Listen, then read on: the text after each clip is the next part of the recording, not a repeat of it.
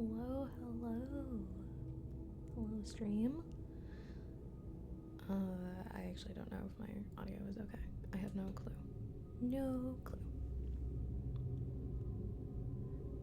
I know nothing. I know not a damn thing. I'm hoping it sounds okay.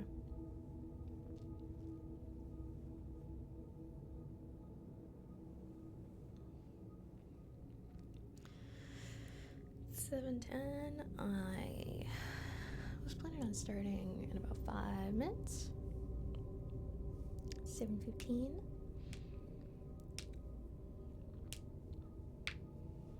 Oh, those knuckles. Those knuckles be popping today. Oh, that was a good one too. Ah.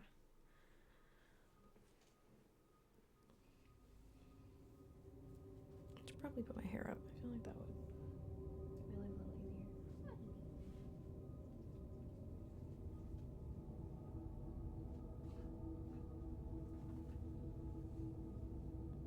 Maybe I'll leave my hair down. I've had my hair up a lot recently.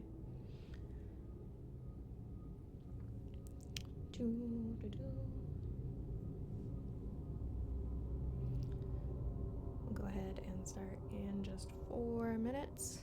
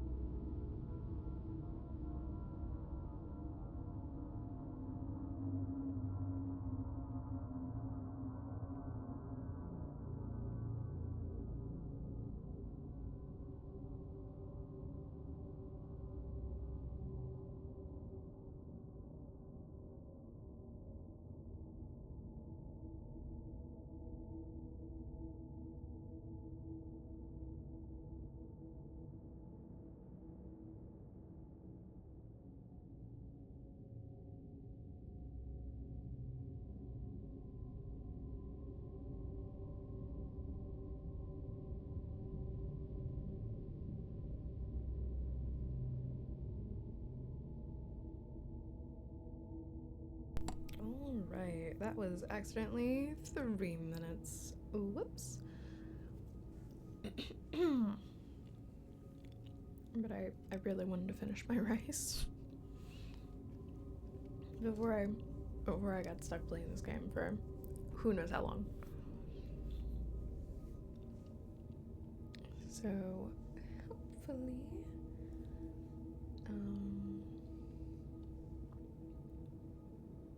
this looks good so far. Question mark? Ugh.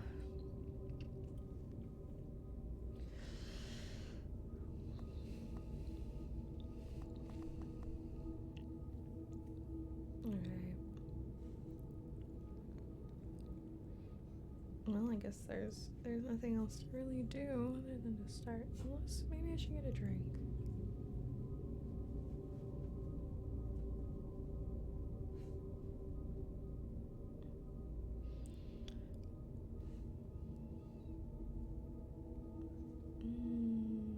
I feel like I should. I feel like I'm gonna get thirsty halfway through this, and I don't know. You know what? No, we'll just start. We'll just get it going. Now, I know that it says continue, but I'm gonna be honest, I don't know a thing about this game. I don't know anything other than like I believe it's based on like Lovecraftian horror, like Cthulhu type things. But that's it. That's all I know. Yes. I don't even know what was in there. It's a faithful interactive adaptation of H.P. Lovecraft's work focused on story and atmosphere. You will not find difficult choices, action sequences, or inventory management here, and movement is limited to progressing through locations along with the plot. Okay. I am writing this under an appreciable mental strain, since by tonight I shall be no more. Okay. In the game, you will encounter interactive elements. Some of them will allow you to continue your journeys, others reveal interesting facts about the original short story, its historical background, and the author. Some of the trivia is hidden, and in order to find these secrets, focus your eyes and look for the Elder sign. Okay. Oh. Can I make that sensitivity higher? Is that okay? Can I do that? Camera sensitivity? Yeah. Wait. Okay. That doesn't feel much better. Hold on. I'll just put it up all the way. Okay. All the way. Seems the best. So I can't move. All I can do is look around. Penniless, and at the end of my supply of the drug which alone makes life endurable, I can bear the torture no longer, and shall cast myself from this garret window into the squalid street below. Don't. Maybe we... Therapy. Do not think from my slavery to morphine that I am a weakling or a degenerate. Okay. When you have read these hastily scrawled pages, you may guess, though never fully realize, why it is that I must have forgetfulness or death.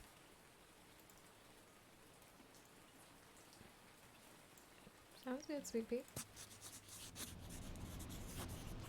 It was in one of the most open and least frequented parts of the broad Pacific that the packet of which I was supercargo fell a victim to the German sea raider.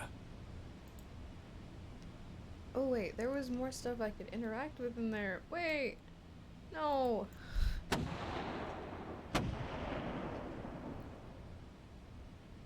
The Great War was then at its very beginning, and the ocean forces of the Hun had not completely sunk to their later degradation.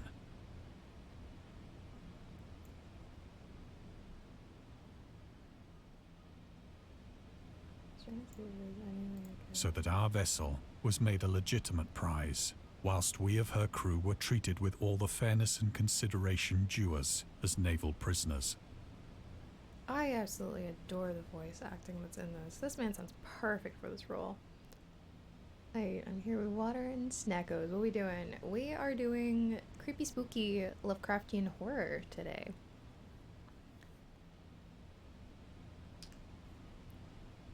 It looks like they took these waves from Sea of Thieves and just made them less blue and more green. Oh, okay. Huns were Central Asian nomads who established dominion in Europe and invaded the Roman Empire in the 5th century AD. They were known as brutal, deadly warriors and masters of quick raids who also developed powerful composite bows, lassos, and early siege weapons. During World War I, the British used the word Hun as a synonym for Germans in order to emphasize their brutality. However, the term originated when the German Emperor Wilhelm II gave a speech to his troops on the 27th July 1900 before they embarked to China. Should you encounter the enemy, he will be defeated. No quarter will be given, prisoners will not be taken. Whoever falls into your hands is forfeited. Just as 1,000 years ago, the Huns under their king Attila made a name for themselves, one that even today makes them seem mighty in history and legend. May the name German be affirmed by you in such a way in China that no Chinese will ever again dare to look cross-eyed at a German. The refusal to take prisoners was a clear breach of the laws and customs of war adapted during the first convention of 1899.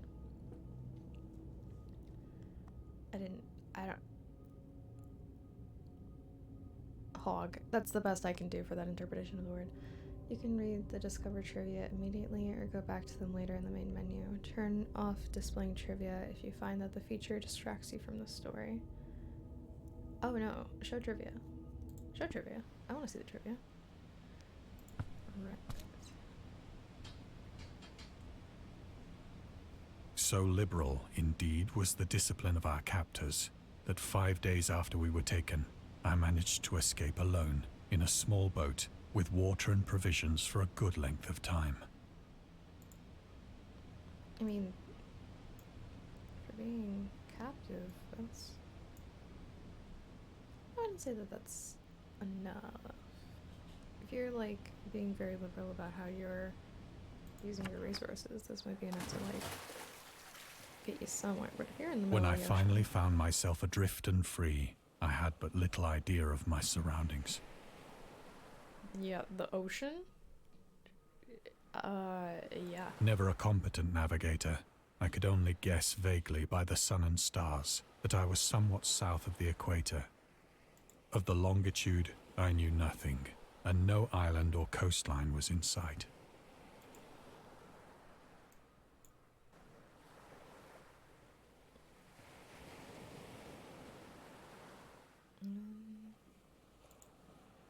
Oh.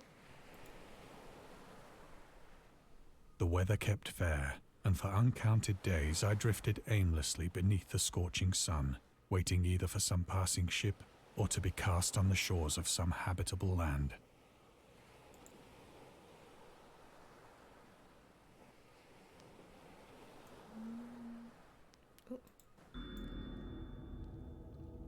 The Return to Short Stories. Dagon was written in July 1917 and first published in 1919 in The Vagrant, an Aberture magazine focused on the supernatural. The story is the first of his stories that introduced an element from the Cthulhu mythos, Dagon himself. A pagan cult worshipping Dagon later appears in The Shadow over Ismouth. Ismouth? Sure. One of Lovecraft's most popular work. 1917 is also the year when he wrote The Tomb, a story about Jervis Dudley, a daydreamer who discovers a mysterious mausoleum in the woods by his house and becomes obsessed with it. These two works marked Lovecraft's return to short story writing after he burned most of his attempts at the genre 9 years prior and decided to concentrate on poetry.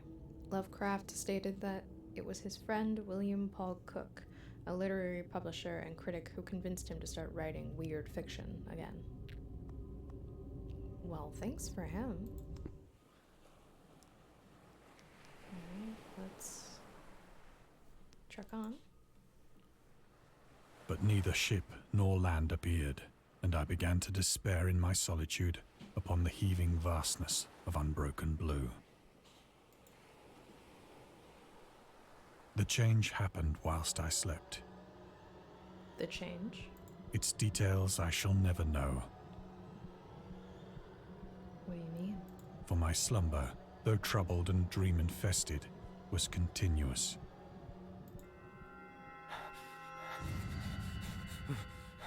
Oh! Uh-huh.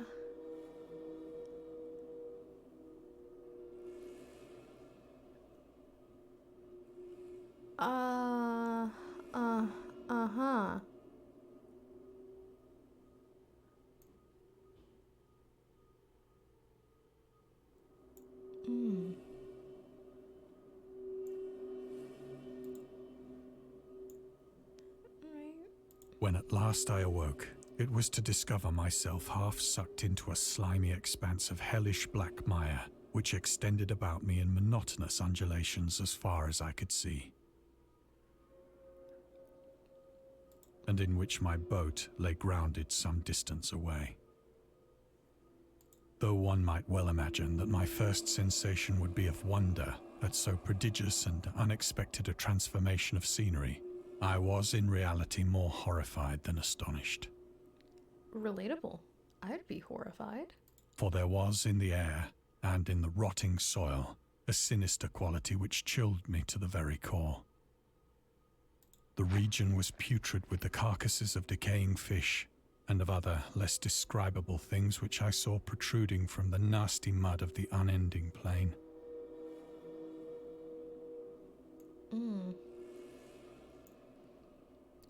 Calamari, anyone? Perhaps I should not hope to convey in mere words the unutterable hideousness that can dwell in absolute silence and barren immensity. There was nothing within hearing and nothing in sight save a vast reach of black slime. Yet the very completeness of the stillness and the homogeneity of the landscape oppressed me with a nauseating fear. The sun was blazing down from a sky which seemed to me almost black in its cloudless cruelty, as though reflecting the inky marsh beneath my feet.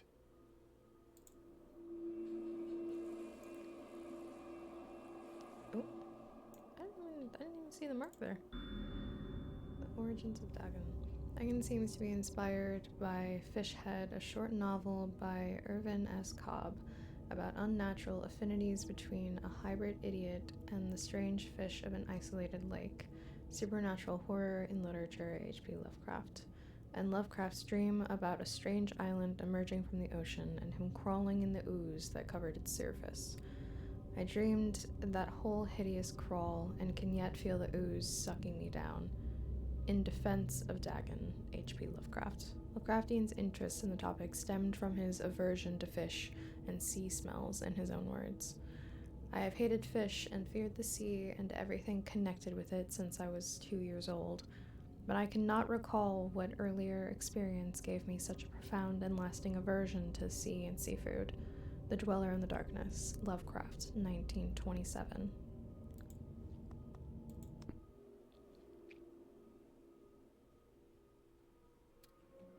Yum.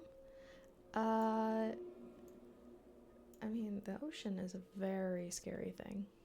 Very scary. We don't even know now what's down there. We know more about space than we do about our own oceans. Or at least that's what they say. Conspiracy theory time. Maybe we do know. We, not as a collective, but we as in the people trying to protect us from what may actually be down there. Who knows? Who knows? Oh, I didn't need the steps. As I crawled into the stranded boat, I realized that only one theory could explain my position. Okay. Through some unprecedented volcanic upheaval, a portion of the ocean floor must have been thrown to the surface, exposing regions for which innumerable millions of years had lain hidden under unfathomable watery depths. So great was the extent of the new land which had risen beneath me that I could not detect the faintest noise of the surging ocean, straining my ears as I might. Nor were there any seafowl to prey upon the dead things. I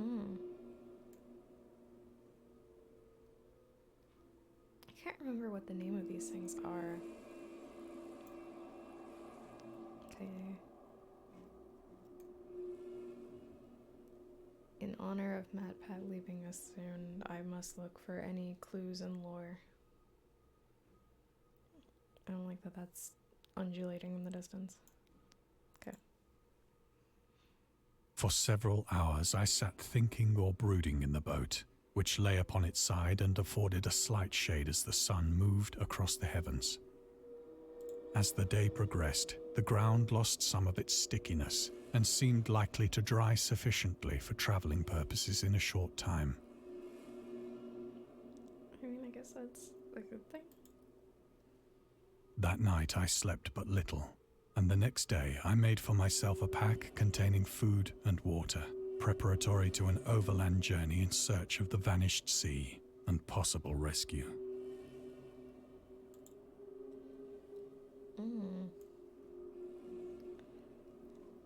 Yeah, I don't know, buddy. On the third morning, I found the soil dry enough to walk upon with ease. The odor of the fish was maddening, but I was too much concerned with graver things to mind so slight an evil, and set out boldly for an unknown goal.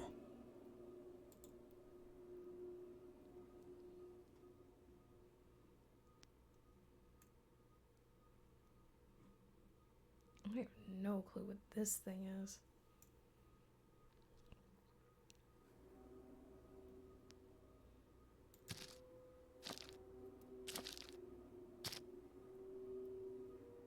All day I forged steadily westward, guided by a faraway hummock which rose higher than any other elevation on the rolling desert.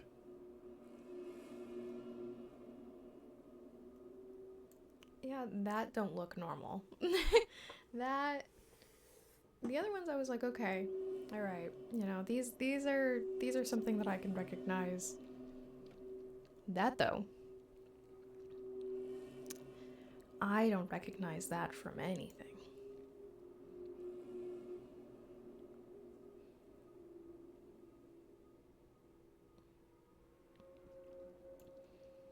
And that one's bigger, you know, so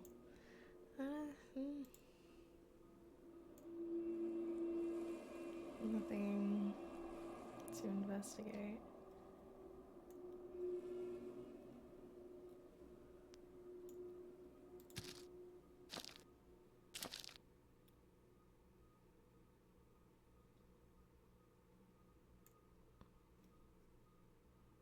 Yeah, that don't look right. That's a whale.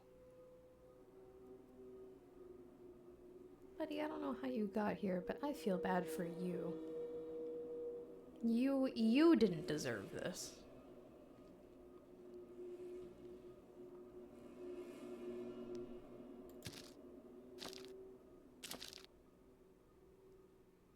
That night I encamped, and on the following day still travelled toward the hummock, though that object seemed scarcely nearer than when I had first espied it.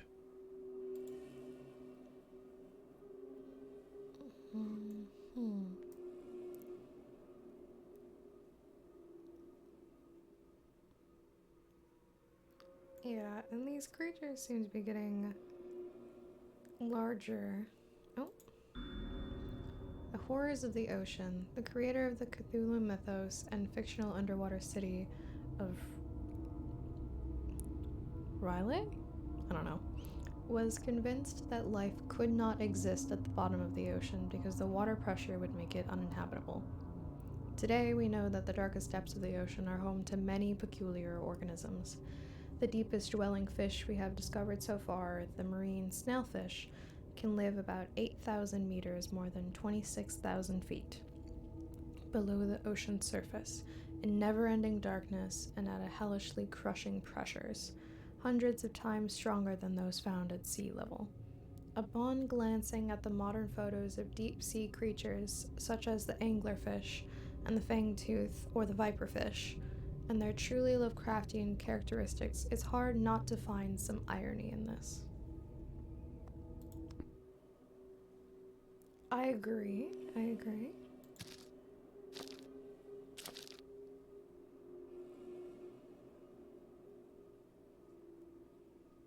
By the fourth evening, I attained the base of the mound, which turned out to be much higher than it had appeared from a distance. Oh, that's how perspective works. An intervening valley setting it out in sharper relief from the general surface. Too weary to ascend, I slept in the shadow of the hill. I know not why my dreams were so wild that night, but ere the waning and fantastically gibbous moon had risen far above the eastern plain,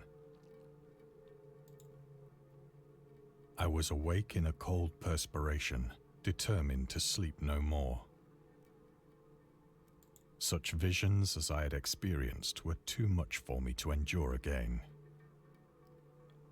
And in the glow of the moon I saw how unwise I had been to travel by day.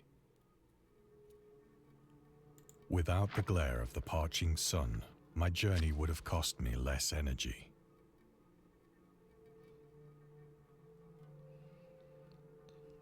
I guess, but it'd be incredibly difficult to rest Indeed, during the day. I now felt quite able to perform the ascent which had deterred me at sunset. Picking up my pack, I started for the crest of the eminence.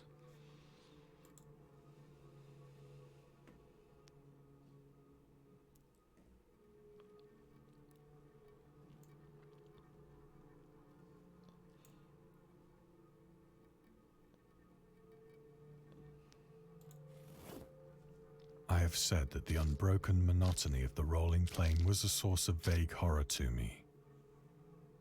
But I think my horror was greater when I gained the summit of the mound and looked down the other side into an immeasurable pit or canyon, whose black recesses the moon had not yet soared high enough to illumine. I felt myself on the edge of the world. I want to see the pit. Or is this the pit? Peering over the rim into a fathomless chaos of eternal night. Oh. Through my terror ran curious reminiscences of Paradise Lost, and of Satan's hideous climb through the unfashioned realms of darkness. As the moon climbed higher in the sky, I began to see that the slopes of the valley were not quite so perpendicular as I had imagined. We're going down there?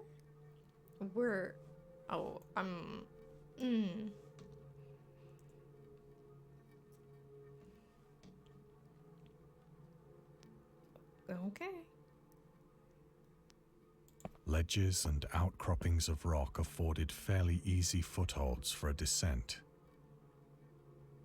whilst after a drop of only a few hundred feet, the declivity became very gradual.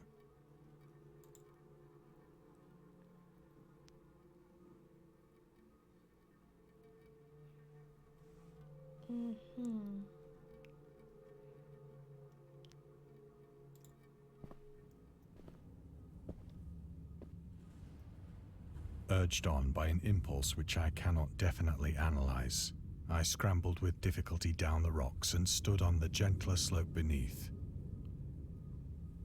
gazing into the Stygian deeps where no light had yet penetrated. All at once, my attention was captured by a vast and singular object on the opposite slope, which rose steeply about 100 yards ahead of me. An object that gleamed whitely in the newly bestowed rays of the ascending moon.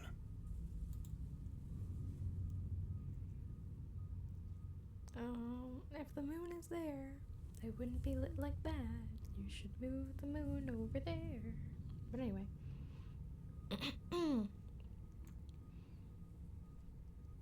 Nothing to investigate. Alright.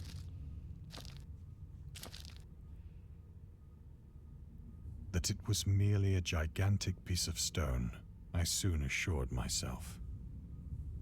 A perfectly cut piece of stone, yeah. But I was conscious of a distinct impression that its contour and position were not altogether the work of nature. A closer scrutiny filled me with sensations I cannot express.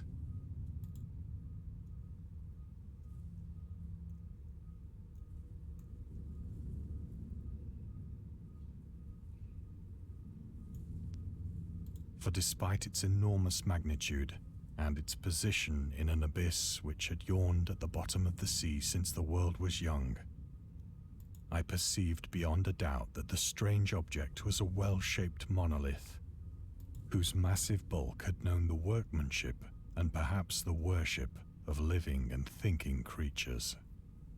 Dazed and frightened, yet not without a certain thrill of the scientist's or archaeologist's delight, I examined my surroundings more closely.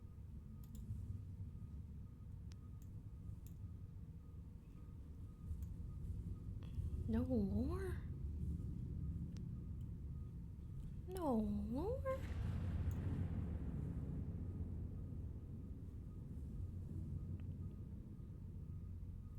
I heard a noise. Alright.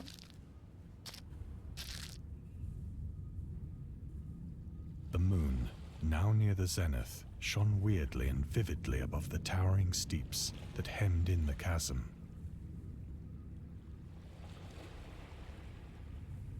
And revealed the fact that a far-flung body of water flowed at the bottom, winding out of sight in both directions and almost lapping my feet as I stood on the slope. Across the chasm, the wavelets washed the base of the Cyclopean monolith, on whose surface I could now trace both inscriptions and crude sculptures.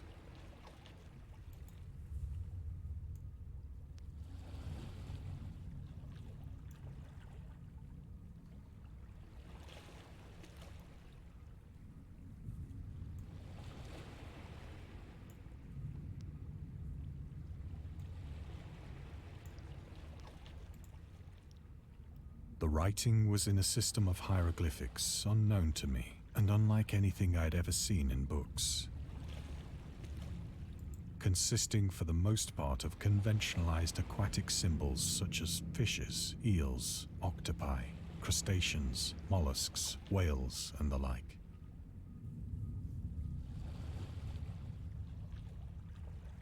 Several characters obviously represented marine things which are unknown to the modern world.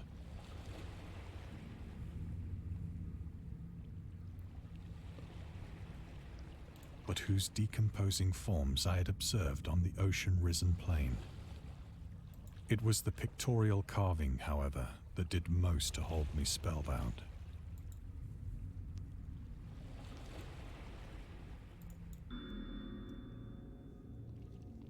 Okay, Dagon contains many themes and storytelling methods that Lovecraft developed in his later works, such as telling the story through carvings, the Mountains of Madness, the Nameless City, journals and characters' notes, the Shadow Out of Time, the Haunter of the Dark, islands emerging from the ocean, the Call of Cthulhu, or fictional beings and deities based on real events and mythologies, Mago in The Whisperer in Darkness.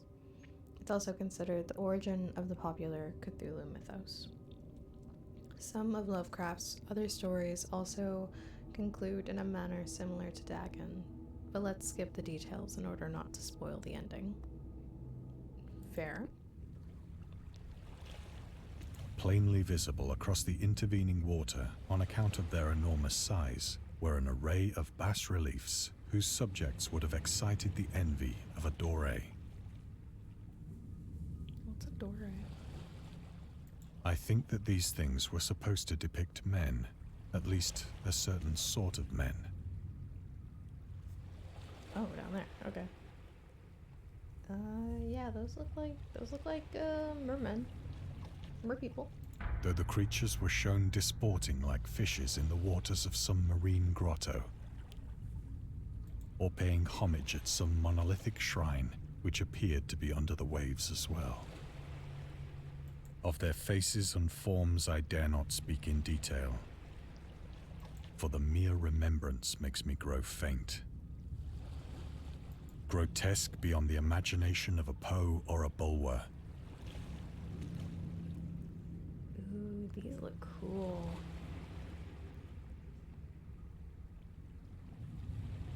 These look really cool.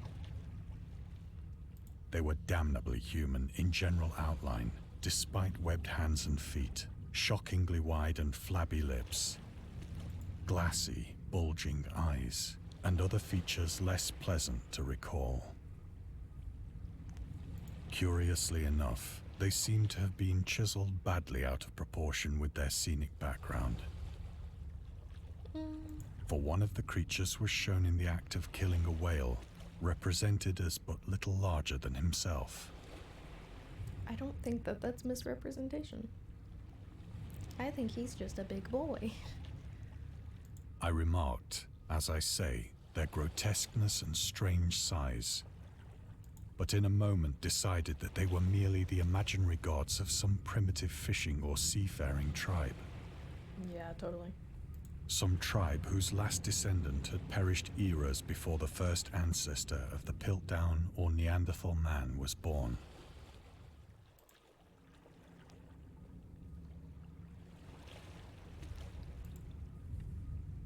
Awestruck at this unexpected glimpse into a past beyond the conception of the most daring anthropologist, I stood musing whilst the moon cast queer reflections on the silent channel before me. Then, suddenly, I saw it. What? With only a slight churning to mark its rise to the surface, the thing slid into view above the dark waters. I would be running. I would not stay here. Vast, Polyphemus-like Yeah. and loathsome, it darted like a stupendous monster of nightmares to the monolith, about which it flung its gigantic scaly arms, the while it bowed its hideous head and gave vent to certain measured sounds. I think I went mad then. Of my frantic ascent of the slope and cliff, and of my delirious journey back to the stranded boat, I remember little.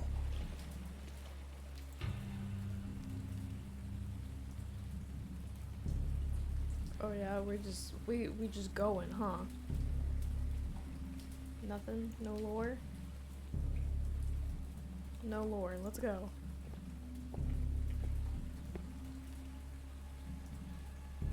I believe I sang a great deal and laughed oddly when I was unable to sing.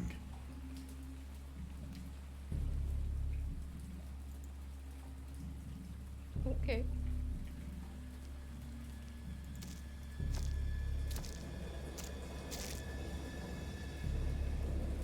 I have indistinct recollections of a great storm sometime after I reached the boat. At any rate, I know that I heard pearls of thunder and other tones which nature utters only in her wildest moods.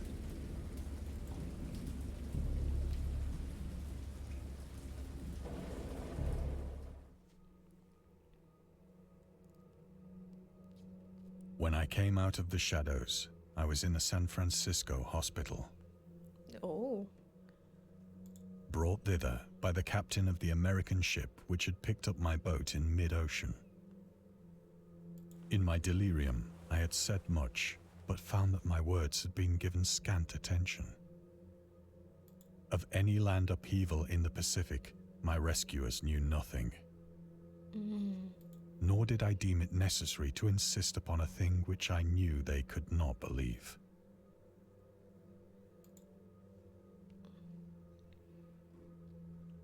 I mean, all things considered, it's kind of a good thing that we probably kept that to ourselves. Otherwise we would have not been in a hospital, but in an institution.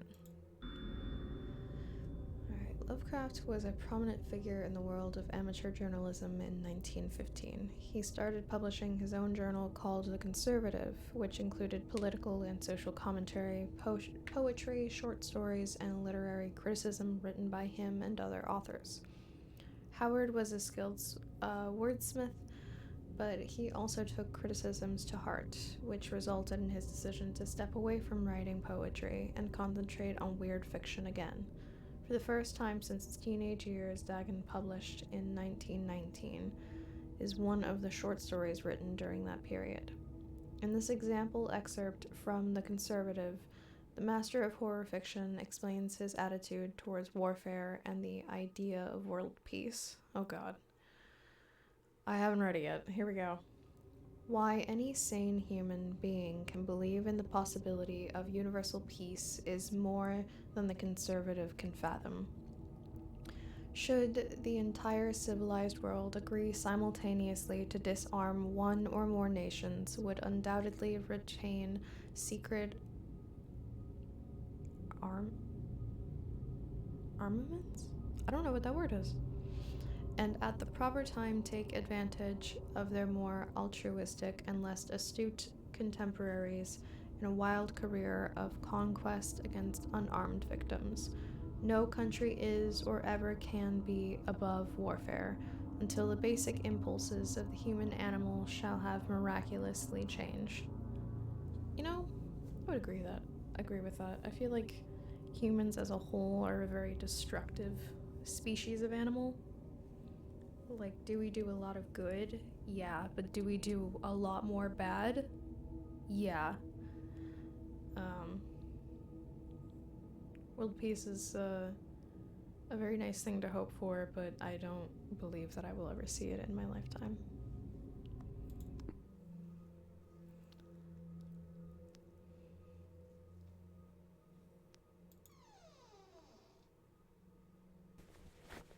Creepy. Once I sought out a celebrated ethnologist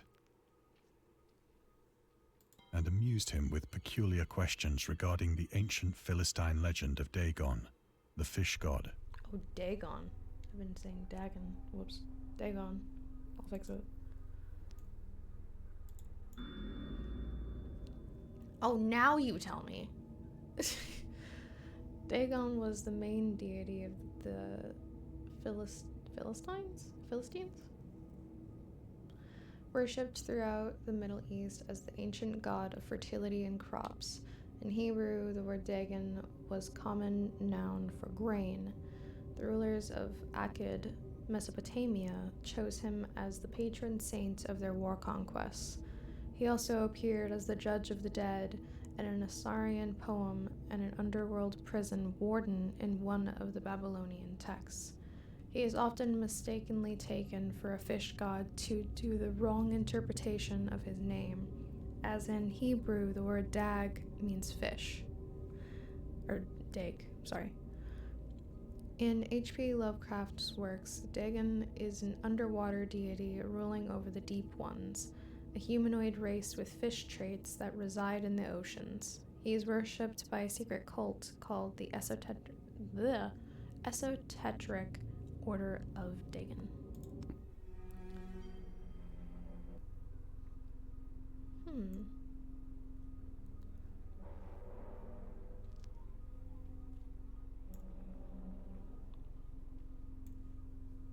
Nothing else? I almost wonder if there is, like, actual information. Oh, wait. What is on that note? My life before you, I can't remember a time when time itself seemed endless. The second hand of the clock ticking in slow motion. Our head barely moving at all. A dull rhyme. Oh god. A dull rhyme of monotony filling an empty void of nothingness. My life before you. Now time has turned from a trickle to a raging river, bursting its banks with every beat of your heart. Our love swept along with the rushing cold water, each passing day passing into the past. Michael. What an interesting thing to put there. It's the only thing that's really legible.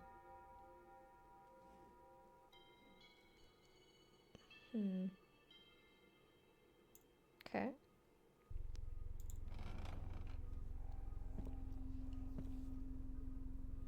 But soon perceiving that he was hopelessly Necronomicon, just conventional, casually. I did not press my inquiries. Hopelessly conventional. I feel that. Yeah, the Necronomicon. You think I'm not gonna look at that? August Derleth? Whatever. Was an American writer and anthologist.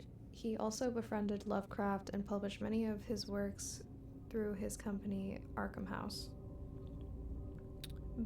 Batman. Although he greatly contributed to the popularization of the author's works after his death, he is surrounded by numerous controversies. One of the most questionable decisions involved introducing the good versus evil doctrine. Derleth was a devout Catholic to the Cthulhu mythos, which contrasted with Lovecraft's view of the world and his approach to cosmic horror. As a result, the author's works are often misunderstood and misrepresented in today's culture. It is also worth noting that Lovecraft was never really interested in creating a mythology, and the term Cthulhu mythos was coined by Derleth after the author left the mortal plane. Interesting. Lovecraft's attempts to find a job in 1925 were influenced by advice he received from friends, among others. He started freelancing for marketing magazines, where he would write announcements and commercials. Feel free to judge his copywriting skills for yourself. From an ad for Curtis Woodwork embraces both the usual structural units and the cleverest contrivances? I don't know. Or of built-in or permanent furniture such as bookcases, dressers, buffets, and cupboards. Every model is conceived and created with the purest art, ripest scholarship, and mellowest craftsmanship which energetic enterprise can command, and made to conform rigidly to the architecture of each particular type of home. The cost, considering the quality, is amazingly low, and a trademark on the individual pieces prevents any substitution by careless contractors. Okay.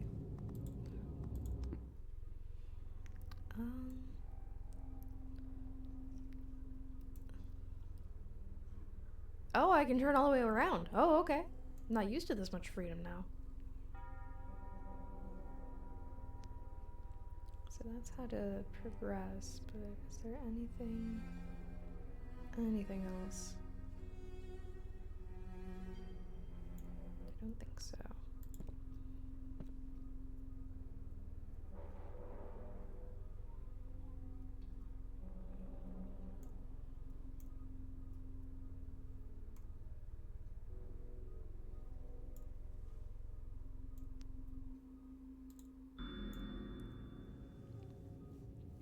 Find half of the trivia pieces. We're almost there.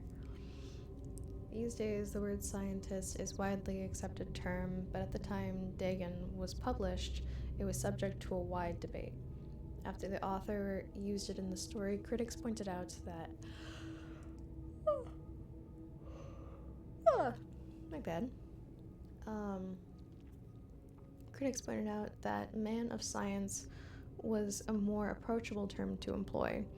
He admitted in defense of Dagon that if Dagon were to be reprinted, he would indeed use the phrase they suggested. Scientist was coined as an analog to artist, to be used within referencing to those studying different branches of science, yet in the 19th and early 20th century, scientific researchers in Great Britain and the United States were of the opinion that man of science resembled the term man of letters, was the only proper choice. Among other things, it was gender specific, indicating that science was an endeavor to be pursued by only one sex.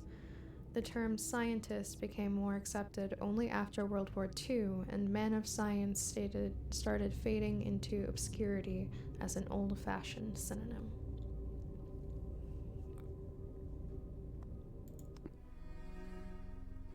Mm-hmm.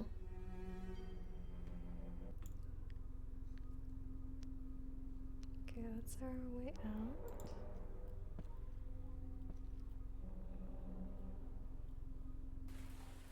It is at night, Oh, we're back. especially when the moon is gibbous and waning, that I see the thing.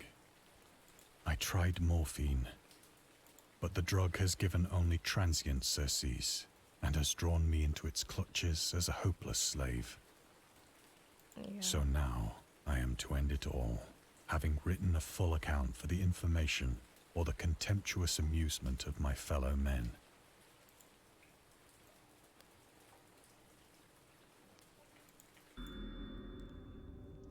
Lovecraft hated tobacco, even though he used to smoke when he was 12 in order to look and feel like an adult. In his correspondence with friend Reinhard Klunier, he claims that he quit as soon as he started wearing long pants. He also had a very strong opinion about alcohol, as evidenced by his letter to Zelia Brown dated 13th of February 1928. As for the matter of drinking, I have never tasted intoxicating liquor and never intend to, having a strong aesthetic disgust for anything which blunts or coarsens the delicate nature expose? I don't know. Of the evolved human intellect and imagination. Drinking excited my personal repugnance, hence I don't drink. Let the herd do what they will. I am rather in favor of prohibition. The prohibition of any one antisocial force as well as any other. I did my best with that. That was not my best work reading. So is this where we... At another house where people were stirring, he asked questions about the gods and whether they danced often upon Lyrian. But the farmer and his wife would only make the elder sign and tell him the way to Nir and Ulthar, the dream quest of unknown Kadith H.P. Lovecraft. Elder sign is a protective symbol that can be found in various works of pop culture, usually represented by a 5-pointed star with an eye flame symbol in its center. For example, in games inspired by H.P. Lovecraft's writings, it is supposed to ward away all kinds of cosmic horrors. However, this is a latter version of the sign created by the author's friend, writer August Derleth. In our game, we have used the original symbol as designed by Lovecraft in the form of the 6-pointed branch, which he sometimes included in letters to his friends. Interesting.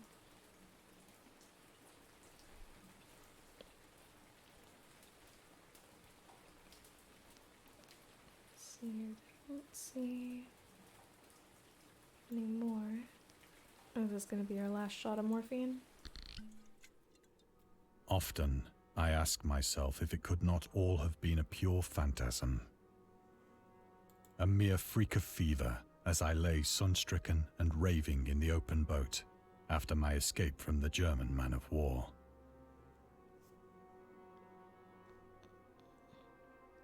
This I ask myself, but ever does there come before me a hideously vivid vision in reply. I cannot think of the deep sea without shuddering at the nameless things that may at this very moment be crawling and floundering on its slimy bed, worshipping their ancient stone idols and carving their own detestable likenesses on submarine obelisks of water-soaked granite. I dream of a day when they may rise above the billows to drag down into their reeking talons the remnants of puny, war-exhausted mankind. Of a day when the land shall sink and the dark ocean shall ascend amidst universal pandemonium.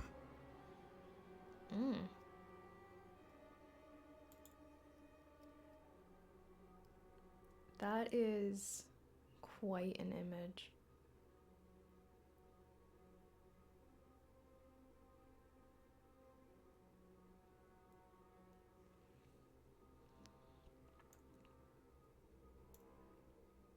Wonder how, like, close / far away from me they can get before, like, maybe it forces me to click the button.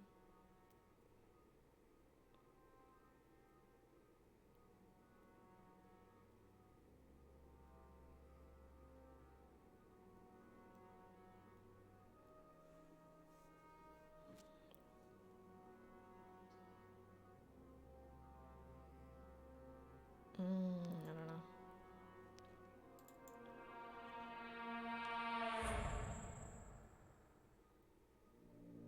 The end is near.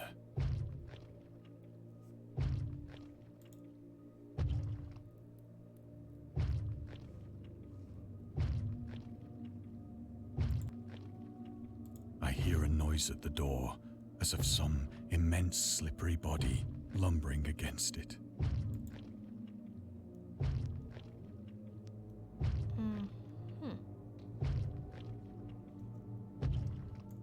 You give me 2 seconds. I'm gonna search this room real quick. I don't see anything else intractable. Alright. It shall not find me.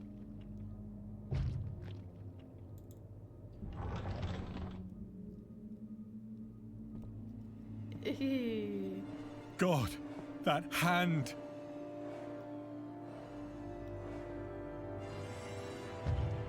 The window! Are we jumping? Do we have to jump? Is it gonna force me?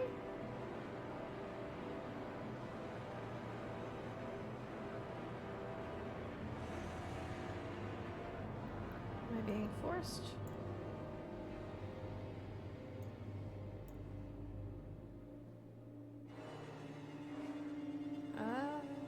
Alright, well, let's do it.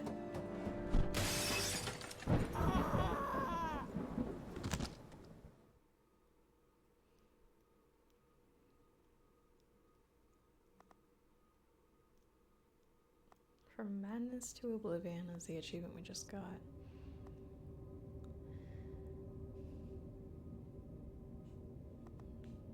I would say that was quite nice. That was the end? Yeah, him throwing himself up. I didn't get all of the lore bits though. I had missed one. I just tuned in. Yeah, it's been... And scary stories have been accompanying men for centuries. They have many faces and forms, but what is their purpose? Why do we enjoy being afraid so much? During our therapy, I'll try to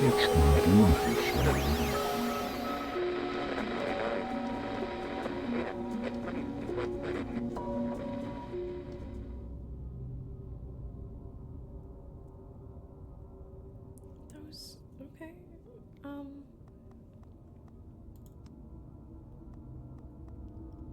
Oh my god, I missed so many.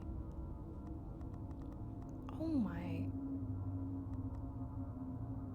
1, 2, 3, 4, 5, 6, 7, 8. I missed 8 of them?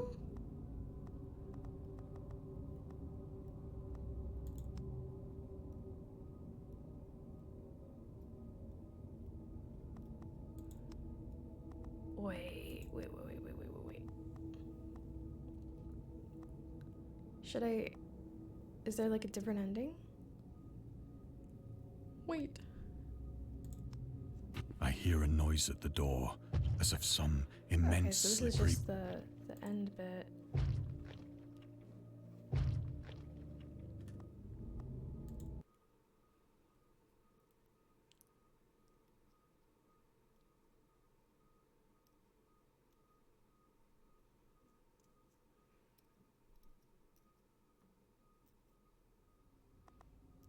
Okay, let's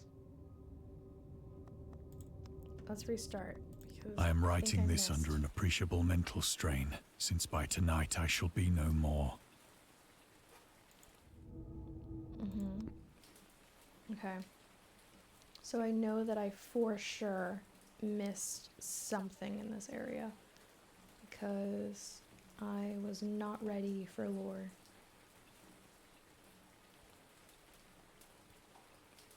Okay. Penniless, and at the end of my supply of the drug which alone makes life endurable, I can bear the torture no longer, and shall cast myself from this garret window into the squalid street below. Do not think from my slavery to morphine that I am a weakling or a degenerate. When you have read these hastily scrawled pages, you may guess, though never fully realize, why it is that I must have forgetfulness or death. Okay, so we know that that advances us forward.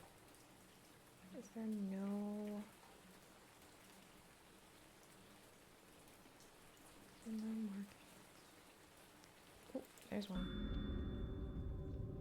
Morphine entered into use in the 19th century and was routinely administered to treat severe pain during the American Civil War, 1861 to 1865, and in World War I, 1914 to 1918. It was also sold without restrictions until 1914. Ooh. Okay. A lot of people used morphine back then, I'm assuming. Morphine became more popular after the invention of the hypodermic syringe around 1854. Frederick Sertner, who first isolated the substance, originally named it morphium after Morpheus, the Greek god associated with dreams. At the time when Dagon was published, morphine abuse, known as soldier's disease, already posed a big problem in the United States.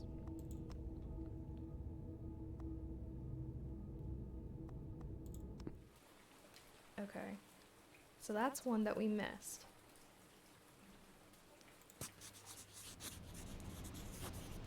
It was in one of the most open and least frequented parts of the broad Pacific that the packet of which I was supercargo fell a victim to the German sea raider. Okay, I don't see. Ooh. Alright, we didn't get this one either. Dagon was written about a month after the United States entered World War I. Lovecraft was actively interested in this. In its course, he composed many poems in which he gave encouragement to soldiers and commented on the events unfolding in Europe. He tried to enlist in the army, which he mentions in one of the letters to Reinhard Kleinier. Some time ago, impressed by my entire uselessness in the world, I resolved to attempt enlistment despite my almost invalid condition. I argued that if I chose a regiment soon to depart for France, my sheer nervous force, which is not considerable, might sustain me till a bullet or piece of shrapnel could more conclusively and effectively dispose of me. Poor guy. But even though he passed the physical exam, his mother prevented him from going to war. She has threatened to go to any lengths, legal or otherwise, if I do not reveal all of the ills which unfit me for the army. I am Providence, the life and times of H.P. Lovecraft. So his mother made him not go in. Okay.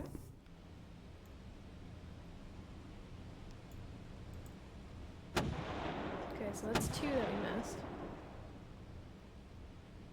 The Great War was then at its very beginning, and the ocean forces of the Hun had not completely sunk to their later degradation. So that our vessel was made a legitimate prize, whilst we of her crew were treated with all the fairness and consideration due us as naval prisoners. Okay, so I got this one before.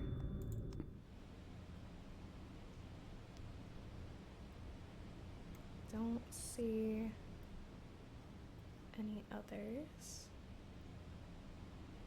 I would think that in a game about like HP, Lovecraft, and cosmic horrors that there would have to be one in the sky at some point.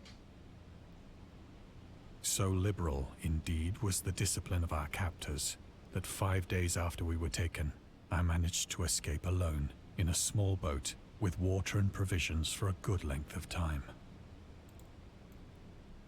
Okay. I didn't get one from here last time. And I don't think there is one.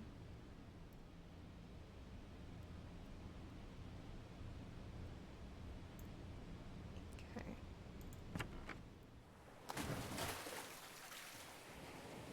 When I finally found myself adrift and free, I had but little idea of my surroundings.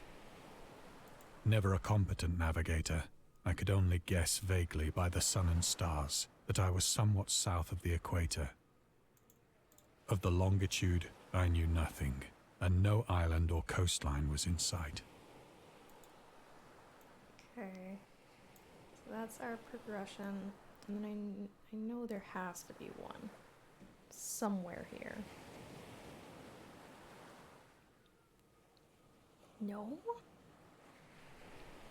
Not one in the skies either?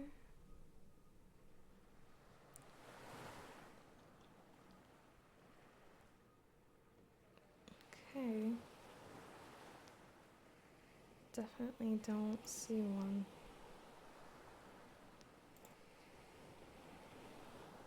The weather kept fair, and for uncounted days I drifted aimlessly beneath the scorching sun, waiting either for some passing ship or to be cast on the shores of some habitable land.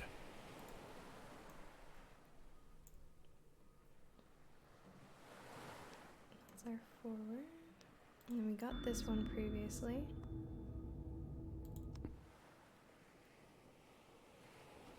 So we've only gotten 2 of the ones that we missed previously. But I definitely don't see any more.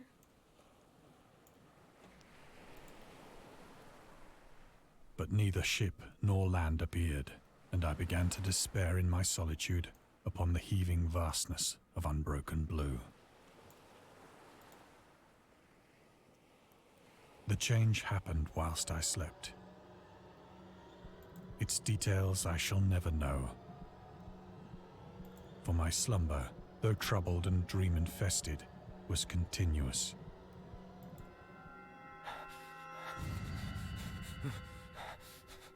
This is still such a creepy scene.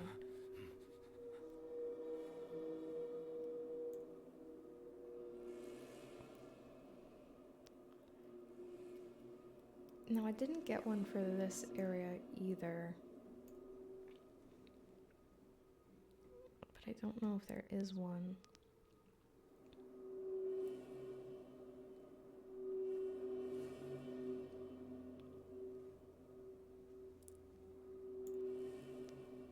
When at last I awoke, it was to discover myself half sucked into a slimy expanse of hellish black mire, which extended about me in monotonous undulations as far as I could see, and in which my boat lay grounded some distance away. Though one might well imagine that my first sensation would be of wonder at so prodigious and unexpected a transformation of scenery, I was in reality more horrified than astonished. For there was in the air, and in the rotting soil, a sinister quality which chilled me to the very core. The region was putrid with the carcasses of decaying fish, and of other, less describable things which I saw protruding from the nasty mud of the unending plain. Man, no lore yet. Perhaps I should not hope to convey in mere words the unutterable hideousness that can dwell in absolute silence and barren immensity.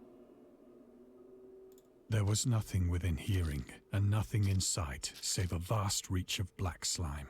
Yet the very completeness of the stillness and the homogeneity of the landscape oppressed me with a nauseating fear. The sun was blazing down from a sky which seemed to me almost black in its cloudless cruelty, as though reflecting the inky marsh beneath my feet.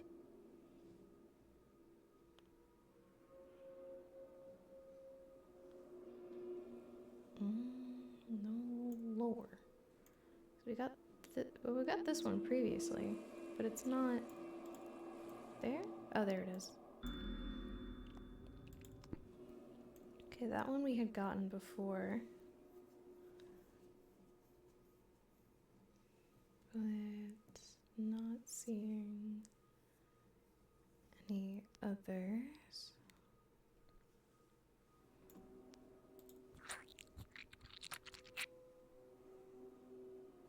As I crawled into the stranded boat, I realized that only one theory could explain my position.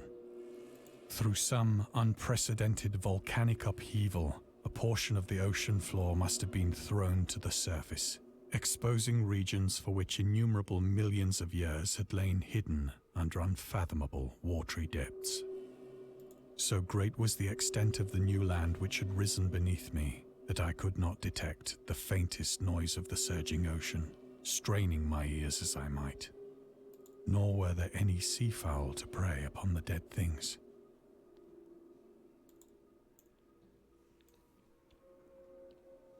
Is there one in this area?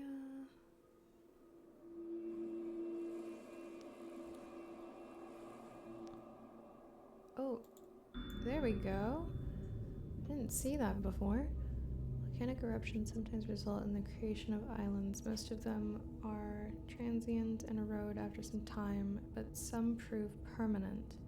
The floating pumice, porous rock created when superheated, pressurized rock is ejected from a volcano can move across long distances and transport barnacles and macroalgae that cling to it. In 2001, rafts of pumice created during the eruption of a volcano near Tonga, Polynesia, eventually reached Australia. Alright, well that's 3. It's 3 of the 8 we didn't get. For several hours I sat thinking or brooding in the boat, which lay upon its side and afforded a slight shade as the sun moved across the heavens. As the day progressed, the ground lost some of its stickiness and seemed likely to dry sufficiently for traveling purposes in a short time. That night I slept but little, and the next day I made for myself a pack containing food and water, preparatory to an overland journey in search of the vanished sea and possible rescue. Okay. Let's see. That's our advancement.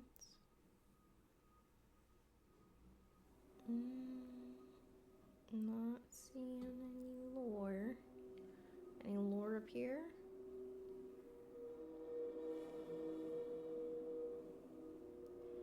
Any lore? I would love some lore, please. I don't see anything.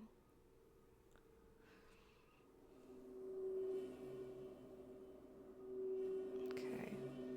We're gonna go ahead and go on ahead. On the third morning, I found the soil dry enough to walk upon with ease. The odor of the fish was maddening, but I was too much concerned with graver things to mind so slight an evil, and set out boldly for an unknown goal. Alright. Now this is a pretty wide open place. So there's gotta be something, right? Like something in the skies, you know, something going on.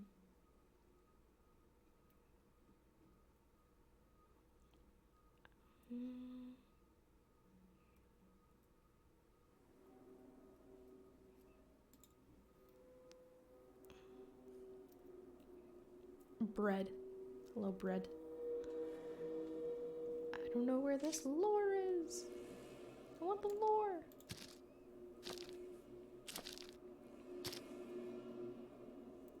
All day I forged steadily westward, guided by a faraway hummock which rose higher than any other elevation on the rolling desert.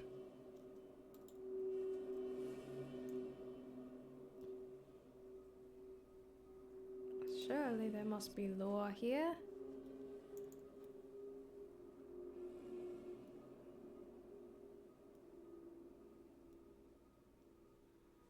I don't know where. That's our advancement. Where is this lore? Give it to me. I want my lore and I want it now.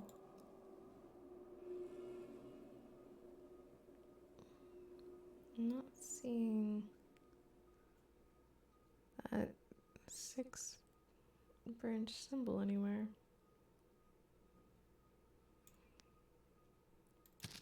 Carry on.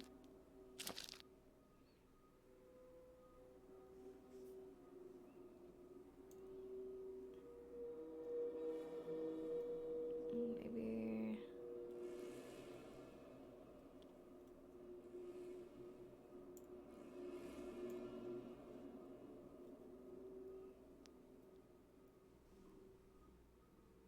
Nothing in the sky still.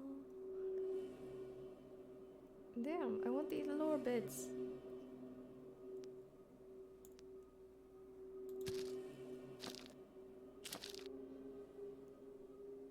That night, I encamped, and on the following day still travelled toward the hummock, though that object seemed scarcely nearer than when I had first espied it. Okay, this one we got last time. I wonder if there's maybe like a second one in this area that I missed.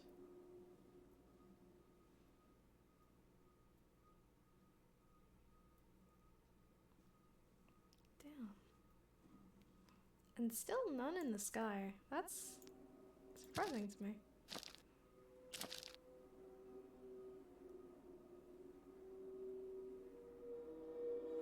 By the fourth evening, I attained the base of the mound, which turned out to be much higher than it had appeared from a distance. An intervening valley setting it out in sharper relief from the general surface. Too weary to ascend, I slept in the shadow of the hill. I know not why my dreams were so wild that night, but ere the waning and fantastically gibbous moon had risen far above the eastern plain, I was awake in a cold perspiration, determined to sleep no more. Such visions as I had experienced were too much for me to endure again. And in the glow of the moon I saw how unwise I had been to travel by day. Without the glare of the parching sun, my journey would have cost me less energy. Indeed, I now felt quite able to perform the ascent which had deterred me at sunset. Picking up my pack, I started for the crest of the eminence. Alright. Any lore? I'll take any lore here. Did I not see that the first time? Oh my god, I didn't see that the first time. Oh goodness. Okay. So that's number 4? Number 4 that we didn't get. Contrary to popular opinion, Lovecraft was not ever frowning, eccentric, or grumpy loner. He considered himself to be a person who appreciated humor. Moreover, he would often meet with friends in his apartment or at various cafes in Brooklyn and Manhattan. At times, his social life was so intensive his work would suffer for months. There was a point when he finally decided he needed to put an end to daily meetings and loitering in New York cafeterias, and resorted to hiding at home and reading within the main room light turned off, pretending he wasn't there whenever a friend knocked on his door. He also had another method of deterring his guests, which involved greeting them in a bathrobe with an unmade bed visible in the background and piles of papers scattered across the floor. Relatable. You go, dude. Okay, I think that's the only one in this area. I have said that the unbroken monotony of the rolling plain was a source of vague horror to me. But I think my horror was greater when I gained the summit of the mound and looked down the other side into an immeasurable pit or canyon, whose black recesses the moon had not yet soared high enough to illumine. I felt myself on the edge of the world, peering over the rim into a fathomless chaos of eternal night.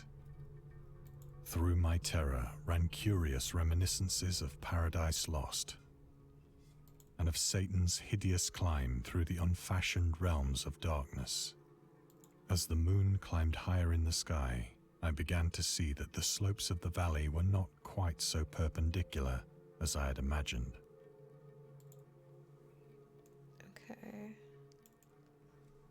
I'm not seeing any lore here, but there's gotta be some lore in the sky at some point, right?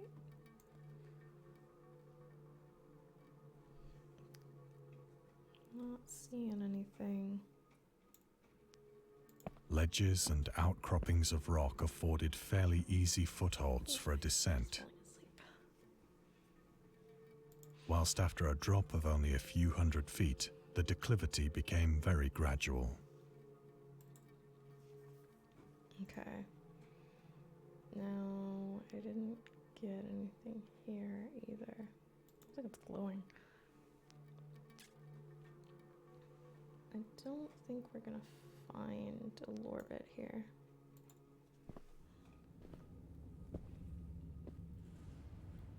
Urged on by an impulse which I cannot definitely analyze, I scrambled with difficulty down the rocks and stood on the gentler slope beneath, gazing into the Stygian deeps, where no light had yet penetrated. All at once, my attention was captured by a vast and singular object on the opposite slope, which rose steeply about 100 yards ahead of me. An object that gleamed whitely in the newly bestowed rays of the ascending moon. Alright, any lore? Any lore for me?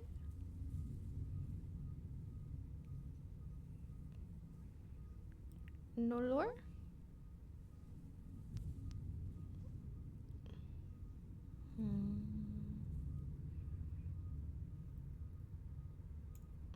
Okay.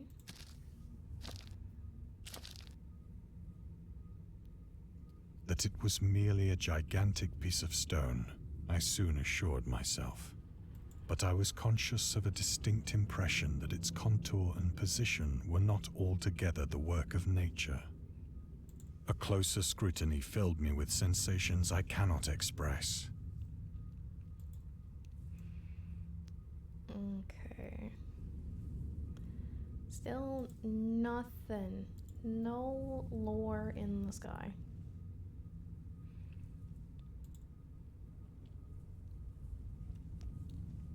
Such a wasted opportunity.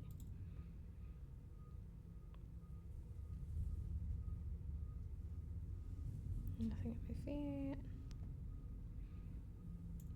Okay. For despite its enormous magnitude, and its position in an abyss which had yawned at the bottom of the sea since the world was young, I perceived beyond a doubt that the strange object was a well-shaped monolith, whose massive bulk had known the workmanship and perhaps the worship of living and thinking creatures. Dazed and frightened, yet not without a certain thrill of the scientist's or archaeologist's delight, I examined my surroundings more closely.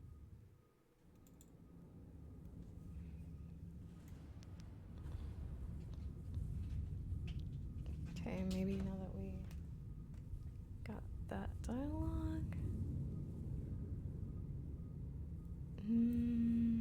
No, still no lore.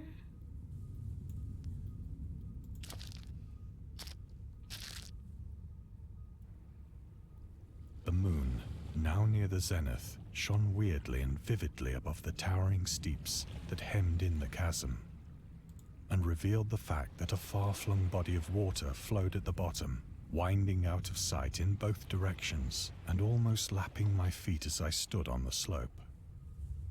Across the chasm, the wavelets washed the base of the Cyclopean monolith, on whose surface I could now trace both inscriptions and crude sculptures. Nothing.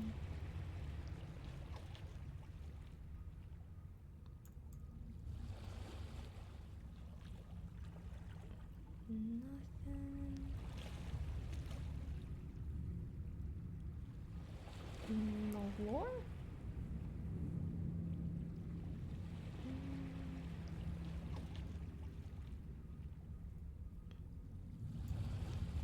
Okay. The writing was in a system of hieroglyphics unknown to me and unlike anything I'd ever seen in books, consisting for the most part of conventionalized aquatic symbols such as fishes, eels, octopi, crustaceans, mollusks, whales, and the like. Several characters obviously represented marine things which are unknown to the modern world, but whose decomposing forms I had observed on the ocean-risen plain. It was the pictorial carving, however, that did most to hold me spellbound.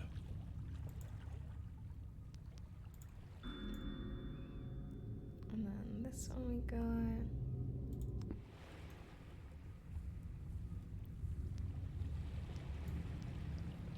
Plainly visible across the intervening water, on account of their enormous size, were an array of bas-reliefs whose subjects would have excited the envy of a Doré. I think that these things were supposed to depict men, at least a certain sort of men.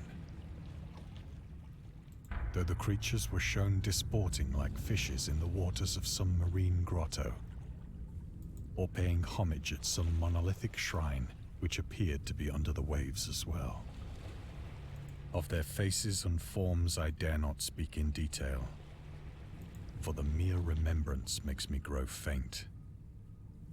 Grotesque beyond the imagination of a Poe or a Bulwer, they were damnably human in general outline, despite webbed hands and feet, shockingly wide and flabby lips, glassy, bulging eyes, and other features less pleasant to recall. Curiously enough, they seemed to have been chiseled badly out of proportion with their scenic background, for one of the creatures was shown in the act of killing a whale, represented as but little larger than himself. I remarked, as I say, their grotesqueness and strange size, but in a moment decided that they were merely the imaginary gods of some primitive fishing or seafaring tribe. Some tribe whose last descendant had perished eras before the first ancestor of the Piltdown or Neanderthal man was. Oops.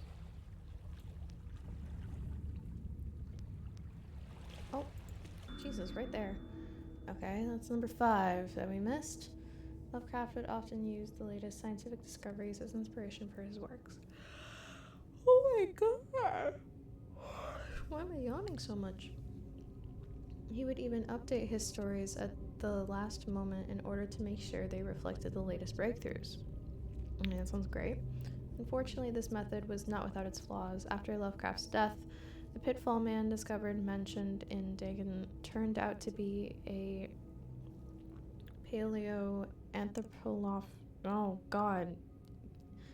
paleontologist mixed with anthropologist.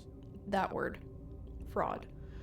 In 1912, Charles Dawson, an amateur archaeologist, announced that he had discovered the missing link between ape and man, the fossilized remains of previously unknown early human. Years later, they turned out to be a forgery.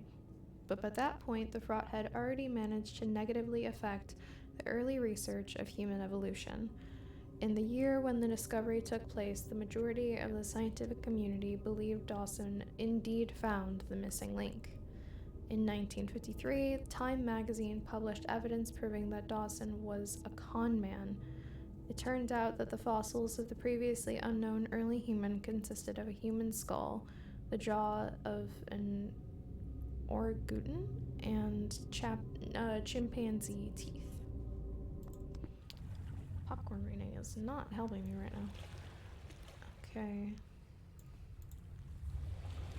Awestruck at this unexpected glimpse into a past beyond the conception of the most daring anthropologist, I stood musing whilst the moon cast queer reflections on the silent channel before me.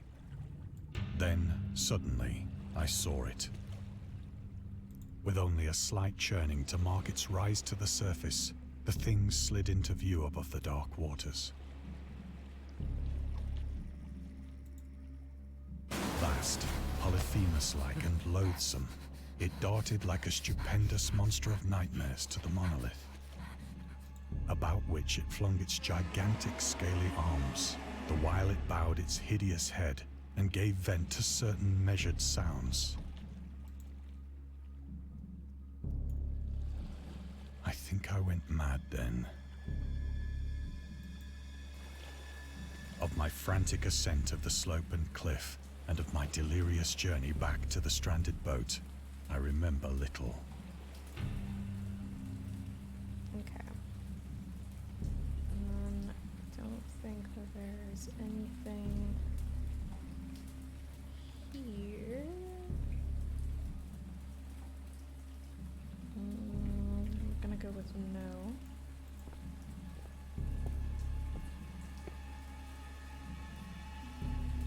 I believe I sang a great deal and laughed oddly when I was unable to sing.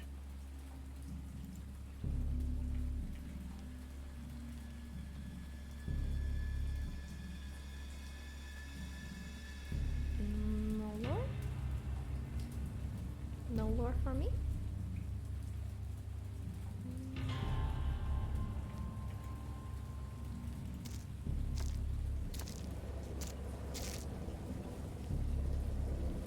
I have indistinct recollections of a great storm sometime after I reached the boat. At any rate, I know that I heard pearls of thunder and other tones which nature utters only in her wildest moods.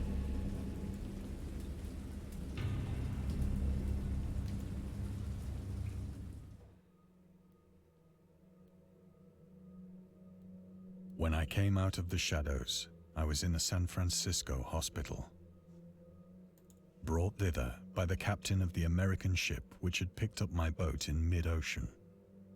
In my delirium, I had said much, but found that my words had been given scant attention.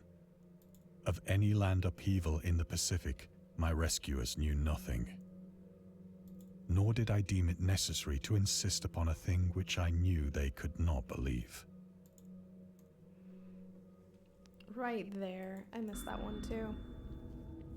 Okay, so that's 6. We should only have 2 more left that we missed. In 1921, Lovecraft released a series of 3 essays.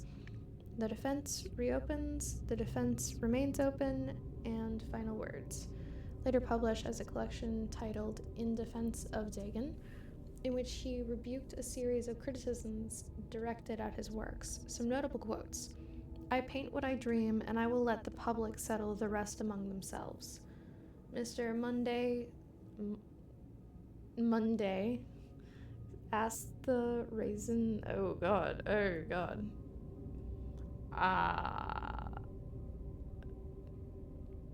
Raisin Detre of Dagon, "I will give it purely and simply to reproduce a mood. Its object is the simplest in all art, portrayal. The physical horrors of war, no matter how extreme and unprecedented, hardly have a bearing on the entirely different realm of supernatural terror. Ghosts are still ghosts. The mind can get more thrills from unrealities than from realities." In the essays, Lovecraft touches upon the topics of atheism, materialism, the quest for truth, and the love of science. Can't believe I didn't fucking see that earlier. It was red. It was red. And then this one we got before. Okay. Oh, right there. We didn't get this one either. Okay, one more after this. Lovecraft considered himself an atheist and an absolute materialist, which he attributed partly to his early childhood interest in astronomy and science in general. In his own words, I am indeed an absolute materialist so far as actual belief goes, with not a shred of credence in any form of supernaturalism, religion, spiritualism, transcendentalism, psychosis? Word. Or immortality. All I say is that I think it is damned unlikely that anything like a central cosmic will, a spirit world, or an eternal survival of personality exist. They are the most preposterous and unjustified of all the guesses which can be made about the universe, and I am not enough of a hair splitter to pretend that I don't regard them as errant and negligible moonshine. In theory, I am an agnostic, but pending the appearance of radical evidence, I must be classed, practically and provisionally, an atheist. Okay. Go off.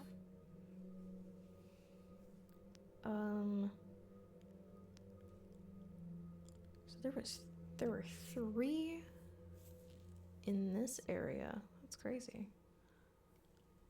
I had only gotten that one.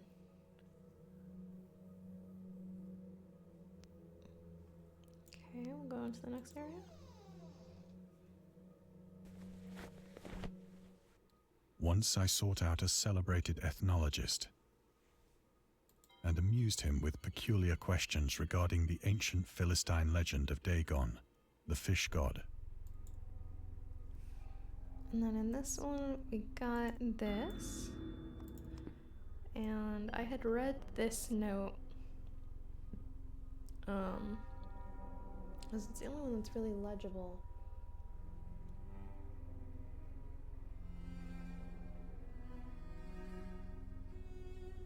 Yeah. It's the only one that's really legible. The other ones are just repeats.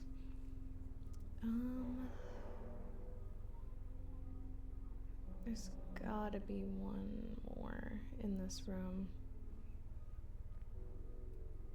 There's gotta be.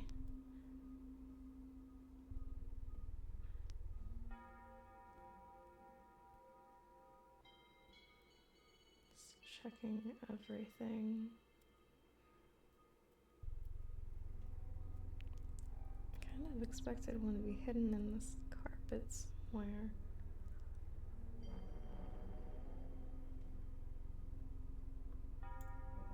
Okay.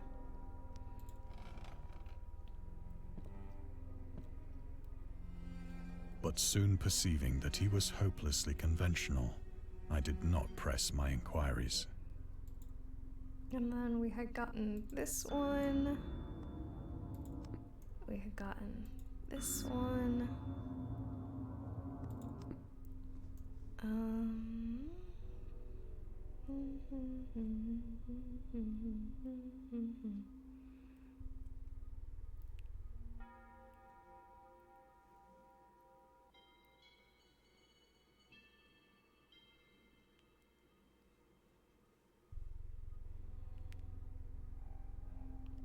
I expected another one over here. Seems I was wrong though.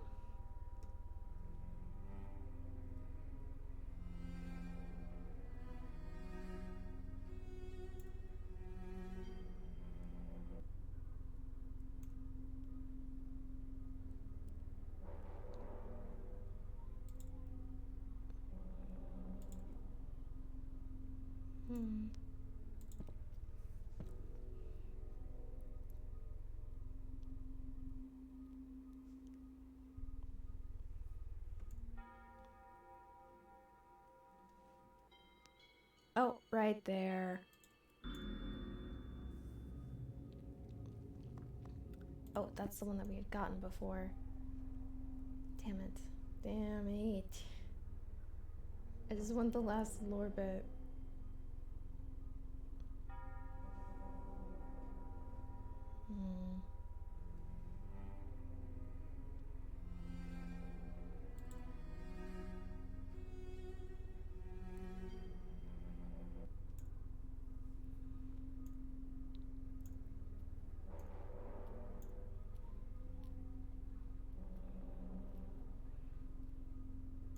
There's nothing.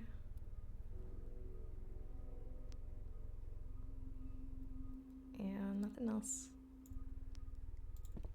So this leads us back to that last room then.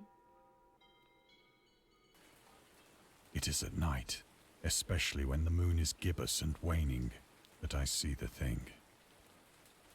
I tried morphine, but the drug has given only transient surcease and has drawn me into its clutches as a hopeless slave. So now I am to end it all, having written a full account for the information or the contemptuous amusement of my fellow men. And then we get this one. And this one. We should still be missing one though.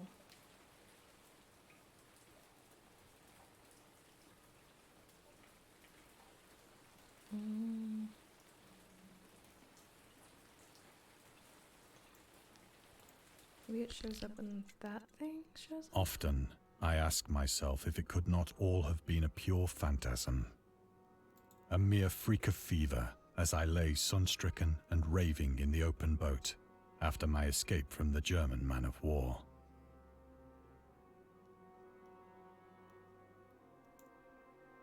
This I ask myself, but ever does there come before me a hideously vivid vision in reply.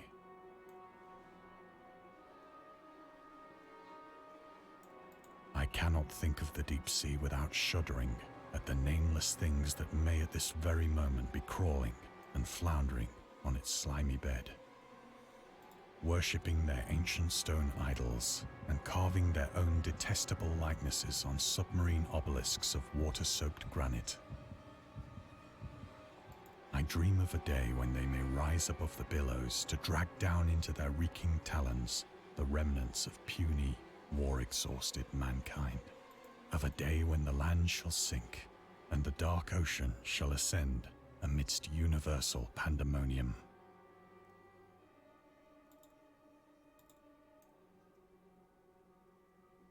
There's not really much we can look at, like our field of view is very limited to just this little box right here. And I do not see that symbol anywhere.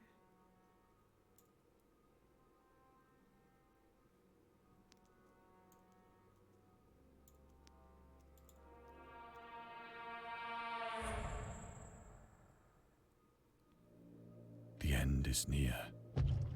I hear a noise at the door, as of some immense slippery body lumbering against it. Okay.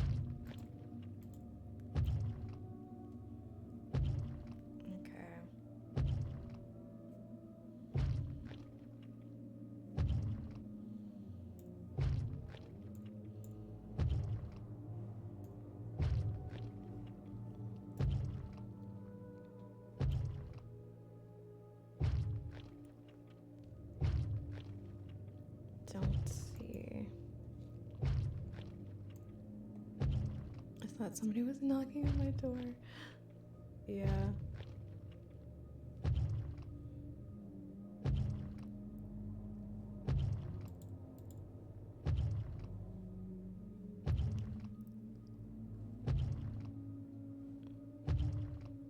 Okay, I don't see one.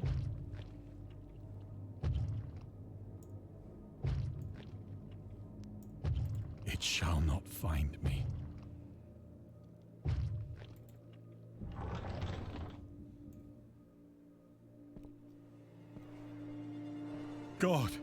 that hand.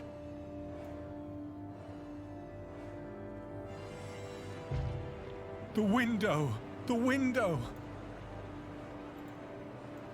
Okay, so this is our last scene.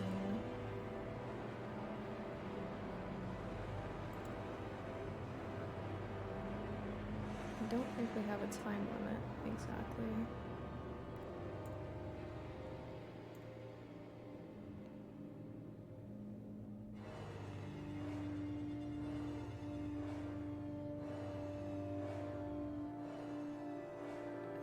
I think I missed it. Finding the grounds.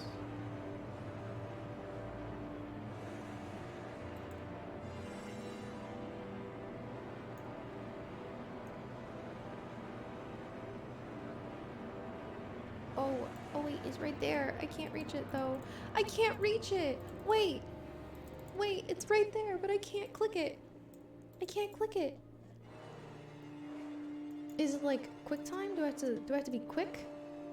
Fuck. I haven't been able to reach that literally ever. It's right there. Okay, what if I... Damn. No, you can't get it. Okay. So I would have to get it at like the beginning.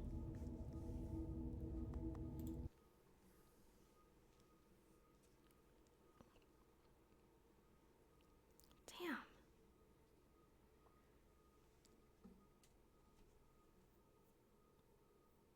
I'm pretty sure, yep. It's the first one. It's the first... We got all of them but the first one.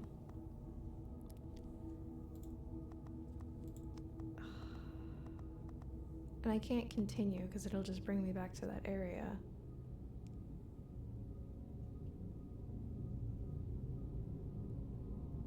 And I don't think I was able to... I wasn't able to see it from when I was sitting.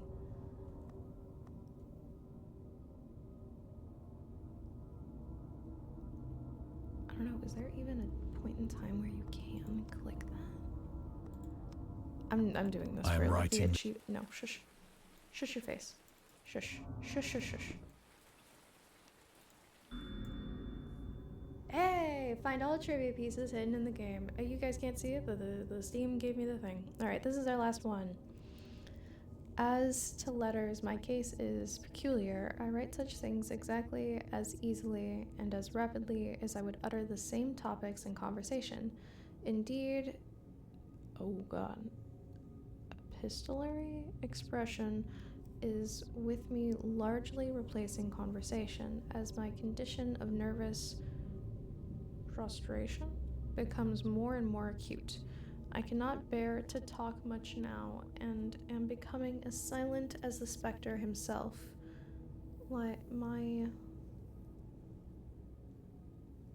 is that word? What are these words? Loquacity? I don't know. Extends itself on paper. H.P. Lovecraft to Reinhard. He really liked Reinhard. Throughout his life, Lovecraft penned around 100,000 letters to his friends and fans, out of which about 10% survive to this day, but his tendency to endless correspondence was a relatively late growth. In youth, I scarcely did any letter writing, thinking anybody for a present was so much of an ordeal that I would rather have written a 250-line pastoral or a 20-page treatise on the rings of Saturn. Lovecraft would often skip meals to afford postage. Collections of his correspondence have been published in various books, and selected letters can be found online. Some readers consider them his most important legacy.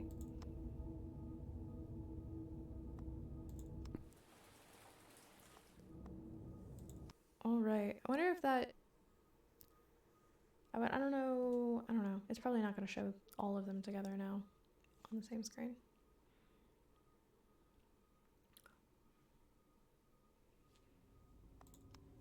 Nope, we did. We got them all.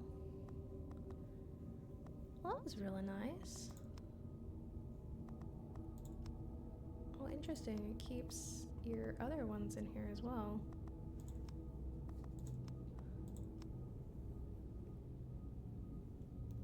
Let me see. I'm trying to see on Steam if these ones are also available.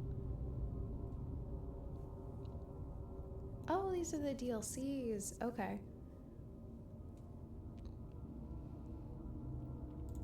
All right. Well, that was nice. I really liked that.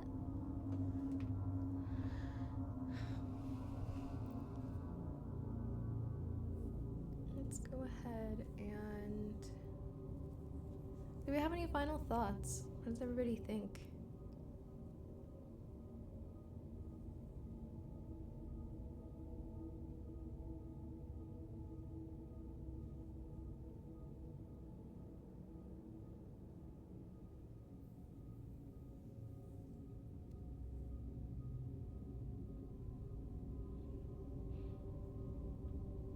I honestly really like the imagery in this. I thought it was very fun.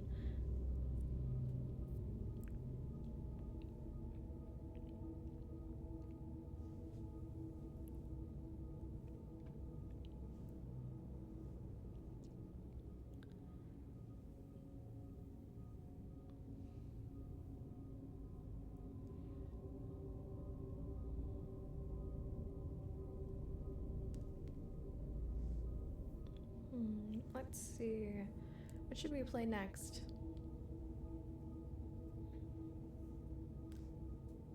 What do you guys want to see?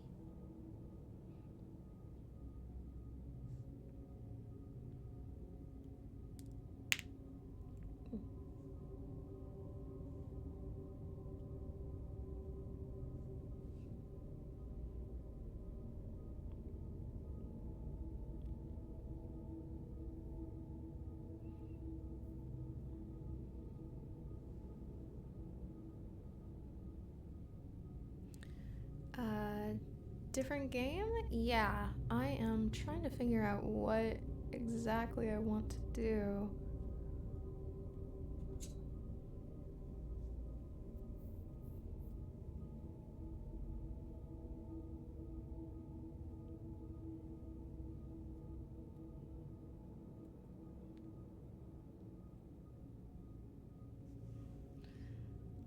Pal World? I don't have Pal World.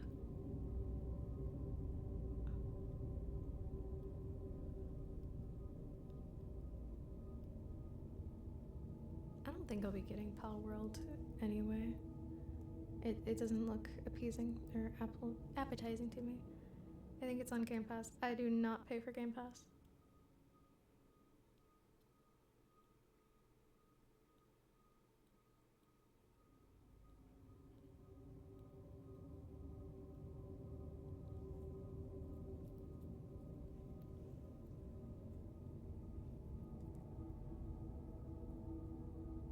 It definitely looks like one person made it.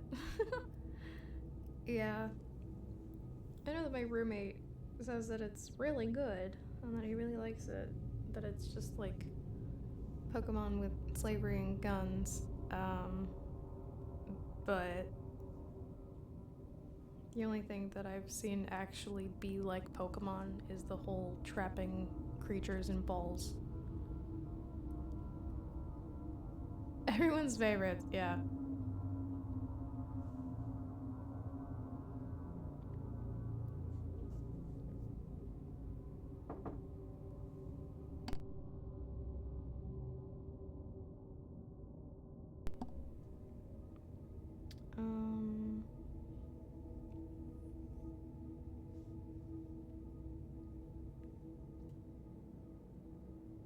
Did they even get, like, license to do this?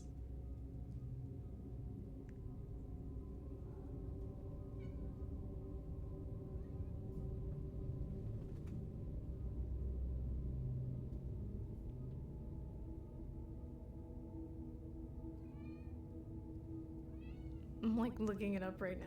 The CEO of the company admitted to using AI art and used AI to create the monsters. I won't deny it looks fun, but I have no interest in that, man.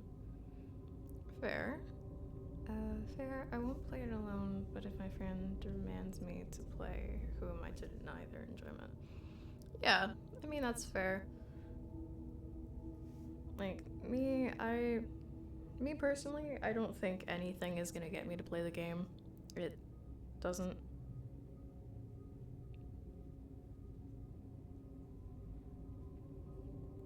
Like, I can't tell if these photos are legit or just people who photoshopped machine guns onto Pokemon, you know?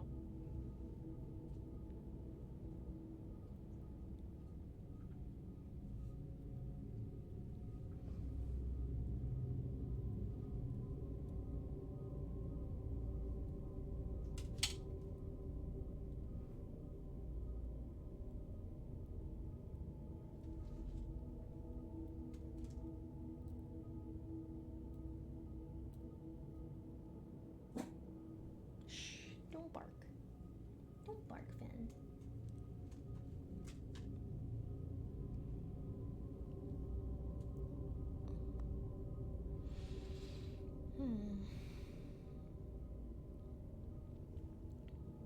If I can get a group, maybe some Phasmophobia would be fun.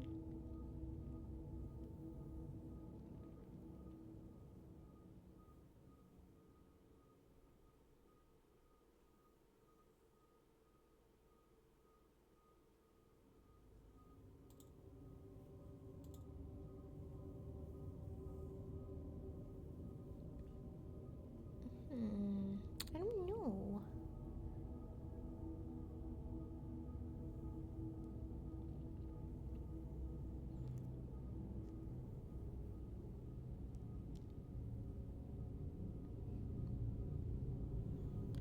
I think for now we will. I keep forgetting Phas exists. I really love Phasmophobia. I just wish I had more friends to play it with. Because even though everybody has it, everybody. I'm doing the Lord's work right now and recruiting for Phas. Yes. Phas. Phasmophobia.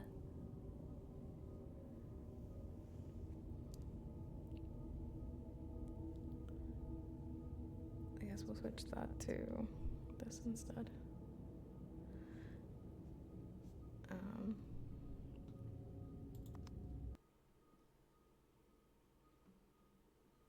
I just wish they'd let you mod it already. Yeah, I mean,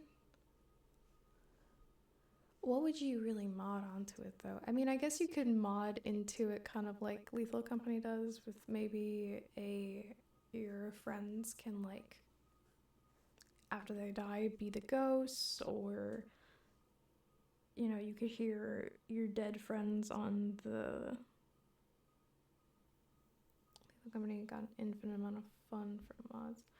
That's true. Lethal Company is a great game for mods though, like that. Whereas Phasmophobia, I feel like if you mod it too much, might just make the game not work properly.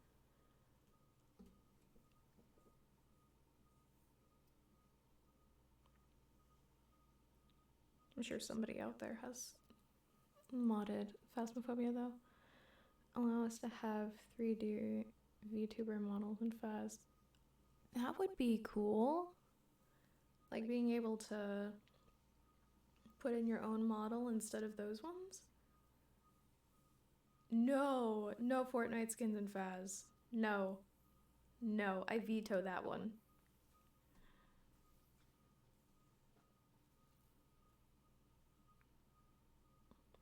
Fortnite does have a few Phasmophobia maps, like different customs that you can do, but every time I've tried to play them, they always break.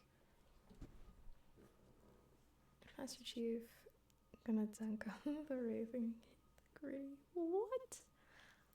The only thing that I understood about that is Master Chief and dunk. What is hit the gritty? What is that?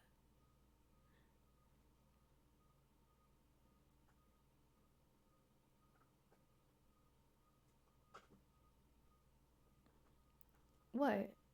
What does hit the gritty mean? You're doing a bit, aren't you? No, I don't know what that means.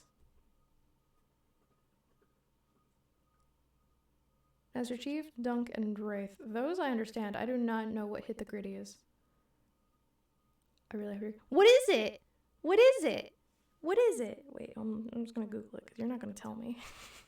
I'm just gonna Google it. Fingerprint doesn't match. Yes, it does. Phone. Stop it. Alright.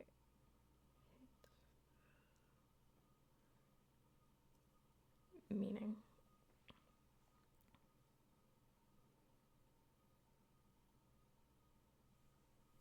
The name of the dance is taken from the nickname of its creator, Alan Gritty Davis, a high school football player inspired by the Nay Nay to make his own dance. Okay.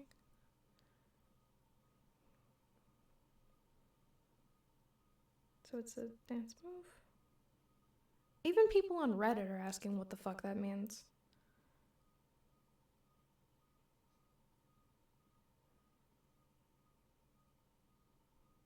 What does it mean?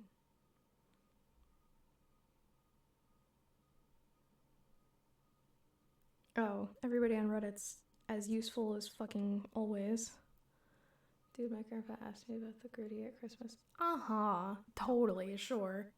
I sent a visual on Discord. Oh, goodness.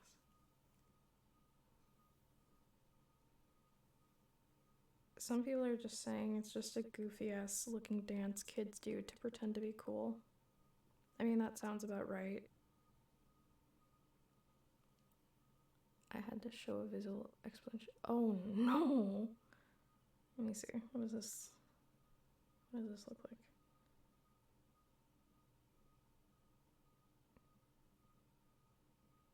That's a dance?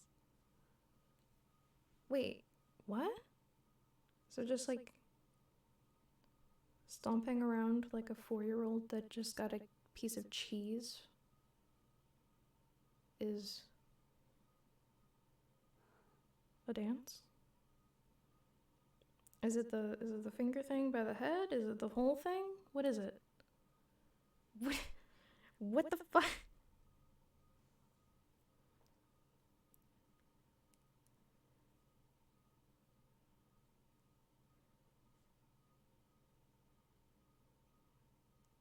Videos.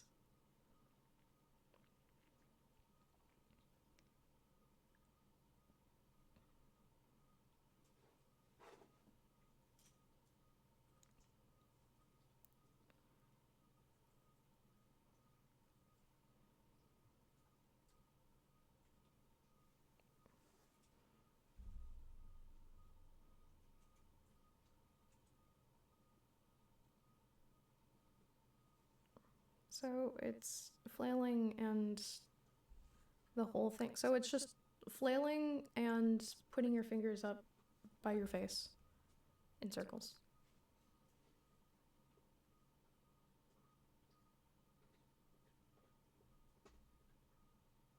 But what does hitting the gritty mean? Where does it come from? What is gritty?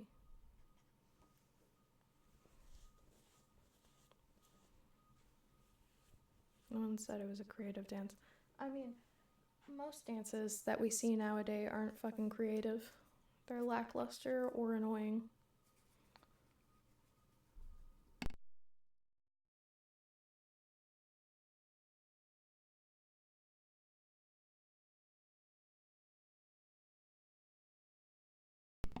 Like, the word gritty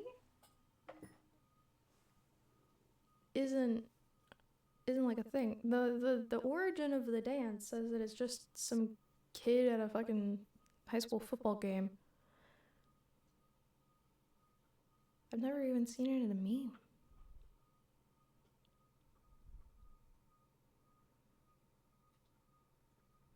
I feel like I don't I don't live on young internet memes anymore. I do not know the origin of hitting the Gritty. The kid's nickname was Gritty.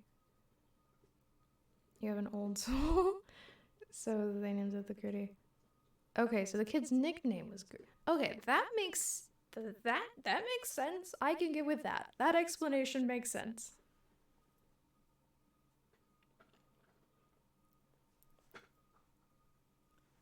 Goodness.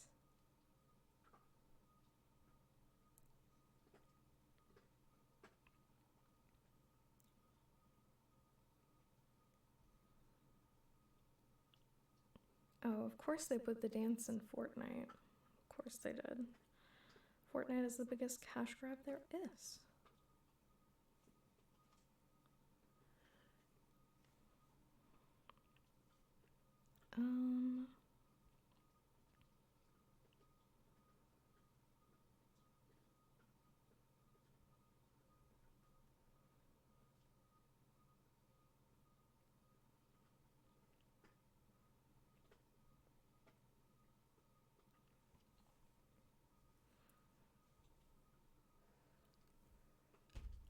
Oh, goodness. Hey, I like Fortnite. It's a cash grab. We like Fortnite. It's still a cash grab. You can like it and still acknowledge that it is 100% one of the things that ruined most modern day games. And they kind of have to be after their lawsuit with Apple. They have a lawsuit with Apple. I mean, honestly, who doesn't have some sort of lawsuit with Apple at least once every 3 years?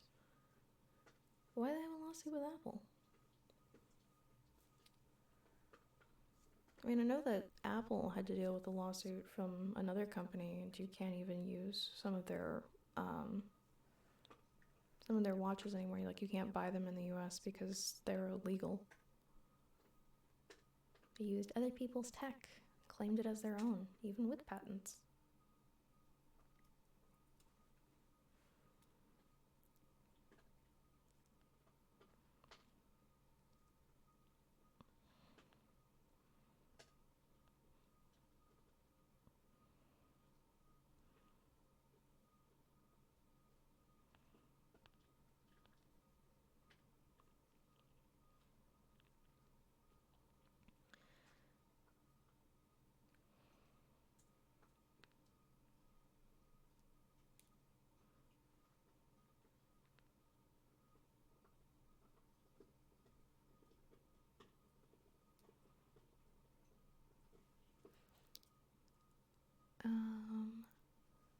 Something to do with Apple's practices, and Epic didn't like it.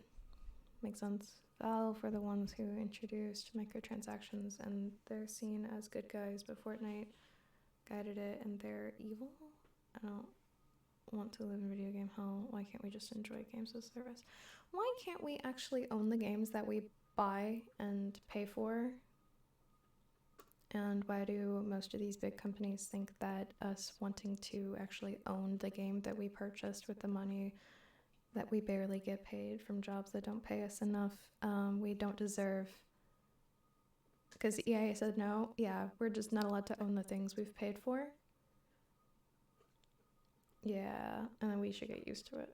I think that if that is honestly how you view entertainment and media, that like just because you pay for something you don't deserve to actually have it, is crazy. So we should just go back to burning everything, like all of our music, on CDs. And if you don't know how to burn things, there are tutorials online, because if you pay for something, you should absolutely be able to have it and use it as you wish. That's the point of buying something, is because then it will be yours. Capitalism. Spend your money, go buy Starbucks, buy stocks, and Raytheon and Lockheed. I don't even know what those are.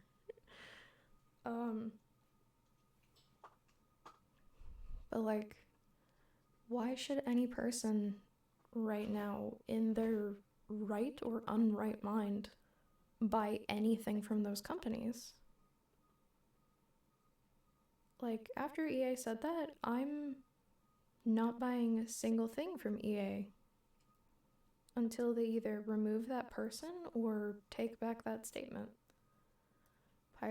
pirating is morally correct. I remember growing up, we would always get like those, like whenever you bought a movie or a game, it would do the whole like pirating is illegal, like in the dark, super saturated video. You know what I'm talking about?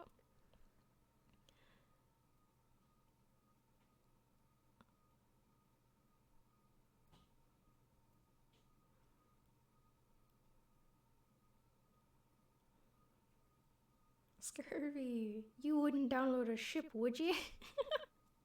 You wouldn't download a car, would you? Oh god. If I could download a car and like just make it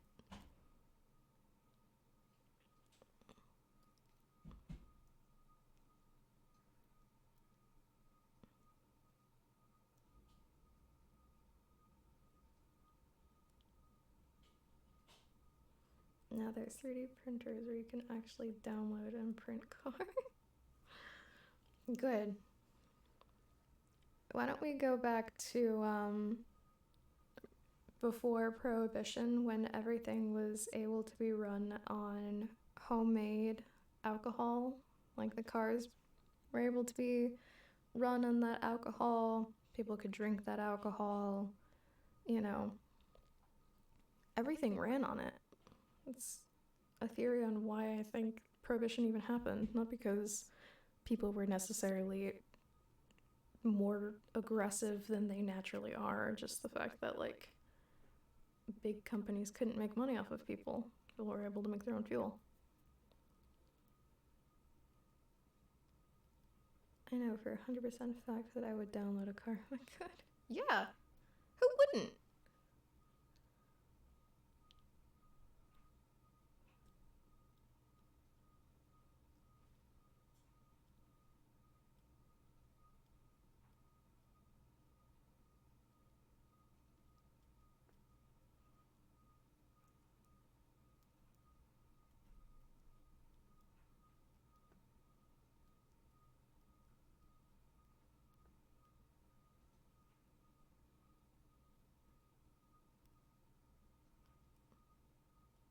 I don't care if it blows up 2 days in. I'll just download another. No.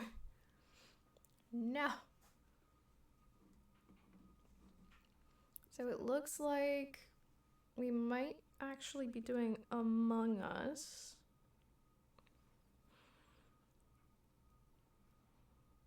Instead.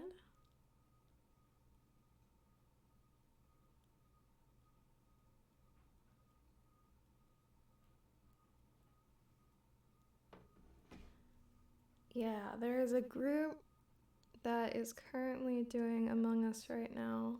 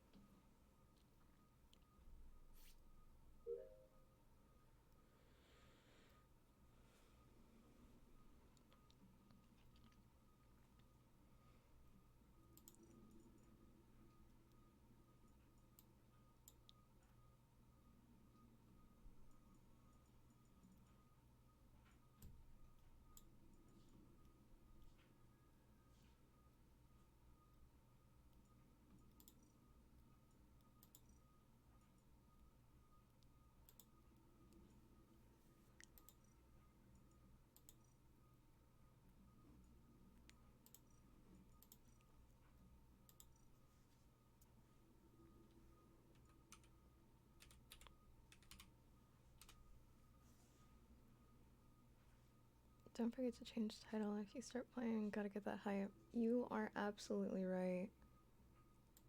Let me do that really quick.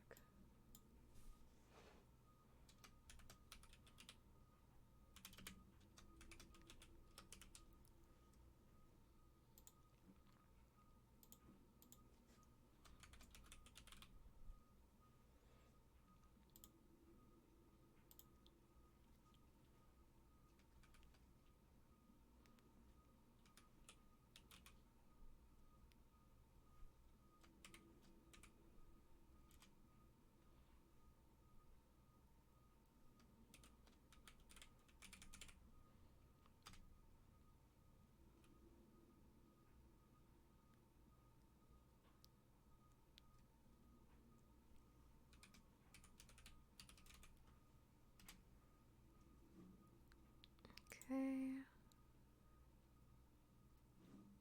Alright, that should be all updated. Let's go ahead and get in here.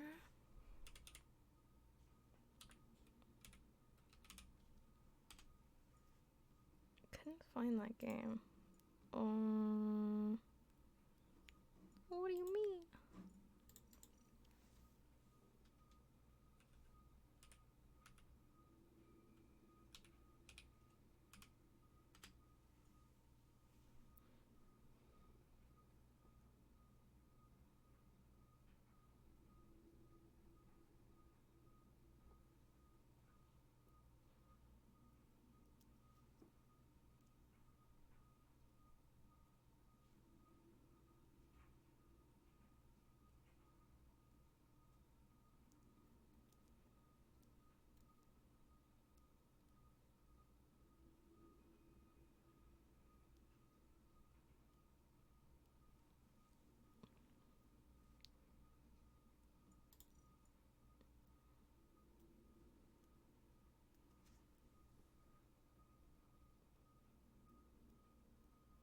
Your lobby no work.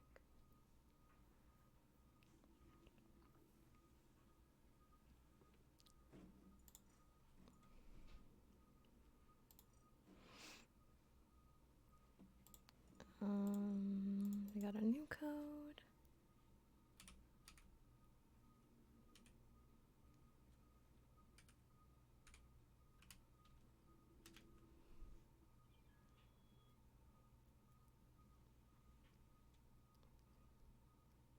Okay. We are into that. And then find the lurk. There we go. Alright, can you guys see that?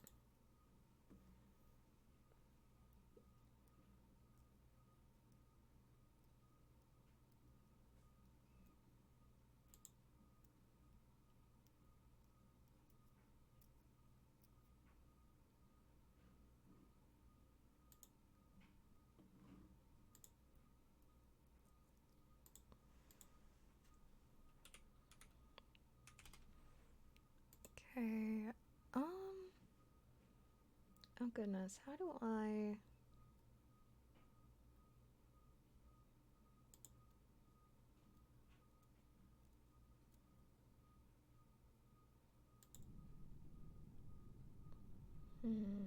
I'm trying to see how I can...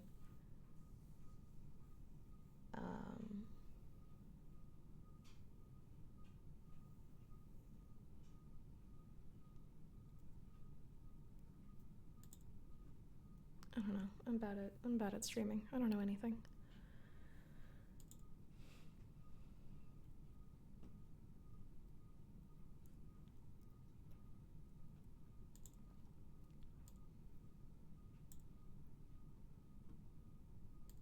I'm just moving around a few things real quick. Don't mind me.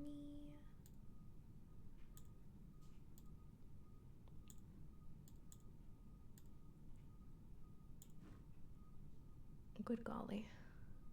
Trying to organize my monitors.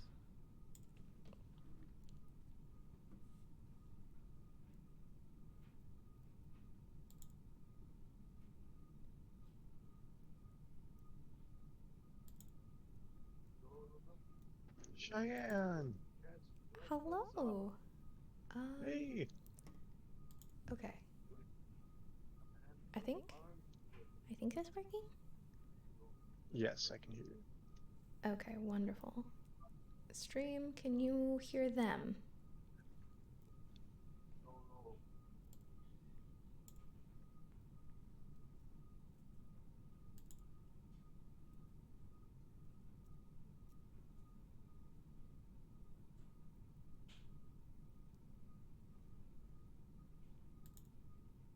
Hey, there we go. 07? What the fuck? me see if I can make your guys' little heads bigger. Am I too quiet for you? No. I'm trying to see, because I've got the chat bubble, the little heads pop up when people speak, so that way people in stream know who's talking. But Yeah. I don't remember where the size scaling is for them, so I'm trying to find it in my settings.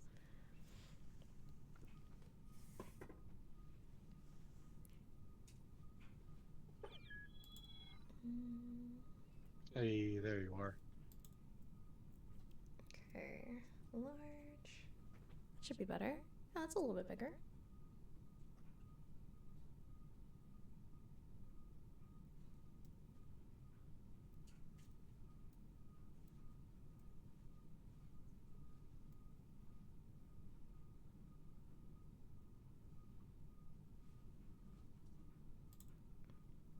Okay, that should be fine.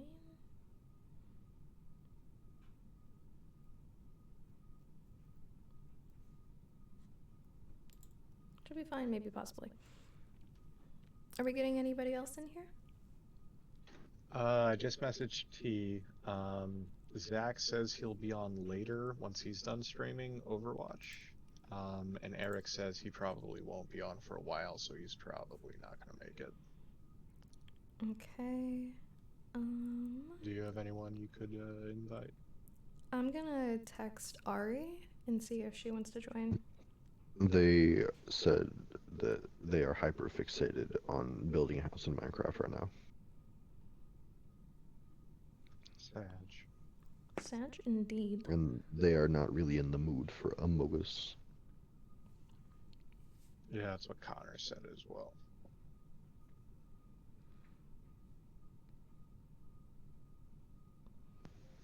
And Tuffa just messaged me and said they're not home either. Goodness I cry. gracious. They all hate us. They hate us. They don't like us at all.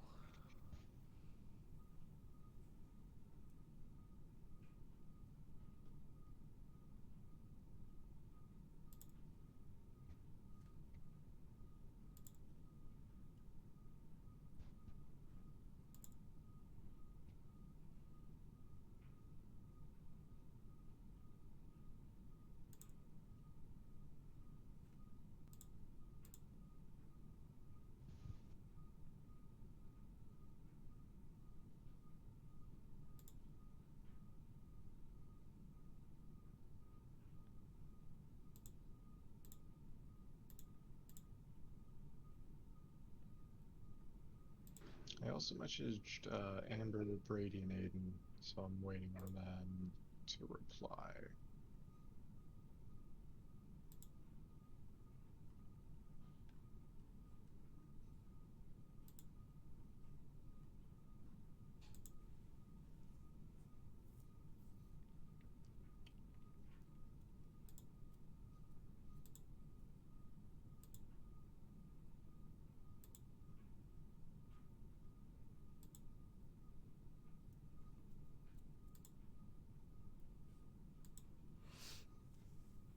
I mean, do we want to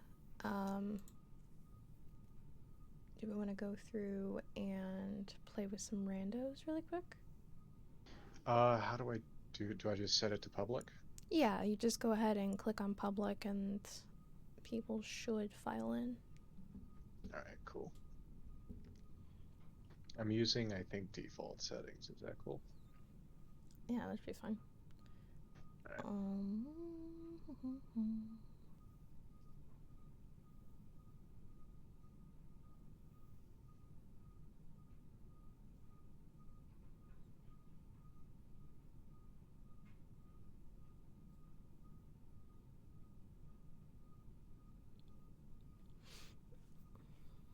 How's your guys' days been going? Yeah, you know, just kind of wasting away under capitalism, you know. Yeah.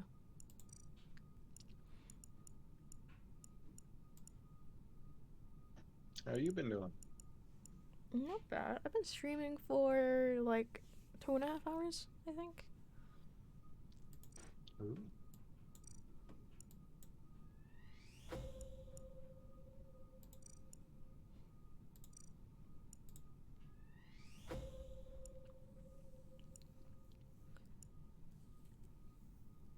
I desperately need this pet so bad. Oh, I want the little crow.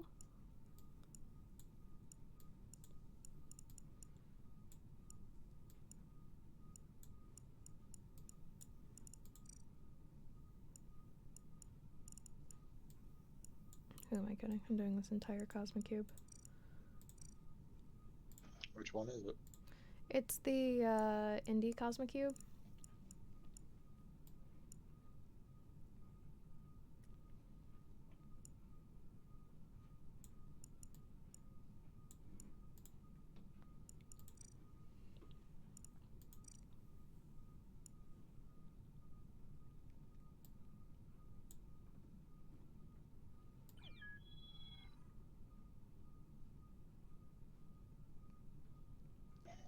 Should we just go ahead and start? Because we're about to get kicked. Yeah, I guess.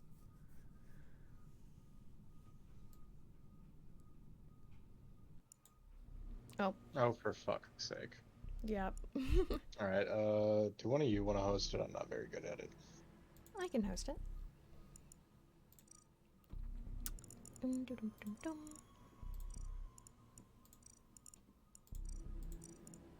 Do max 15. Really fungal. Free chat, English. Sure. I'm gonna go ahead and drop that in the Amonglish chat.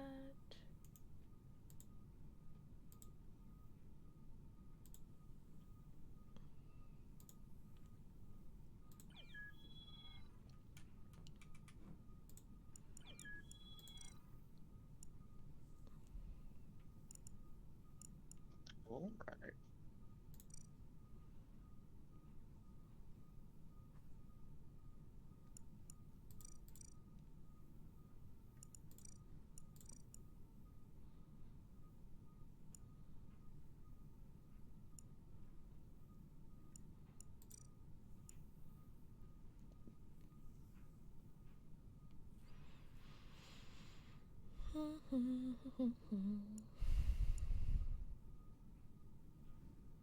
Okay, Yeah, set it public. there we go. I'm gonna go ahead and put it on public.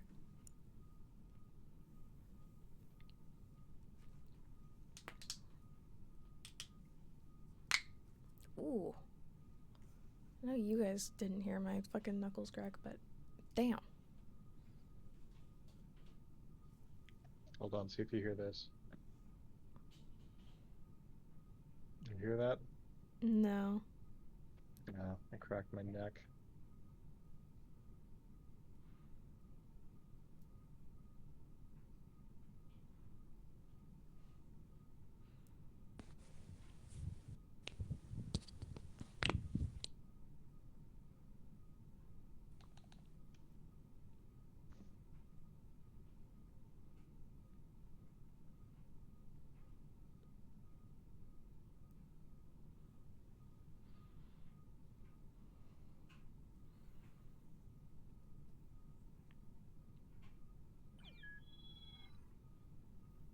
Oh boy.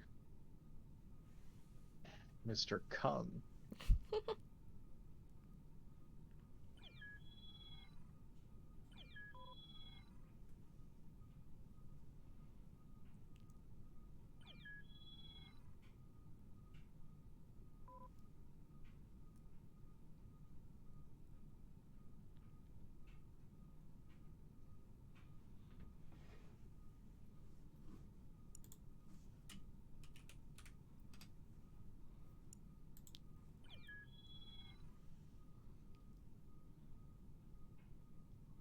I like the eggsy dude in the back. Oh. Aw.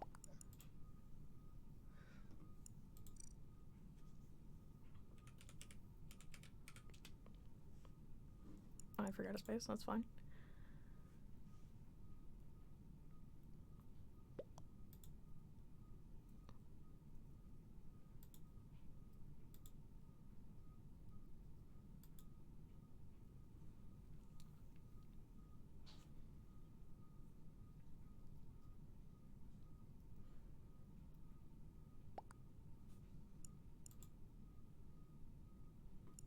Is that a real thing? Can you be allergic to chicken? I mean, you can be allergic to everything except for like a few chemical compounds.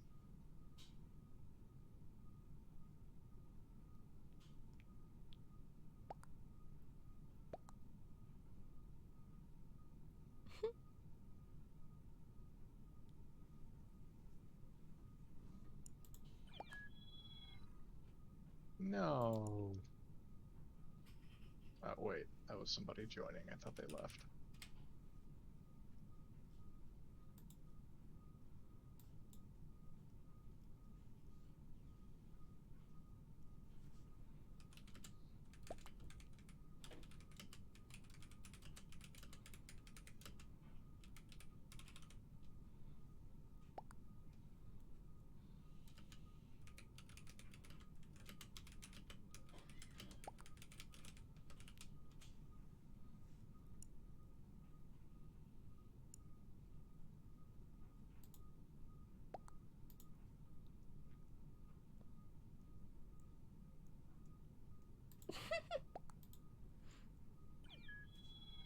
Alright.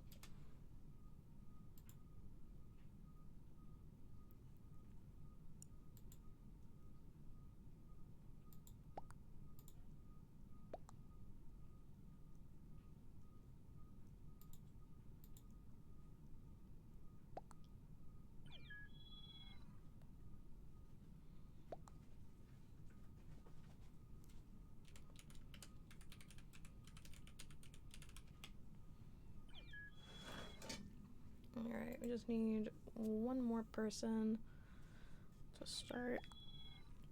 There we go.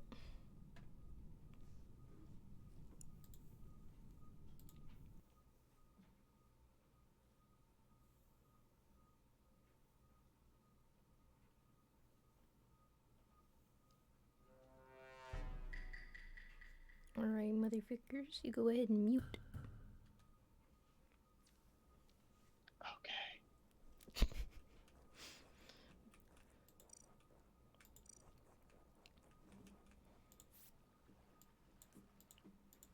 Oh, just the stick.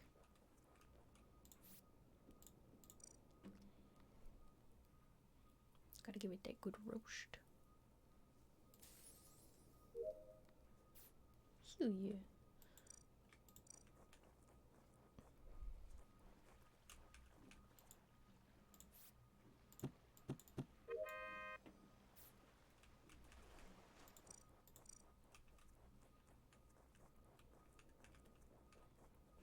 Everything looks fine over here. Oh. Ooh, that was fast. Who did it? Come, found him.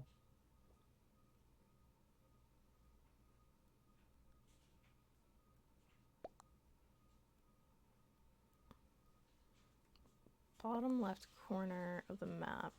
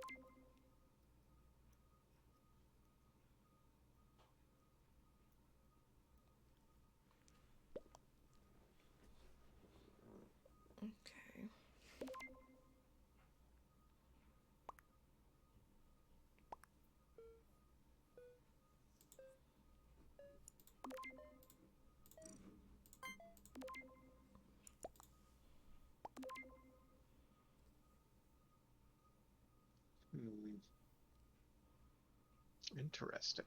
Also, I have no fucking clue about this map. There's, when we get into the voting thing, there's a map button you can click on. People fucking ignore it and claim that they don't know these maps. Oh, And there it is. Okay. bitch, I said it in the chat. No one fucking listens. Wait.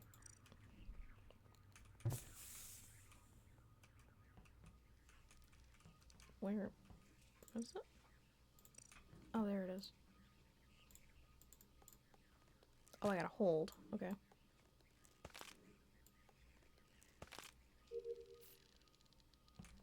Sweet.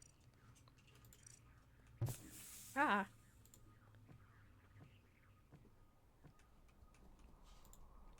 Okay.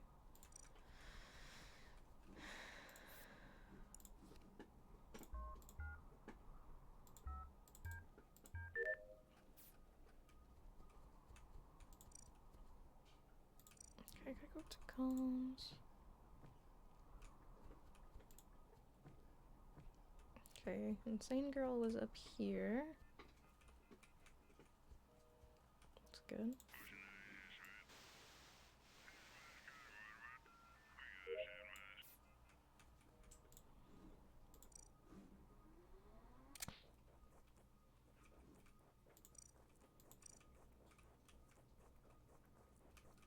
Okay, he's just chilling.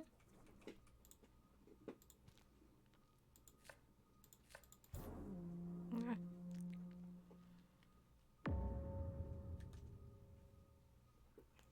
Okay.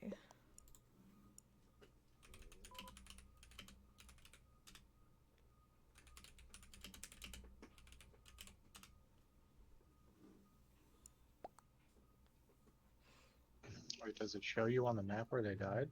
It shows you on the map where you're standing currently.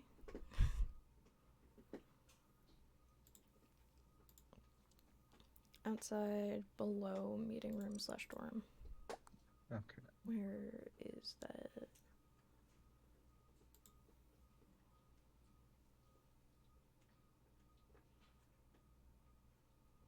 I saw you there. No, I'm in kitchen. I haven't seen you since storage. Well, I saw you in the area.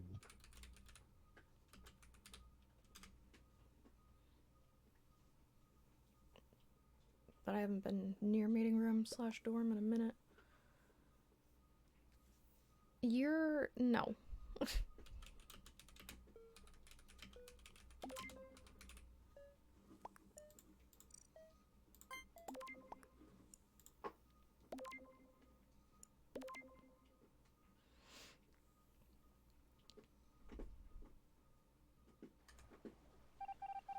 I think it might be him.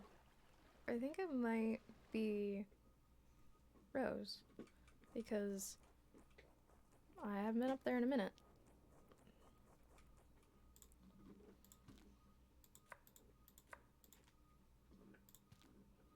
Oh, I gotta chop all of these?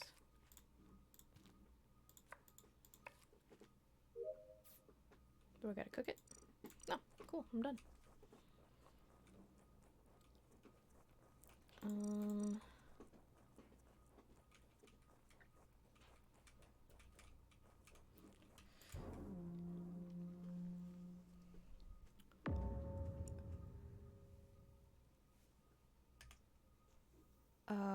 Fuck, who was that?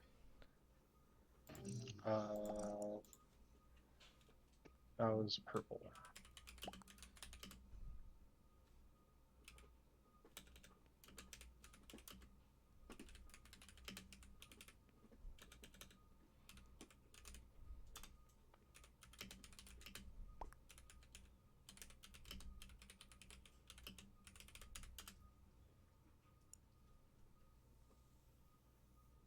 I don't think so.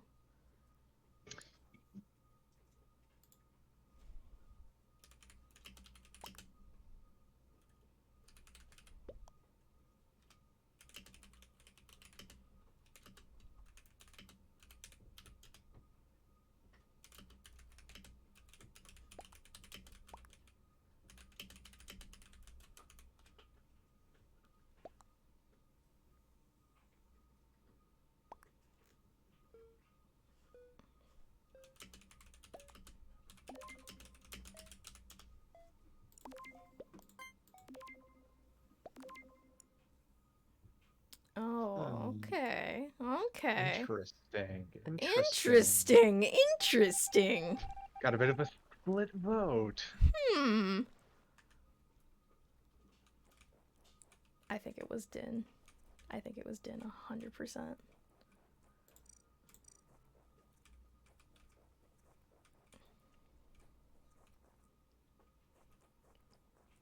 Because I saw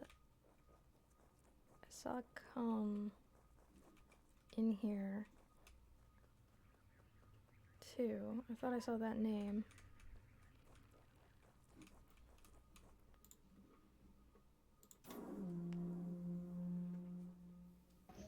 All right.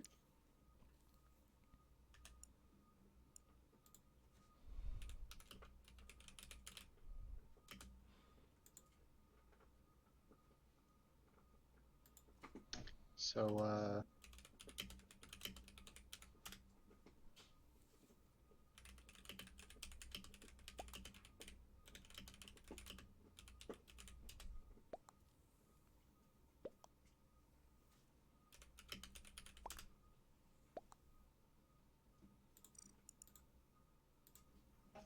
I'm gonna say Cobb.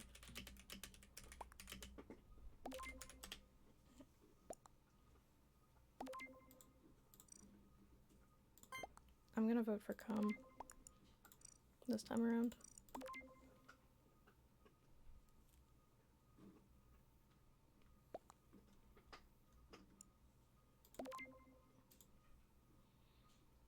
Oh. Ooh.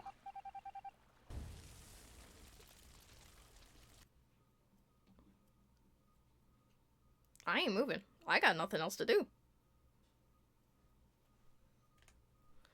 I ain't got nothing to do. I'm good. I'll wait.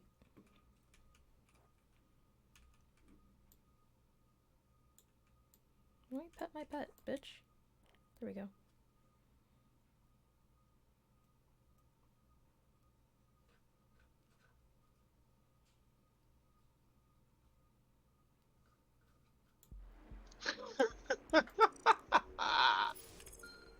Yeah, you're such a fucker. You trying to say at the beginning of the match that I was somewhere I absolutely fucking wasn't.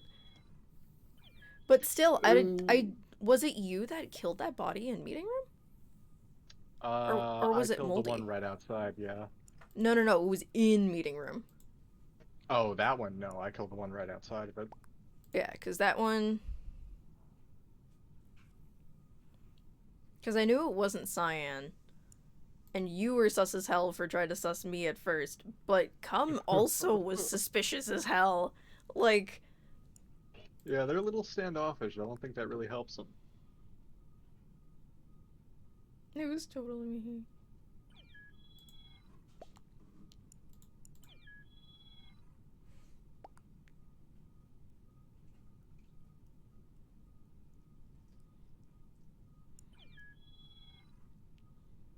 Eggsy is back. That means somebody in here is friends with them. Yay. Oh, let me put up visibility. Just a little bit, Oh, yeah, because that'll be good. people are bitching and bad at the game. I'm not putting it up much, though. What do you want, baby? My puppy is telling me he wants attention desperately right now. What's up, sweetheart? Do you need to go potty? What's up? What do you need? What do you need? Ooh, 13 people. Damn. Oh, they want even more visibility.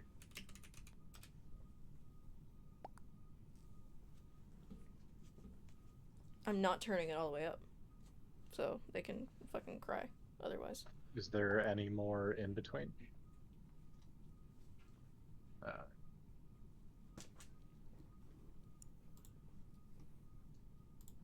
I'm just gonna go ahead and start it. What, sweetheart? What? You don't like sitting on my lap? Ugh. You don't like sitting on my lap. What's up? What? What? I can't, baby. I can't hold you while I play. I can't. I can't. Sweetheart, I can't. Go play.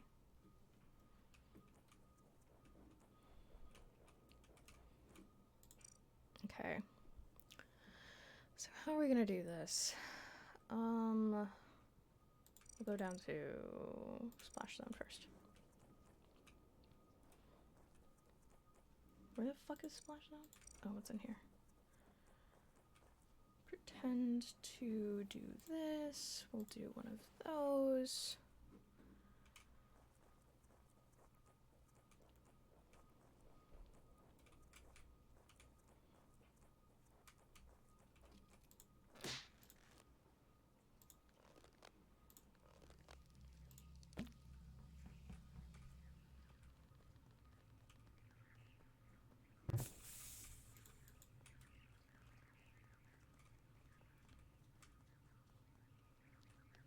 Damn, I was hoping to get that kill.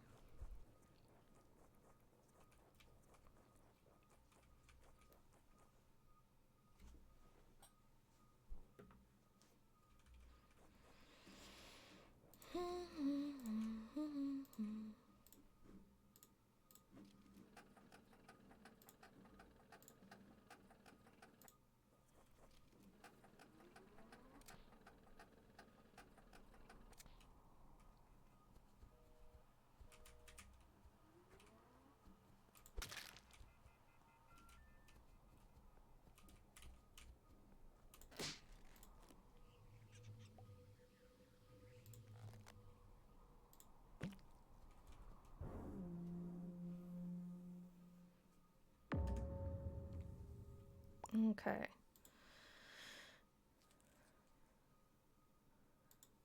How did Fergus fucking type that out so fast? Damn! Okay, is that comms?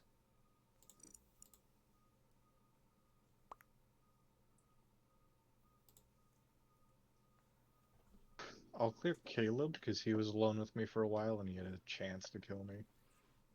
Okie dokie. I think it was in comms last, I'm pretty sure.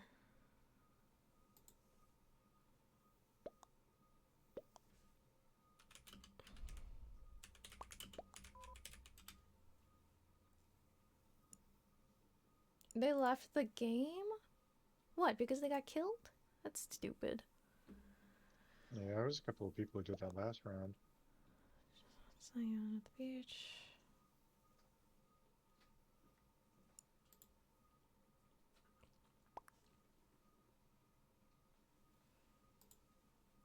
What are you doing, sweetheart? I'm on. Ah! I'm on. Fuck! What are the cam? God! The fucking panic! Holy! Oh, I was talking to my dog. Oof. Alright. Okay. Well, we're gonna need to...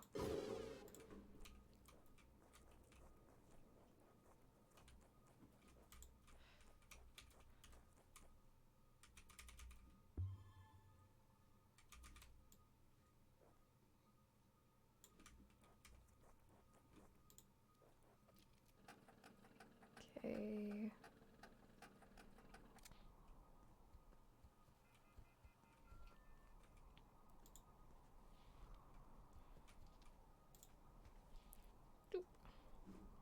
Okay, I've got to do the thing in reactor is what I'm supposed to look like I'm doing. Oh.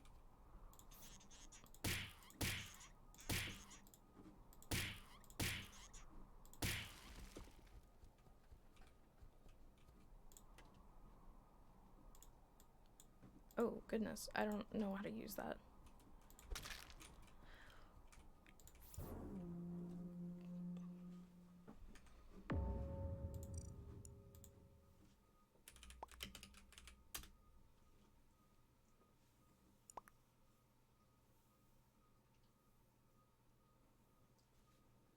What makes you say cat?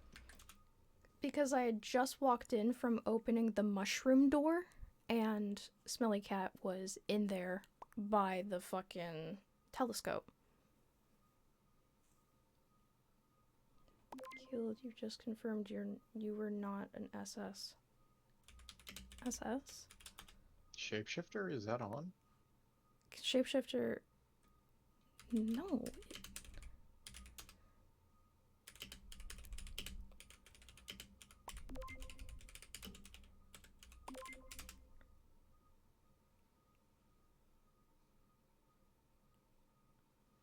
What say you, Caleb? That You've been quiet. isn't a confirm, and I was alone Because I have no with... idea where they even are, and I've just been listening to music. No.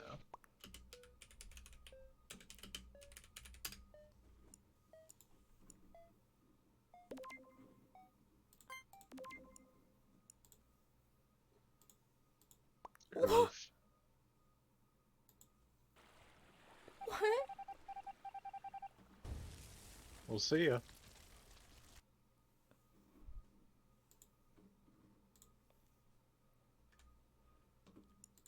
That's crazy.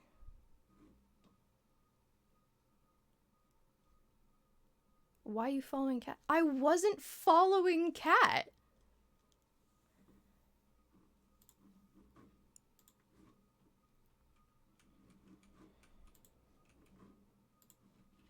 Okay, we're gonna haunt our buddy here. Oh, we can't.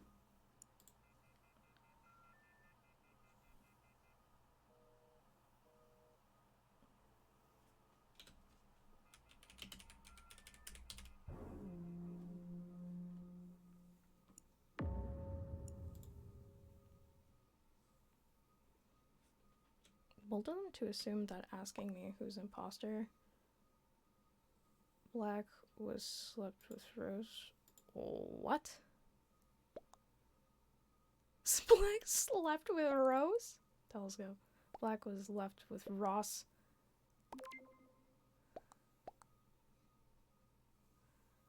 That's kind of grody.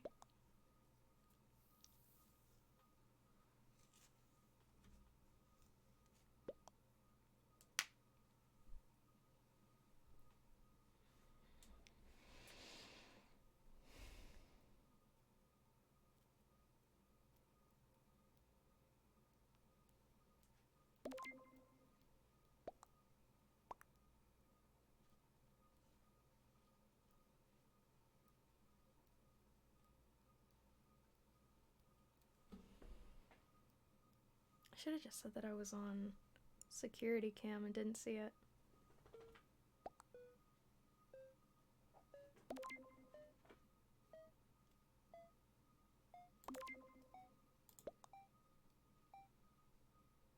Hmm?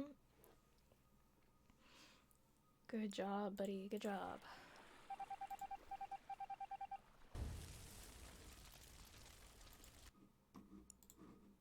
And you best believe. Like, you best believe. Fuck this game.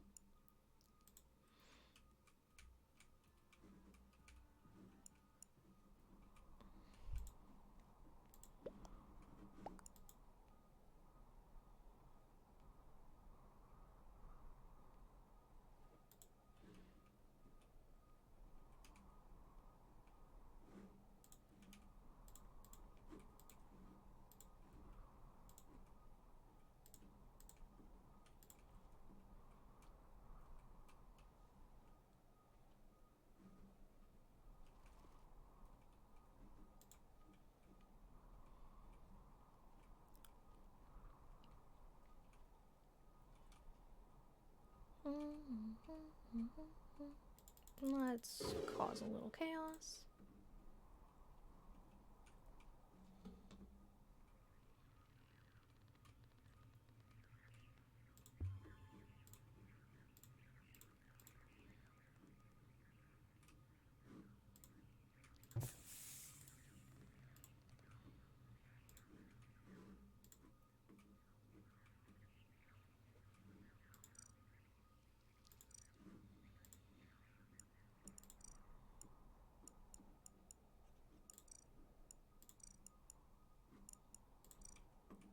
is.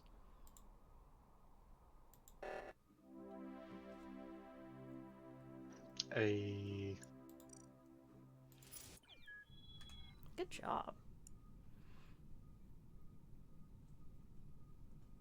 Caleb, you're a ruthless bastard. Thank you. No mercy.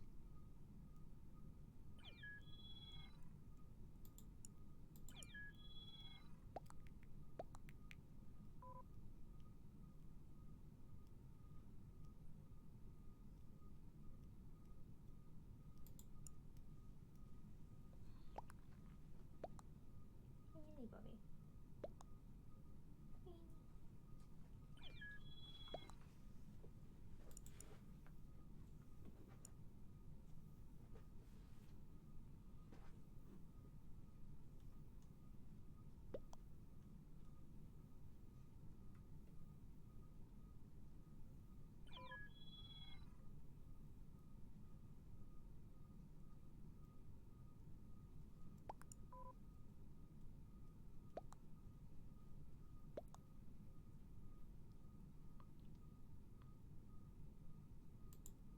Okay.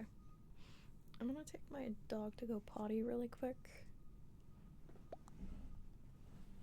I should be back in time before something nefarious happens.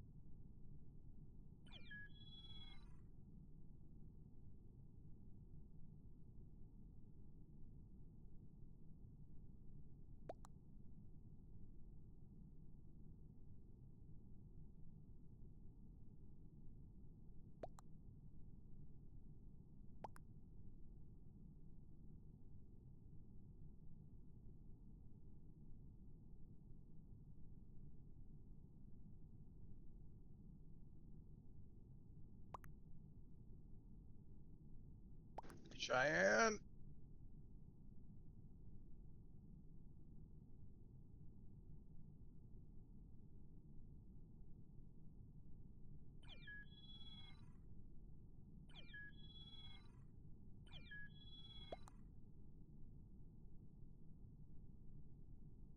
Okay. There we go. Okay. Yep. People are starting to start. Wait, why did somebody say something about banning? Who's I banning don't know. who? Apparently these two people have been in a bunch of lobbies together where one of them gets banned a bunch. I don't know. Oh. No, I'm not gonna ban them. I mean, unless they're weird, then no, they're not getting banned. Okay. Oh god.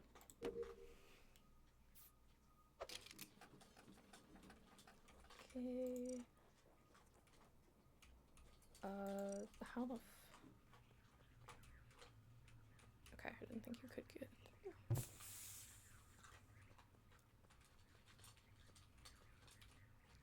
Let's What's up, buddy?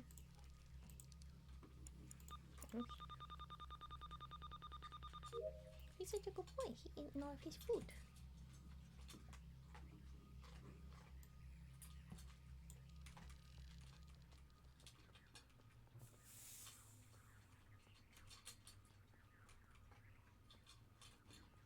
I did not see him come out of that smoke. Oh no, I guess he did.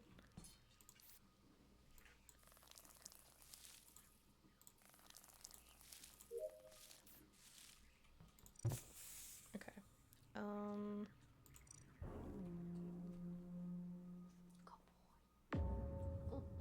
Good boy, eat your food. Oh no. Alright,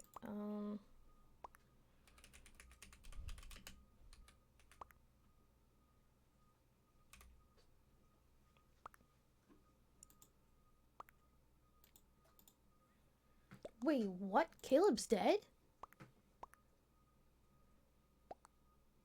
Yeah, apparently. Happened real quick too. I was just with him. We were just at fucking greenhouse together. There was probably someone near you. Wait, Orange just ran past me.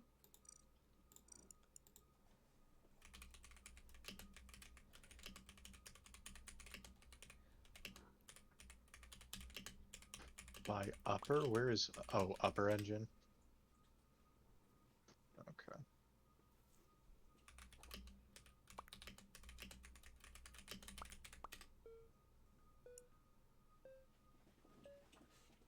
Maroon. Oh, what did I do? Wait. Whoa. Whoa. Whoa. Whoa. Whoa. Whoa. Whoa. Whoa.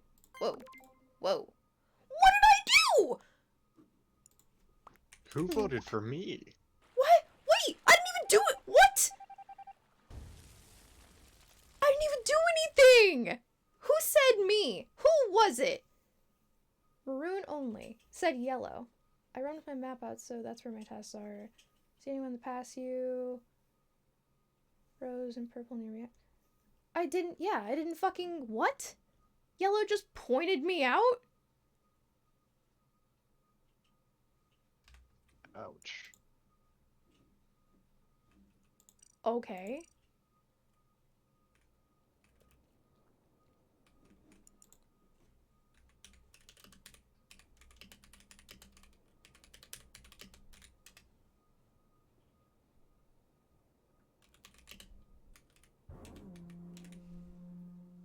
God, that was fast.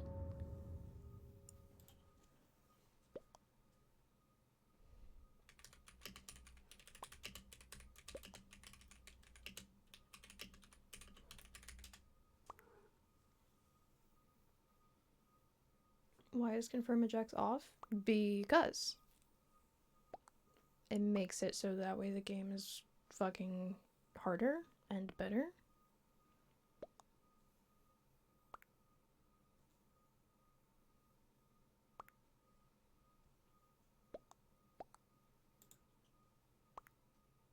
I'm thinking banana.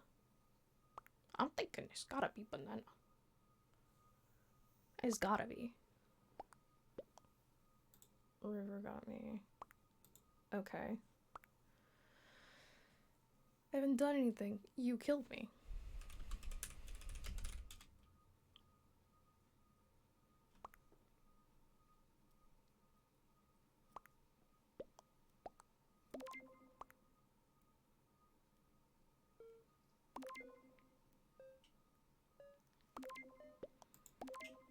I hope yellow gets ejected. I hope. Yeah. Alright.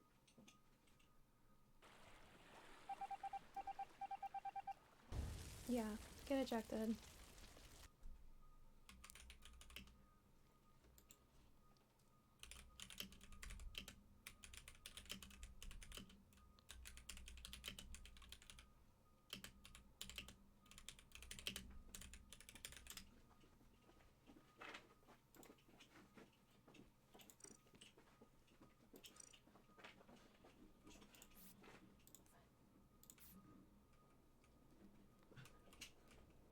Wait, can I not use the... Wait, what? I thought I grabbed the stick. Oh, it didn't register.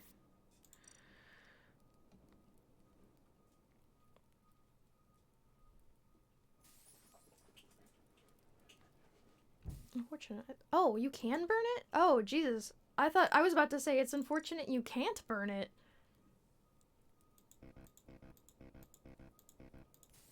There we go.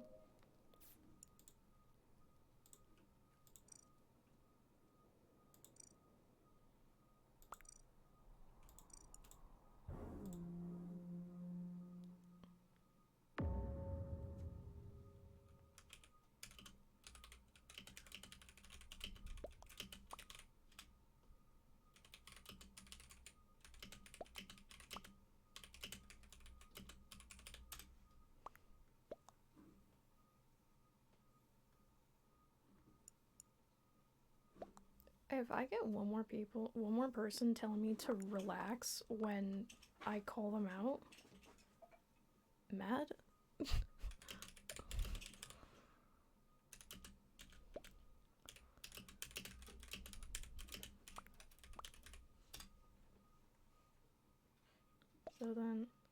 So still relax. Okay, you know what? Can I fucking... Get out of here. Get out of here.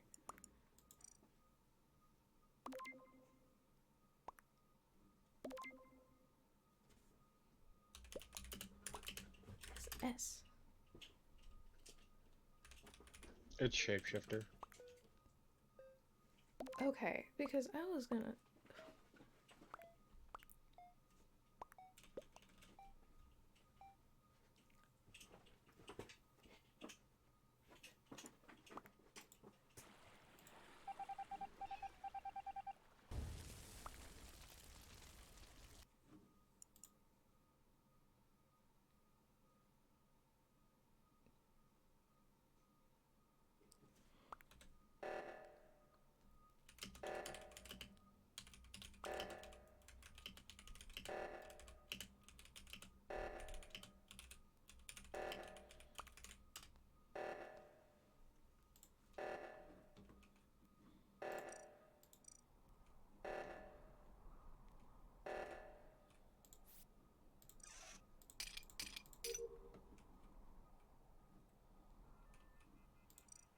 Where the fuck is this going?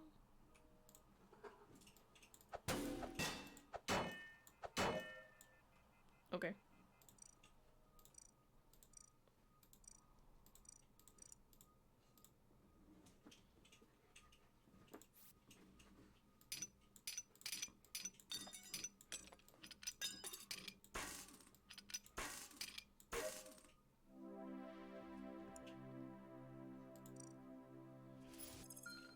Oh.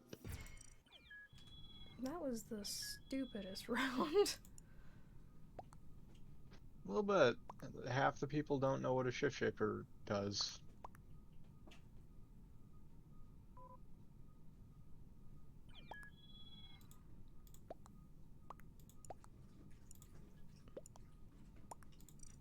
Is there a way to kick people? Is that possible? There should be. I think they fucking got rid of it.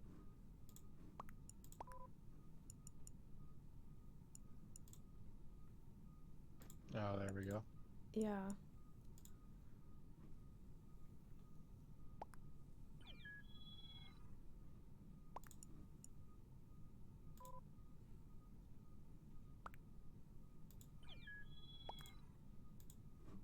Alright, fine.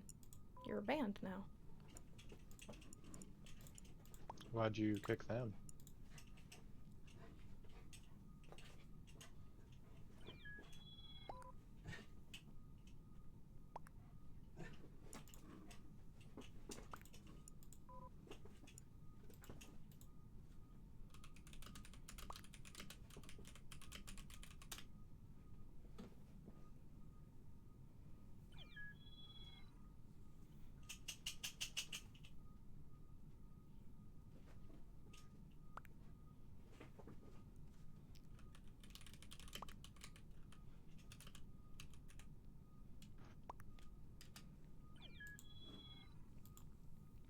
did they do? They were just constantly talking shit and calling me mad in the fucking chat because they told everybody that I was an imposter and somebody that I wasn't. And getting other people who were dead to gang up on me, so I'm just not dealing with it.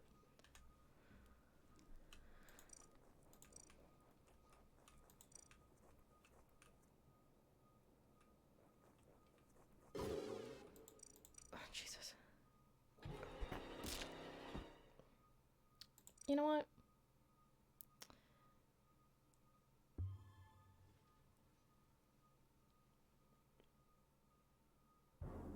I was gonna say, nobody's gonna call my body?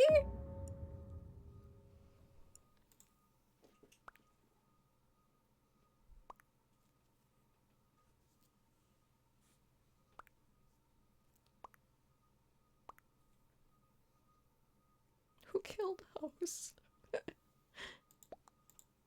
Not I. Maroon isn't host.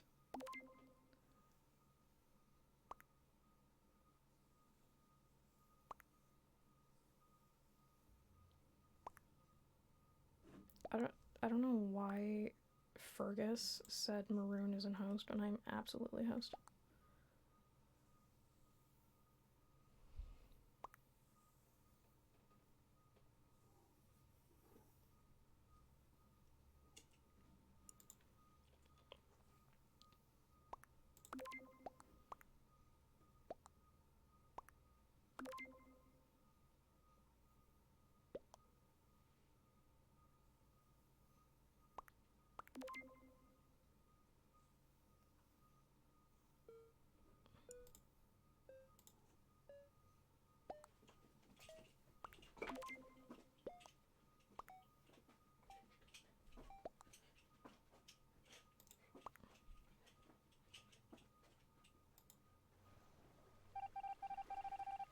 I just want to let you know that of the 5 people that walked by my body, none of them reported. Wow.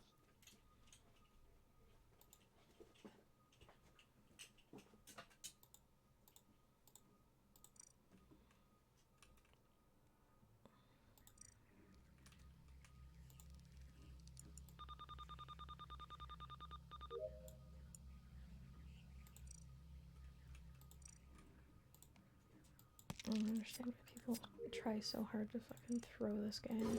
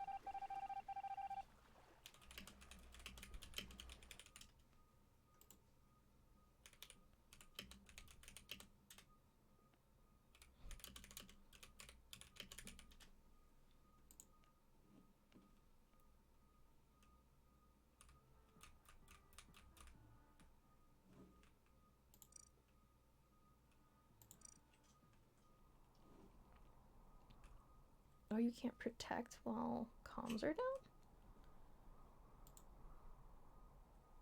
Really?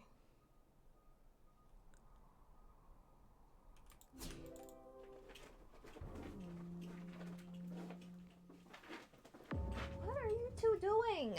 Oh my goodness. You are not race cars. Where'd you see him?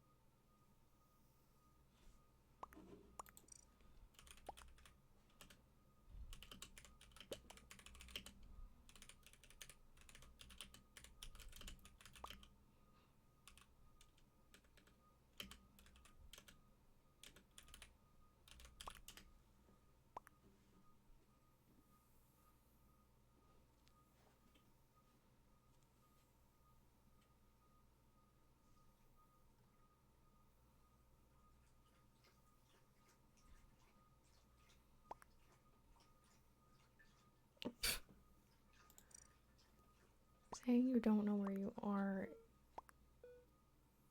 Bro, kick me.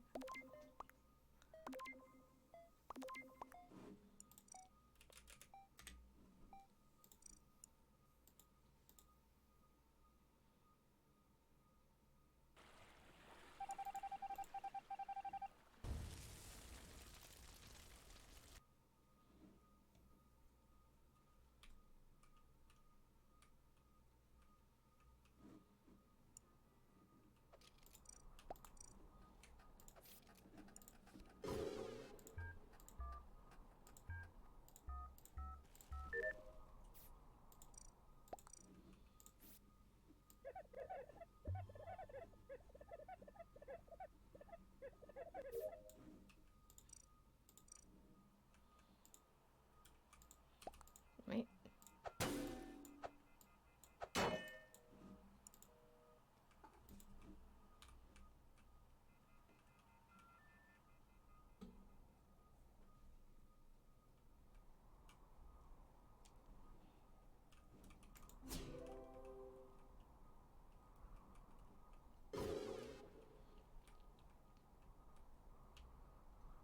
Where did love go?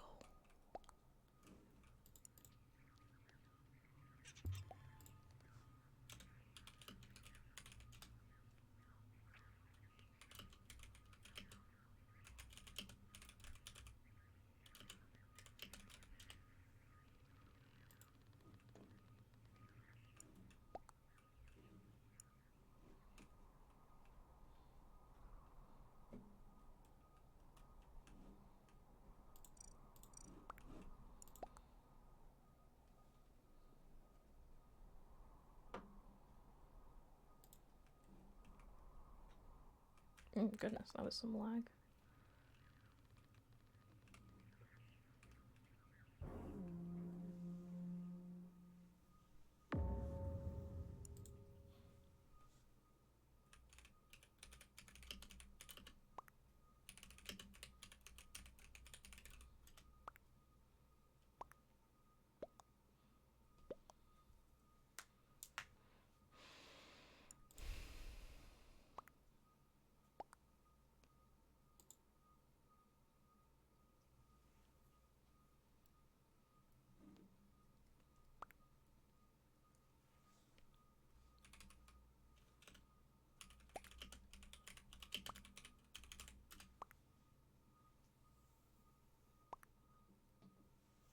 Yeah, I kind of feel like we need a few more tasks with this many people. We need more tasks? Yeah. Because, I mean, pretty much every round, we've run out of tasks before everybody died. I beg to differ. Alright.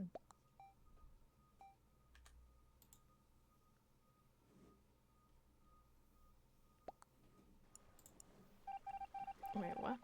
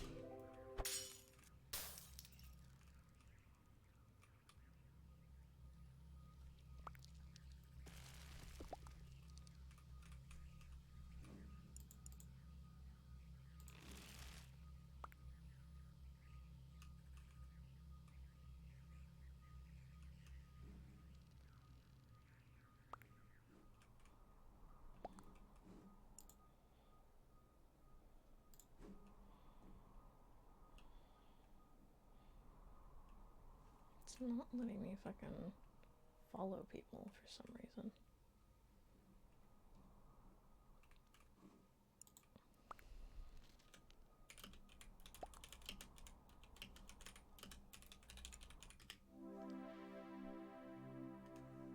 Yeah, I don't think that tasks are the problem. Because people are still having trouble fucking finishing them. Jesus Christ. Didn't we win because everybody finished their tasks? And yeah, because the killers weren't fucking killing. I guess. Because I was following the killer and he was just chilling. Just floating around having a good old time. Oh yeah, maybe lower the kill time?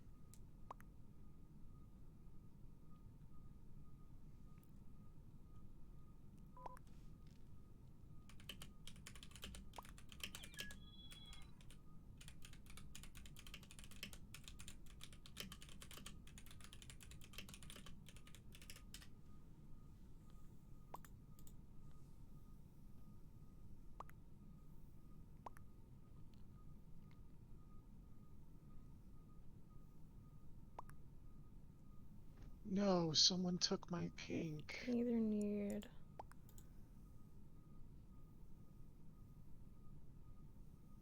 more tasks or there needs to be 20 maximum.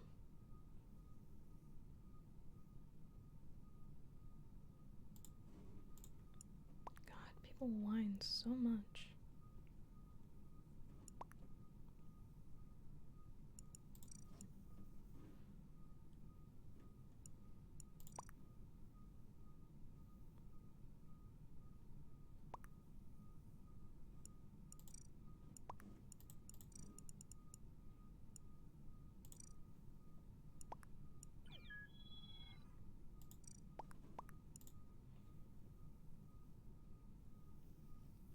Whoa, so happened in 2 seconds. Angels are fine, it's a cooldown on task one, which was hard for me. Plus Brown got voted, so mega hard. You tried, that's the important thing.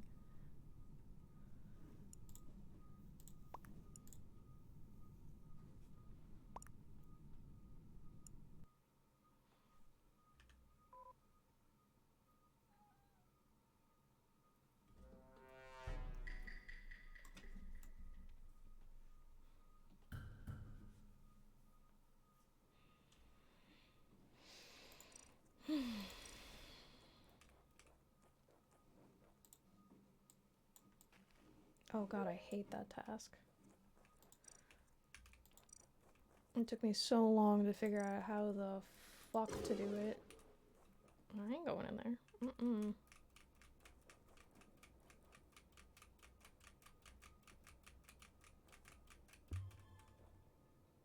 Who's here? Okay, cool.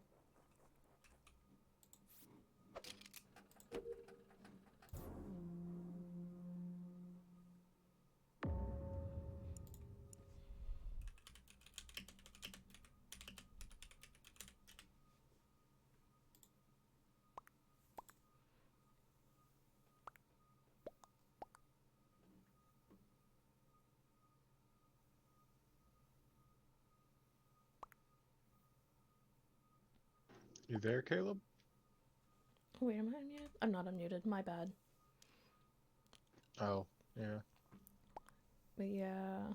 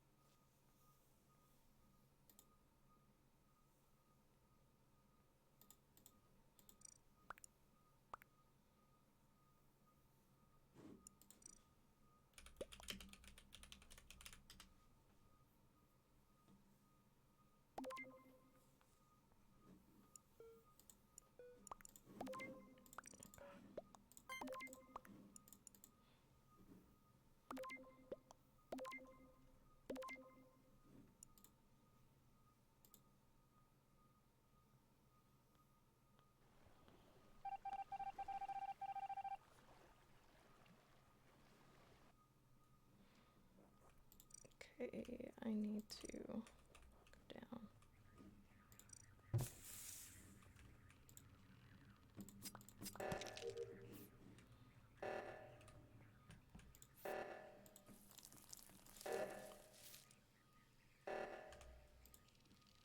Oops, I did not fucking mute in Discord. But that's fine. Is no one gonna do it? Like, what is happening?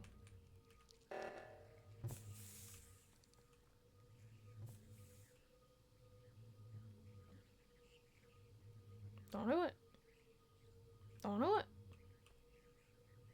Don't do it.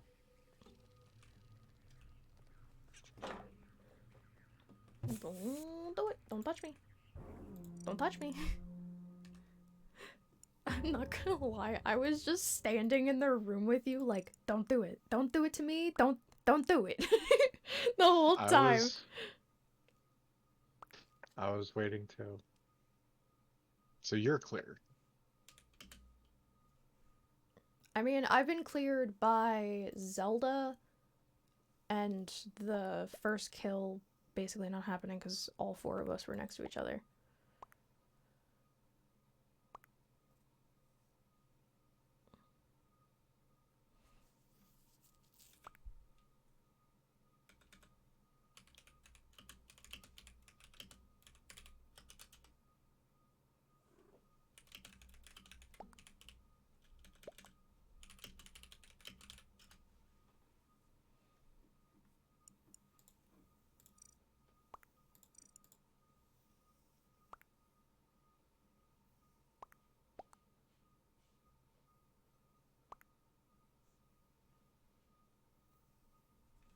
I mean, that's fair. I think I need to just increase voting time, honestly. I think that's been a problem. Oh, so yeah, Caleb's AFK.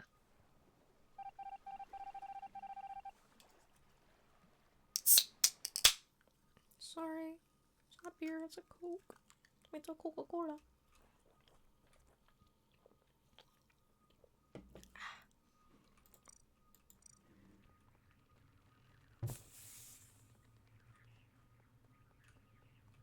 Oh, there's a lot of people in here. Alright. Cool, I like that. I like that a lot while I'm doing a task. Oh, no, wait, no. I will pet the ham, though. We all in here. We all in here right now. We all in here. Okay, Zelda. Holding. Yeah, okay. Alright. We all good. We all been good. We all be good. We all do good.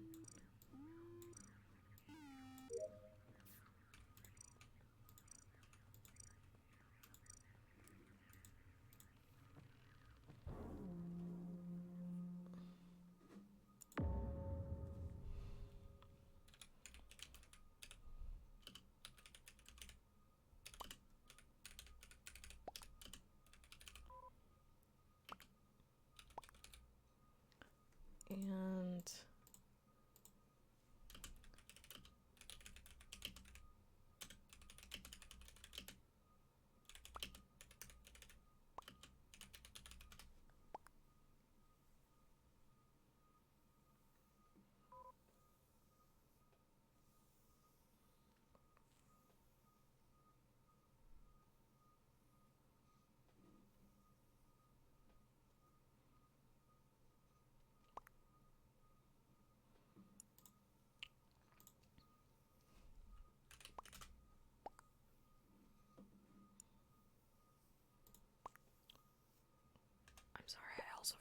unmute again. Oh, Caleb? No, I forgot to mute. Caleb was moving around that last round, though. Alright.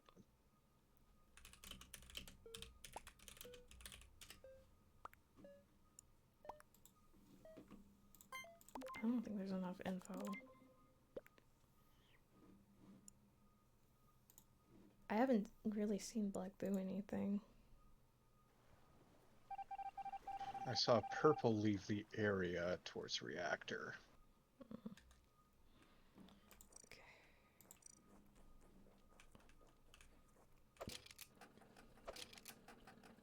Don't do it to me, Zelda. Don't do it to me, Zelda. Don't do it. Don't kill me. Alright. There we go. Found the bullet. Jesus Christ.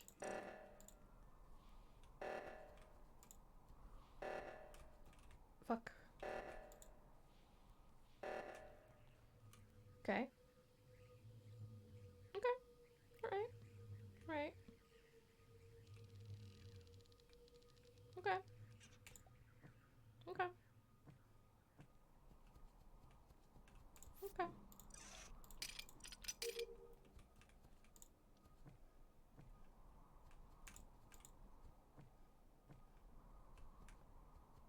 Don't fucking touch me. Don't fucking touch me. Don't touch me. Don't touch me. Don't touch me. Don't touch me. Don't touch me. Don't touch me. Don't do it. Don't do it. Don't do it.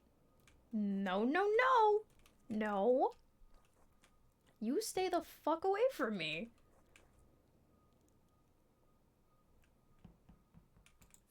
Oh, Caleb. Let me finish the task. Yes. Okay, that's all fine. Oh. Alright, well.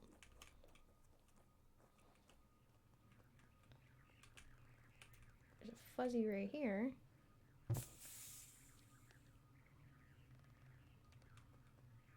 Saw a fuzzy and a smelly cat.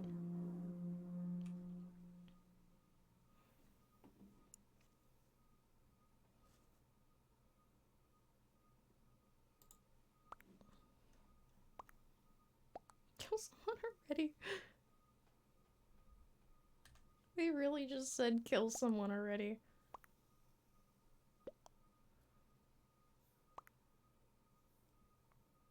Well, that settles that. Wait. Wait, what? Wait, what? What happened? Wait, what happened?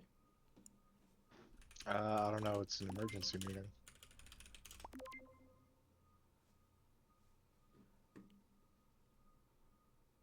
Pink has been clear for at least 2 kills. Also, Pink is on vitals right now. I think it's black. I'm trying to freak out yellow. You just said I was sussy, so I follow in pet. I'm voting black.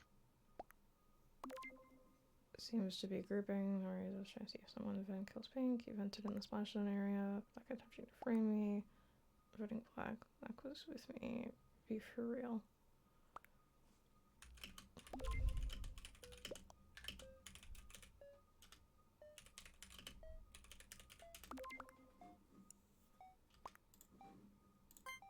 Fuck, I didn't get a skip. Ooh! Damn. Ooh! That's crazy. Well.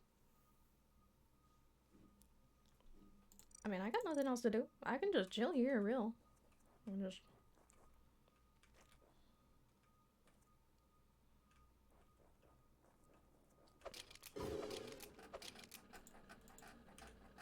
Let me use it.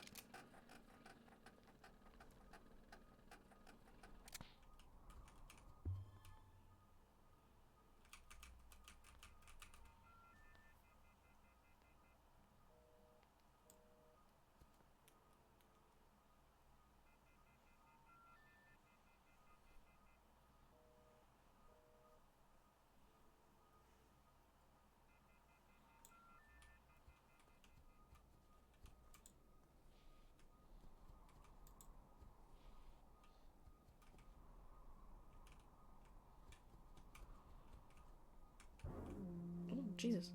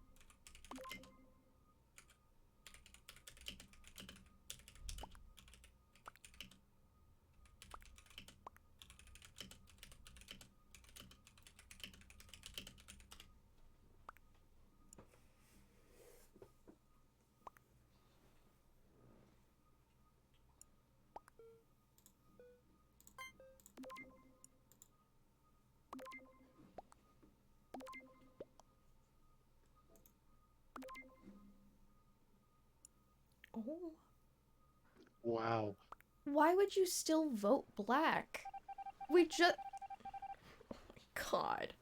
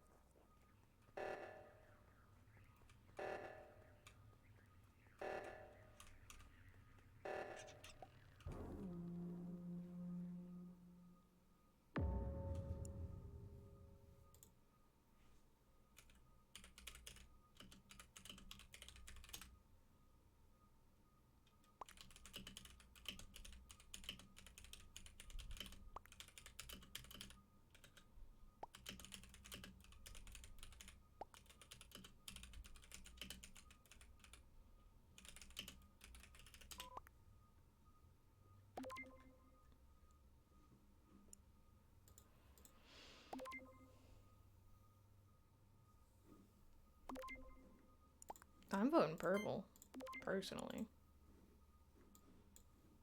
Alright, might as well just fucking move this along. All they're saying is nope to being sussed.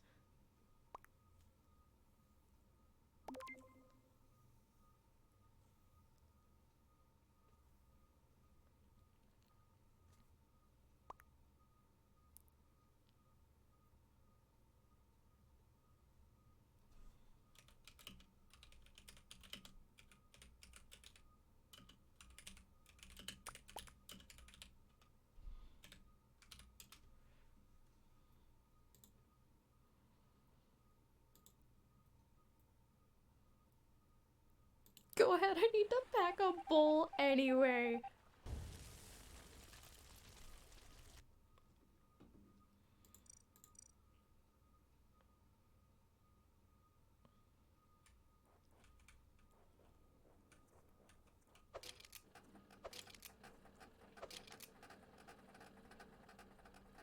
Let's see if this kills me.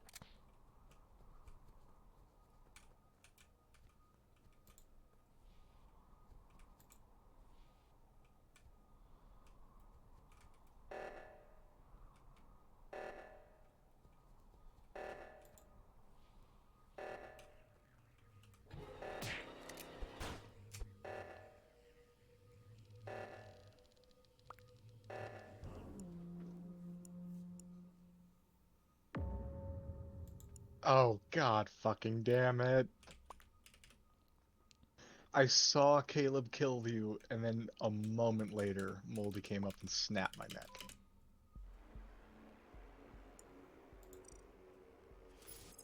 That was a good round because I genuinely did not fucking know.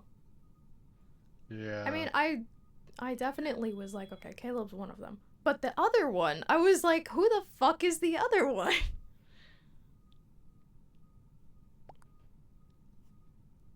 My Xbox didn't tell me I disconnected. I cry. Oh, sorry. Yeah, it's all good. Yeah. I Listen, thought you just didn't want to talk. I fucking saw you. on the hell out of the first 3 rounds. Yeah. I got kills while still being AFK, and it was incredible. Really? Were you just hiding over the body? No, I would just venture out and then come back. Wow. Wow. You weren't actually AFK. No, I was there the whole time. Oh my fucking god. Yeah, I saw you on the telescope kill Cheyenne, and then fucking Moldy came up and snapped my neck. So it was Smelly Cat was my other person, but they didn't do Oh, it was? anything for like 4 Oh, rounds. it must have been a shapeshifter. I was so annoyed.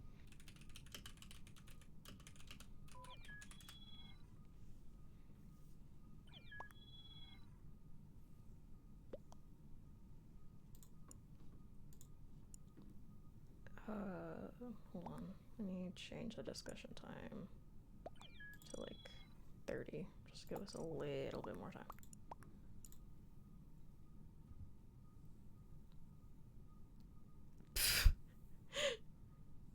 Fucking not trying to be rude here, but we're gonna start as they join. And then Zelda said, White, don't be a start goblin.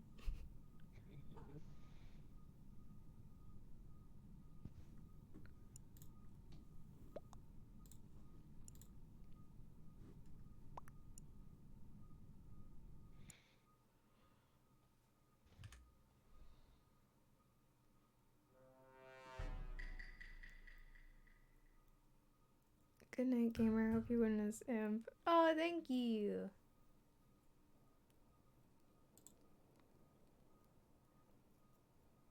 Wait, it's supposed to show me times when...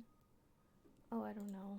I can't fix it right now. It's supposed to show me the time that people message things so I don't accidentally miss a message. But here I am, missing messages. Oh, fucking Jesus. I don't even... lag. Just hovering the report button. Why would they leave? Ugh. Zelda left, and I'm not gonna lie, I kinda liked Zelda. Yeah.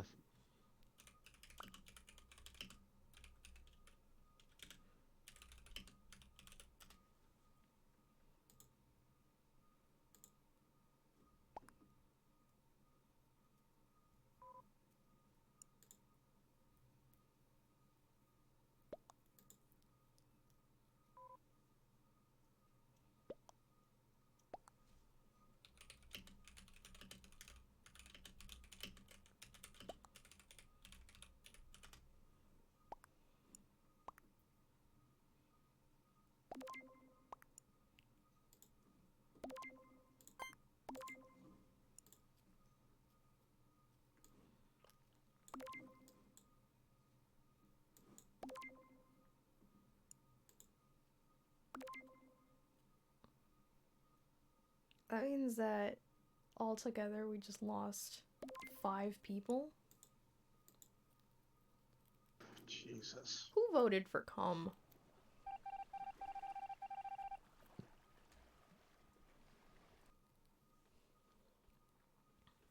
Goodness gracious. I didn't even get in like a single task yet.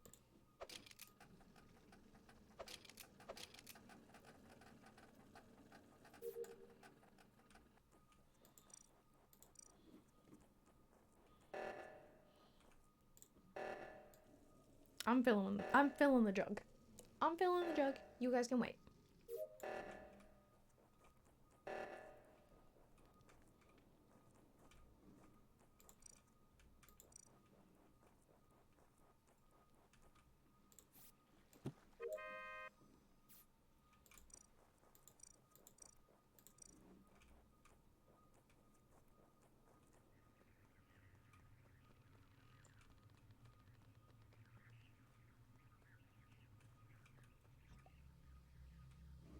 Did I have to go in here? Oh, I didn't. Okay.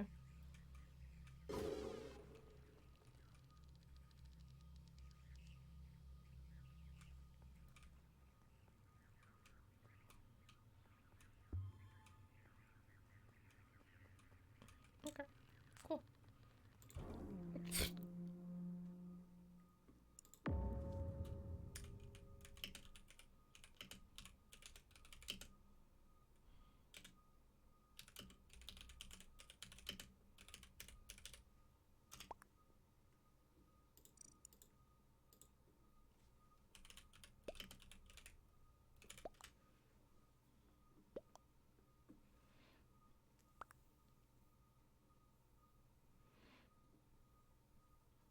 Um, I don't really have a guess. Because the last time I saw Smelly Cat, they went up, and that was only at, like, meeting area. And then I've pretty much just been by you and Black.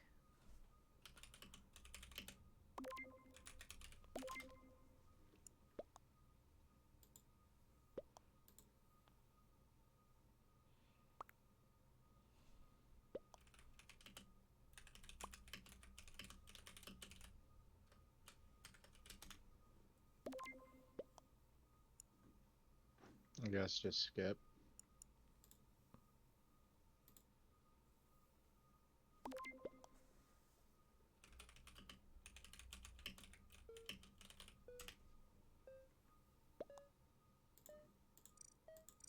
It could have been Cat then.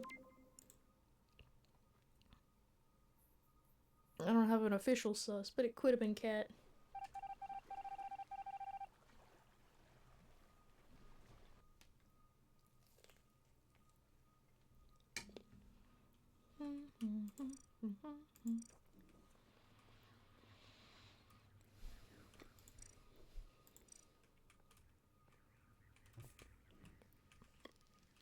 Do I not have a fucking task in here? Am I losing it? Oh.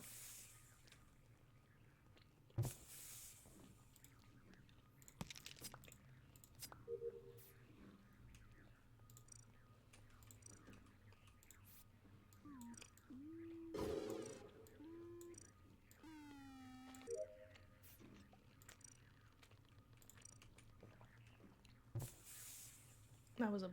Oh, fuck, that's right.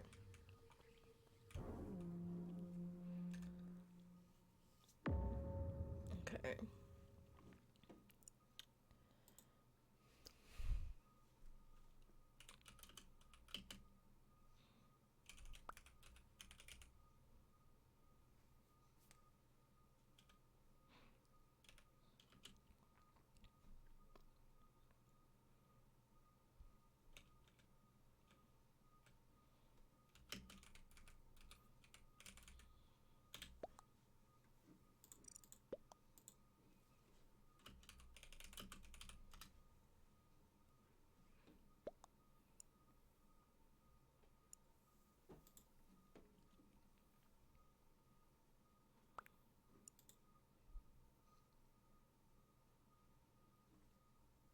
No one is chatting? What do you mean?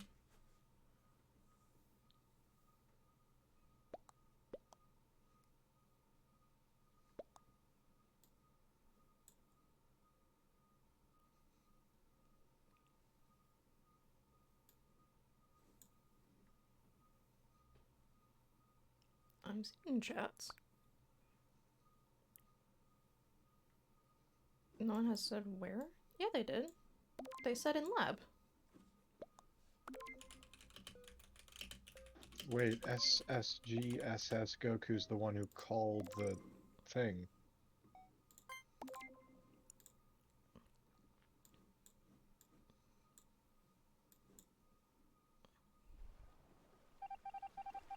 Weird.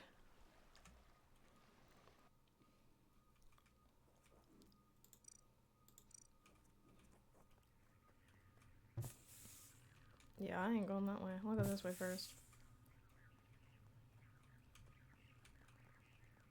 I don't wanna die.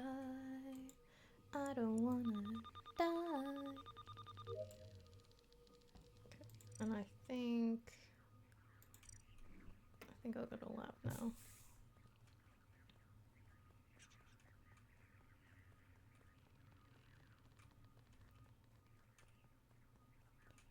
Saw a pink in there.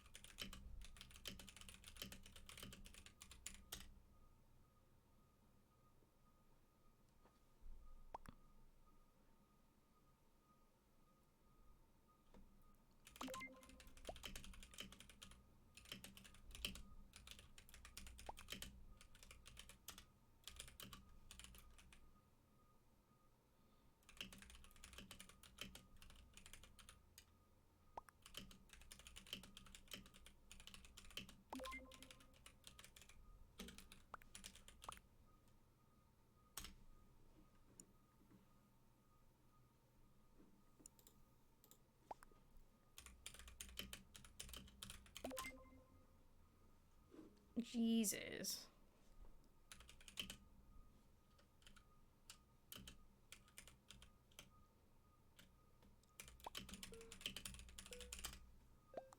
Jesus.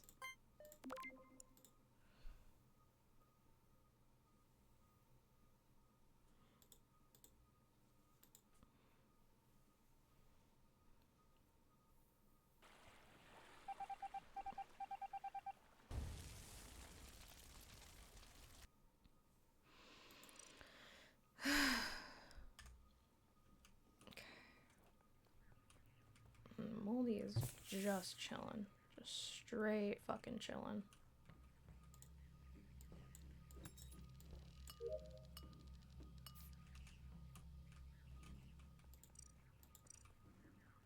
And now we're gonna go check on Moldy. They're not there.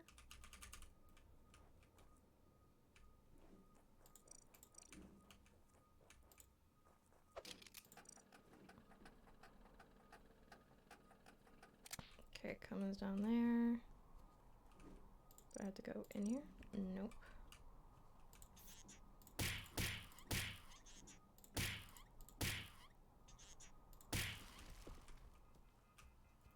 Nobody.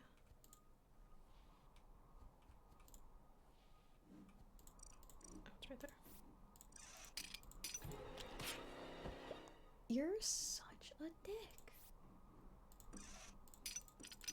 Oh, and Black just fucking looked at me and didn't do shit.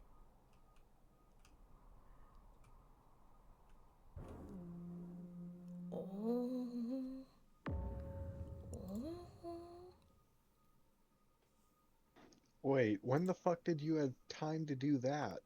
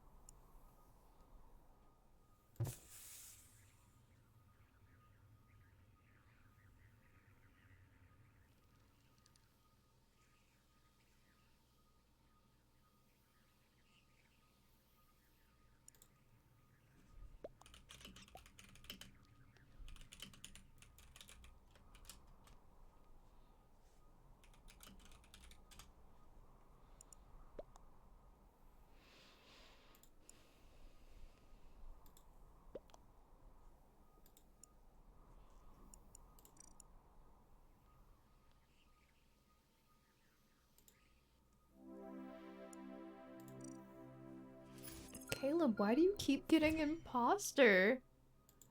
And why do you Oh, keep no. killing me at the telescope? Because you're always at the telescope. God damn it.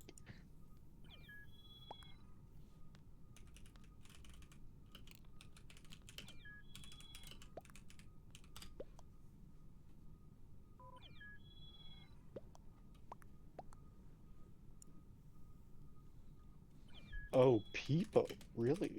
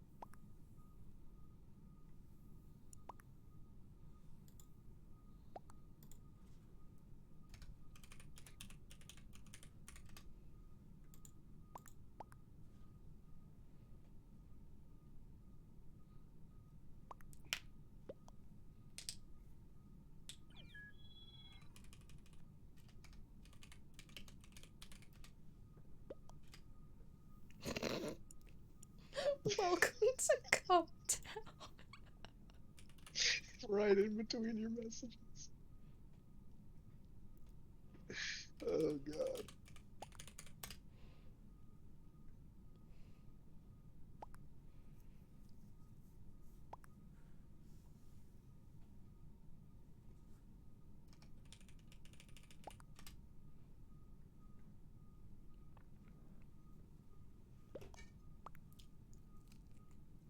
Unholy hell. Yeah.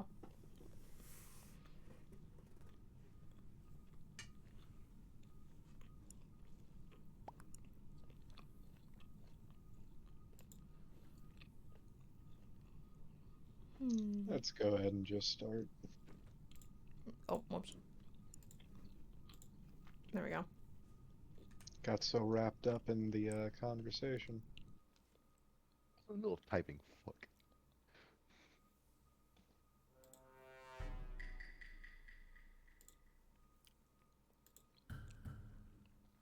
There we go. Now I have timestamps for chats, so I don't miss a chat.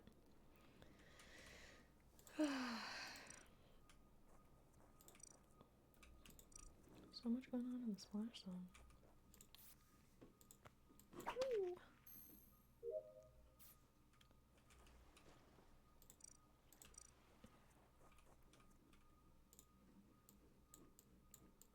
What the? There we go. Let me have it. Let go. Let go.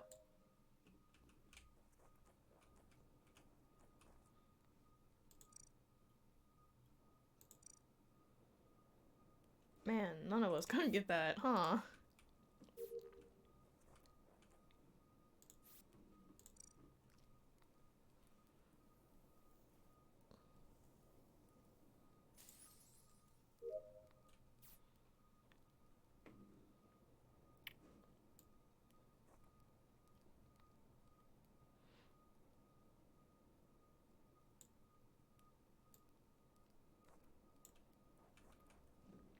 Okay, cool.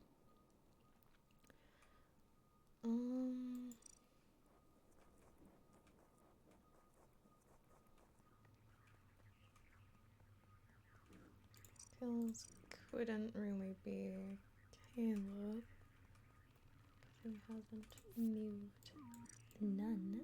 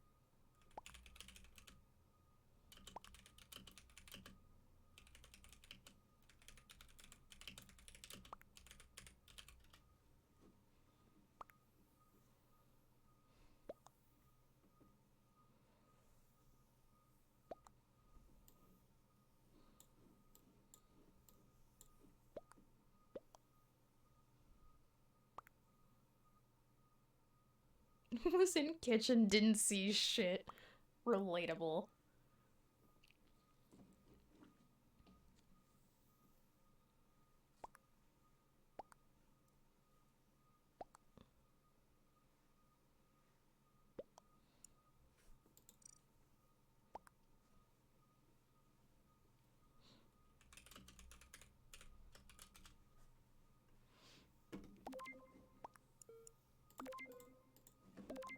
Okay, cool.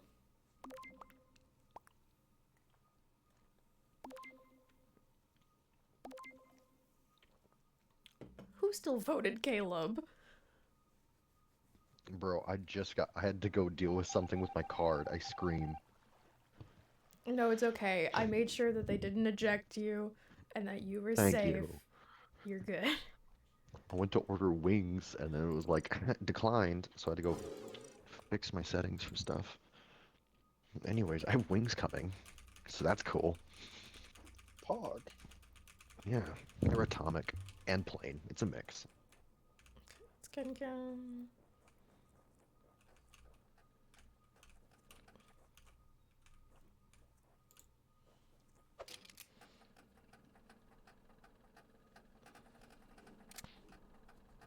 Okay. Oh my god! Oh my god! Did you see it?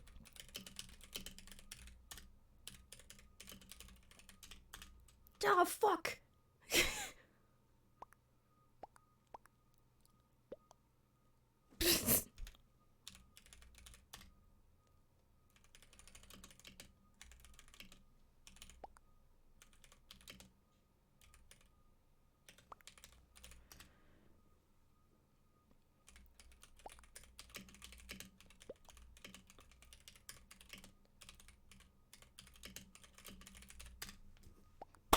Explain it. I don't know. I didn't get to see.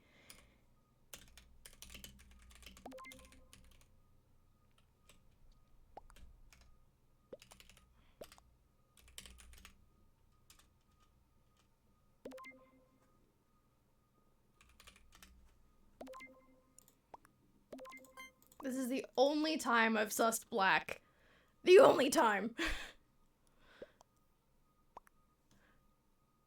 I saw the blood though. I didn't get to see. I don't trust you! Did you see?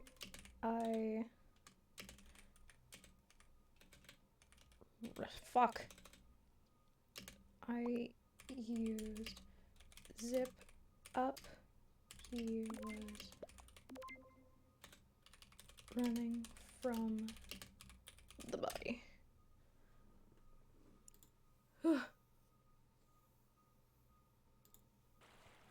said I have bad taste in men in the chat. What? Oh God. They think you're flirting? No. Somebody else said that they have bad taste in men because they were trusting Black. Not that I have bad taste in men. Which I do.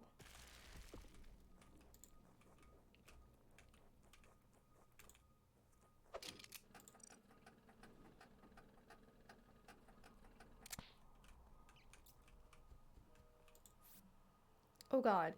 96039.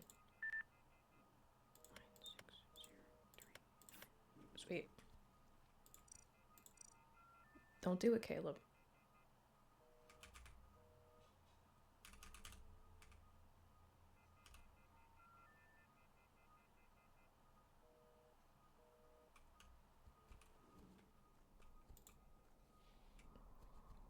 I love you, Moldy. Don't betray me, please.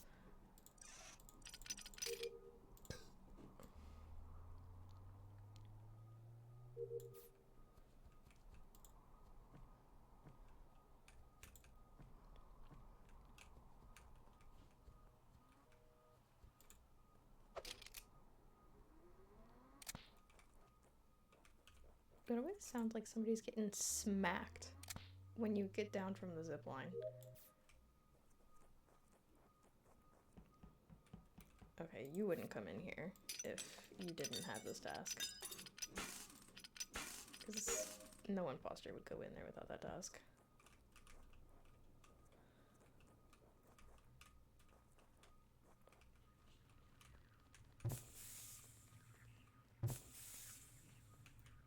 Okay, he went down. We're not losing each other. No. No.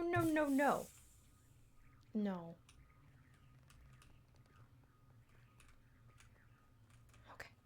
Doing the trash bag on a trackpad makes me want to fucking scream.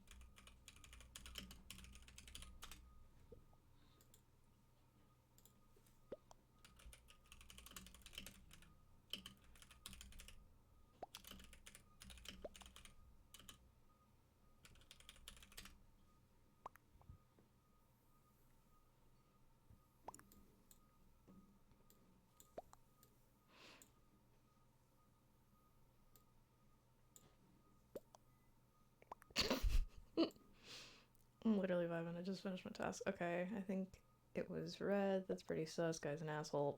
I just did trash and I'm running through the jungle to do the last task. We should have a task when who is not done.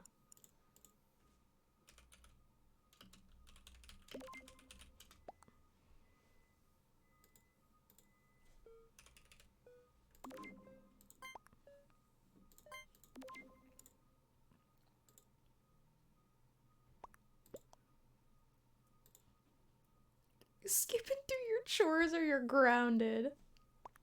That's great.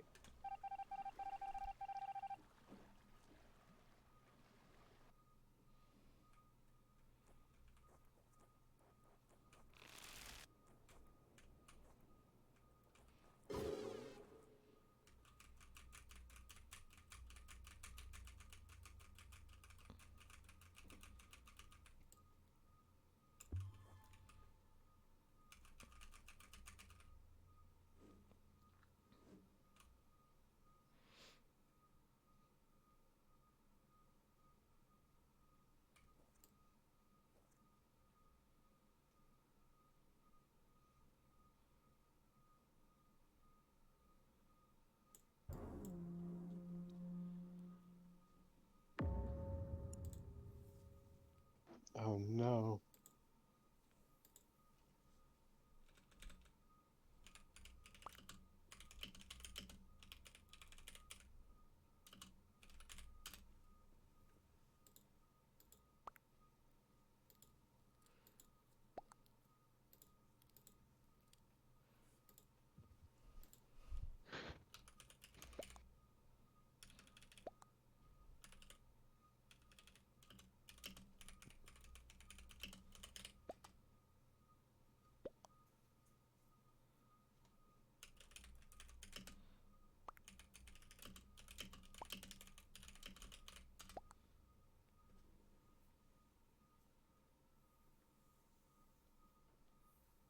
Don't make me take my belt off.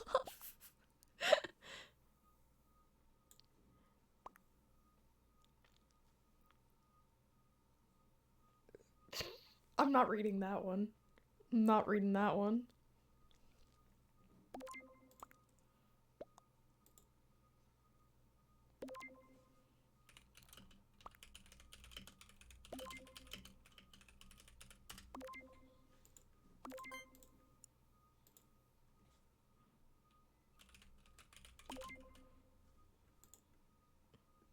Not Kenny. I don't know if it's actually Ken, I just haven't literally seen them the entire fucking game.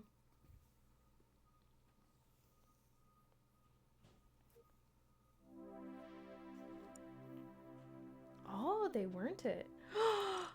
It was white! White killed me for sure. No! Molly! Had to have been.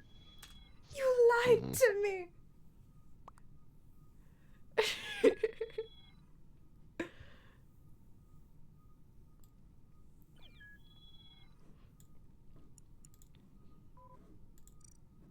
Oops, I'm close it. No, Moldy. Moldy! Moldy, no! Come. God, no!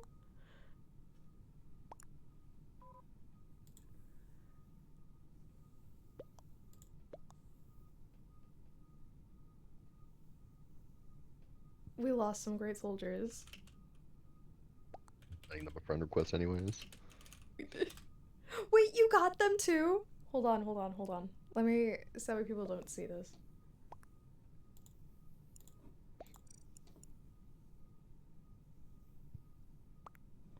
I didn't get a friend request from Com.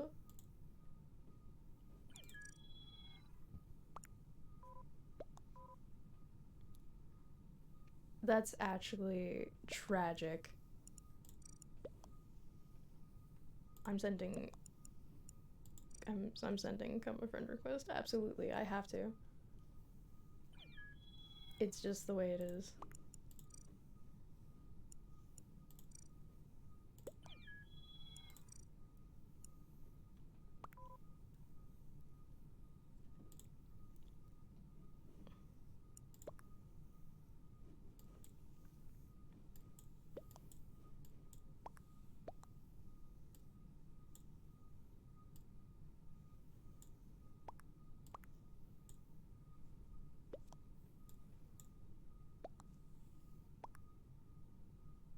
Make sure to save it so it goes back.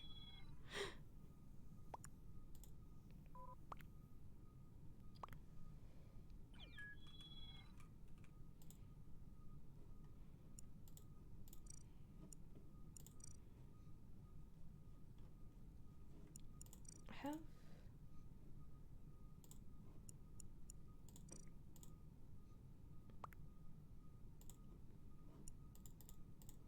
Oh, my game froze. Just Wait, started. wait, my game froze.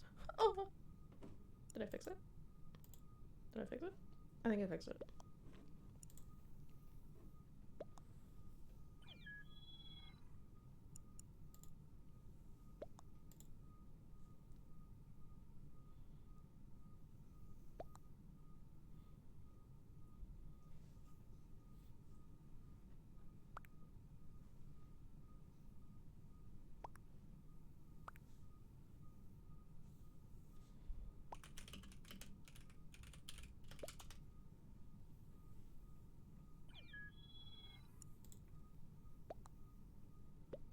They got an emoji for their name.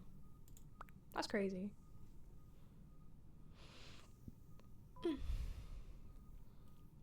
You can just have an emoji as a name? I guess. They did. No, this is Patrick.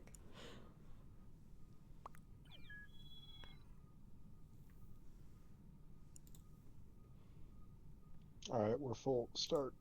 Yep.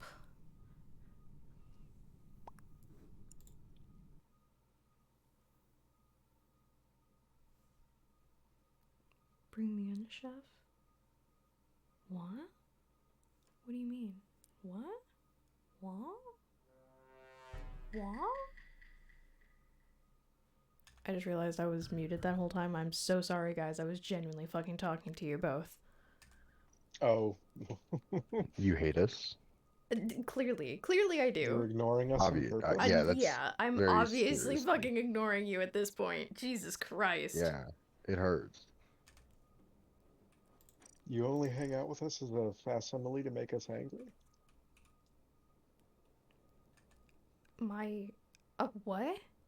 My brain did not compute. I didn't catch none of that. I think I said the wrong word. Words? You mean? I didn't multiple? even get a word. Okay, well, never mind then. None of it checked out in my brain.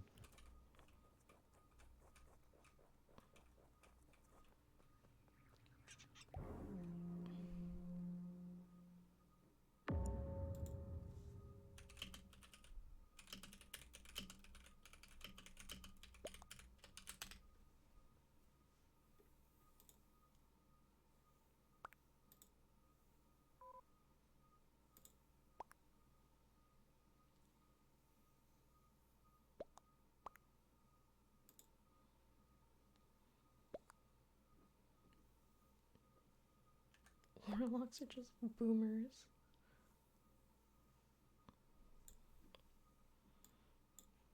Comms is the common place to die.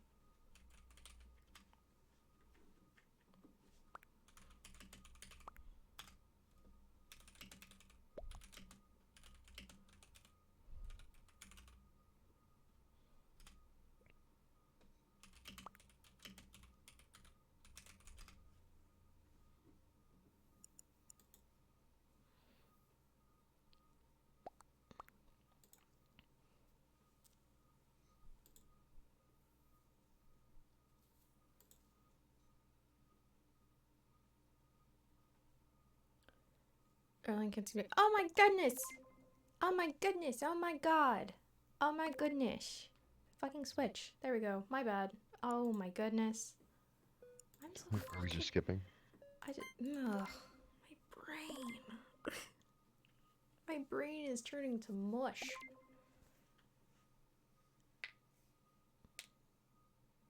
Also, check Discord, Stinky. I did. You said bring me in. But...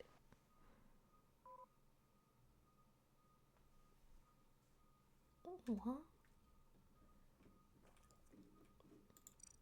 What is with the comms? What? Why? Why the comm? Why the comm? Why the comm? Why always the comm?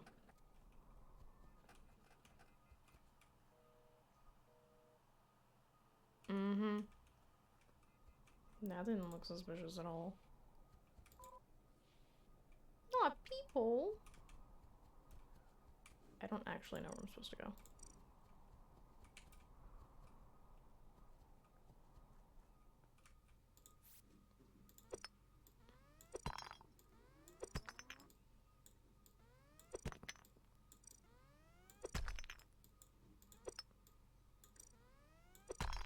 I don't understand.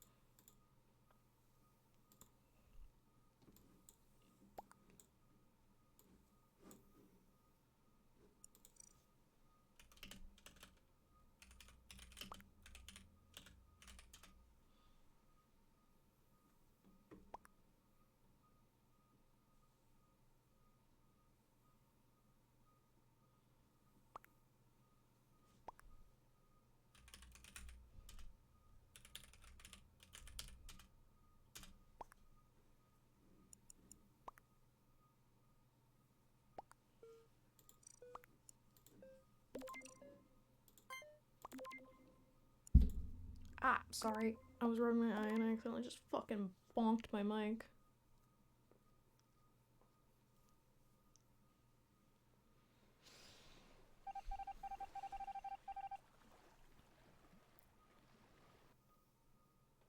Yes, chef, I'm some. What?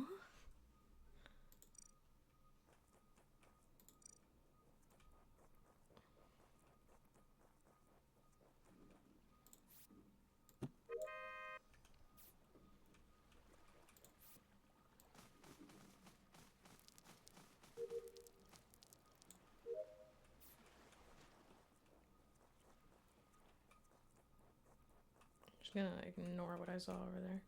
Wait, what?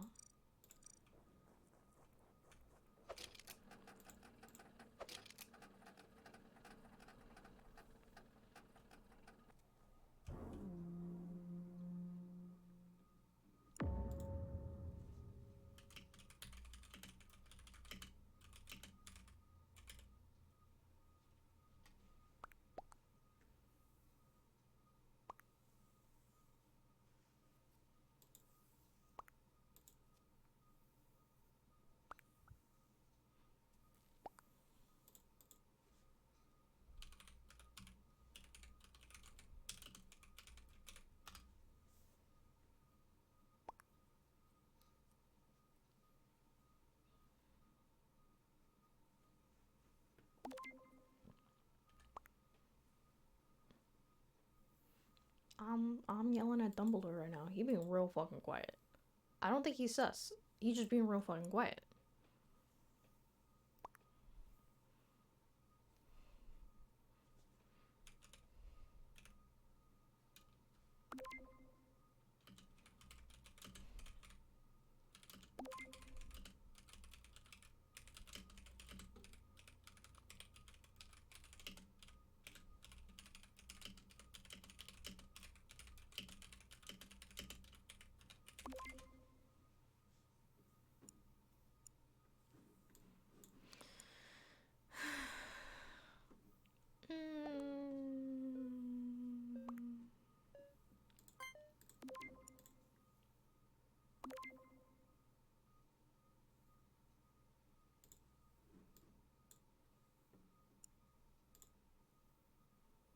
Wait, why did we vote Dumbledore? Wait. All I did was make a joke that he communicated better here than in the movies. Oh no. Somebody leave comms alone, bro. I can't see where my tasks are ever. I'm too stupid to find them on my own, please.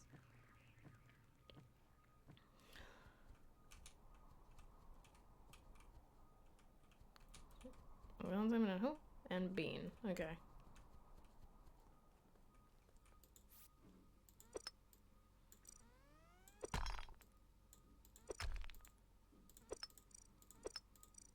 Can I just like quick hit? Jesus. That task is so cumbersome. There's about to be a dead body down here. There's not a dead body down here. That's crazy.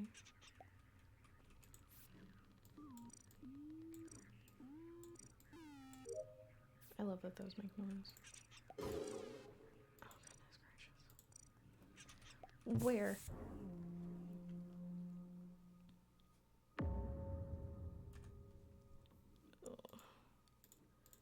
Oh,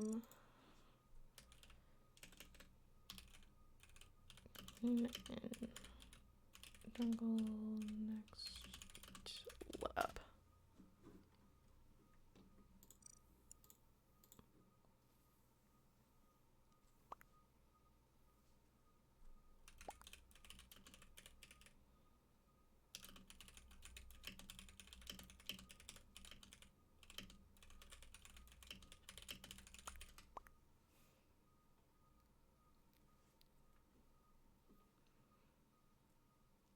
I just came out of live and Bean was alive.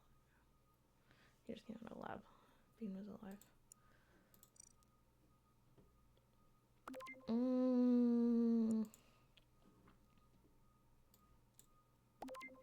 Can you clear Leo, Caleb?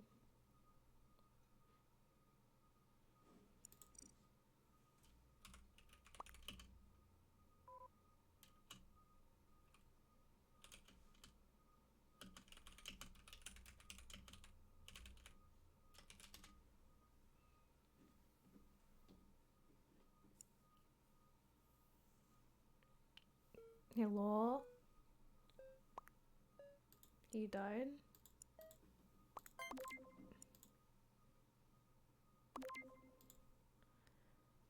What is going on in this lobby? I have no clue what's happening.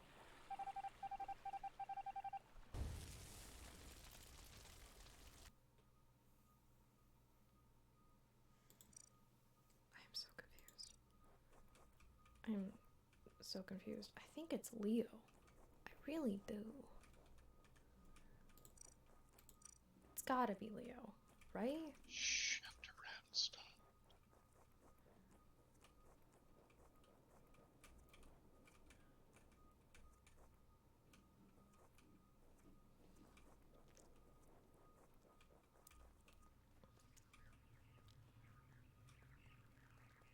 Like, it's fucking gotta be, right?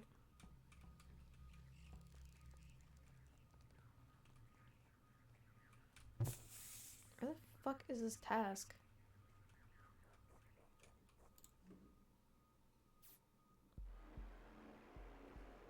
Oh, wow!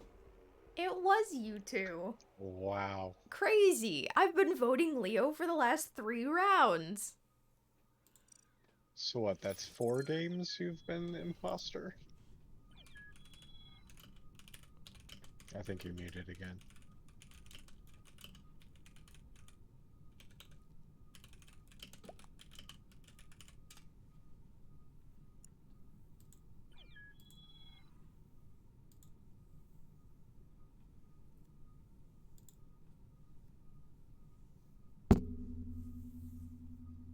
Just whacked my microphone again.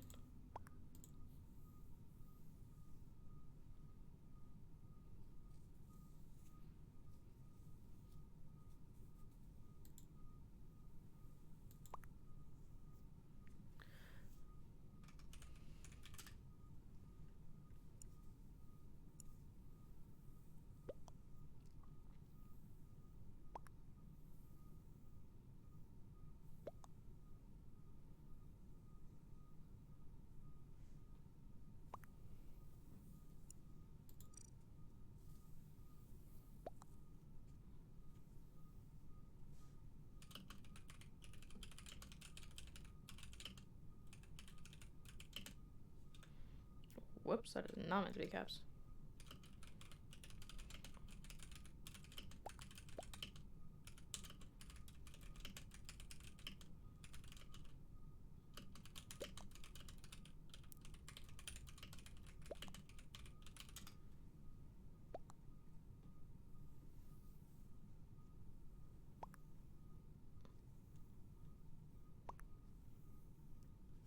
You getting off? Oh no, I was just saying goodnight to the other person. Oh, okay.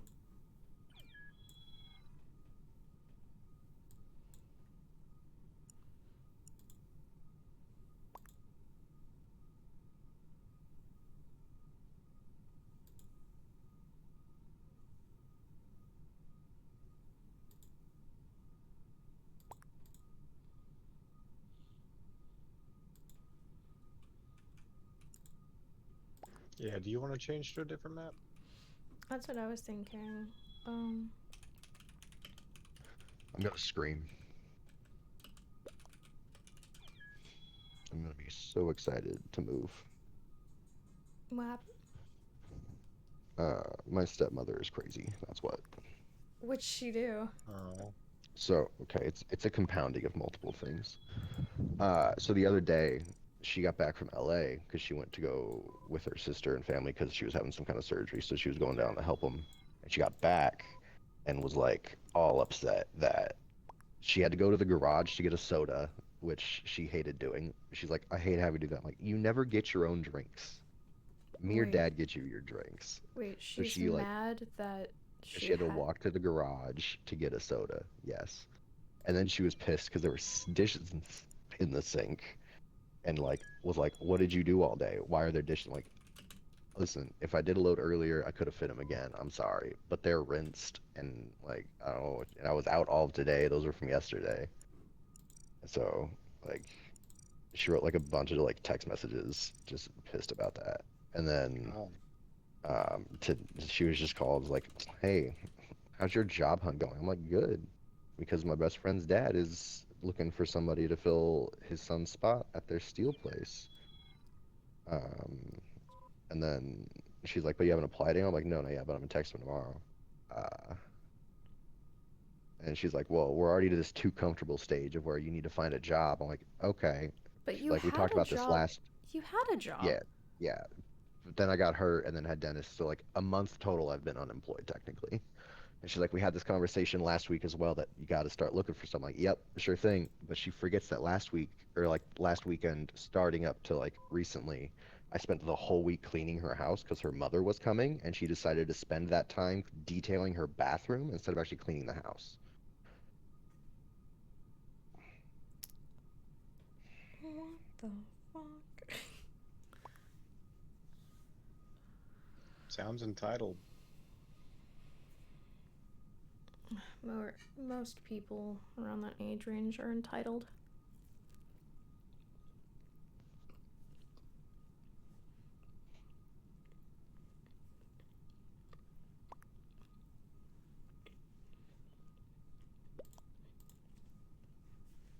Yes, pet the child. It's only okay in this instance. He loves it. Look.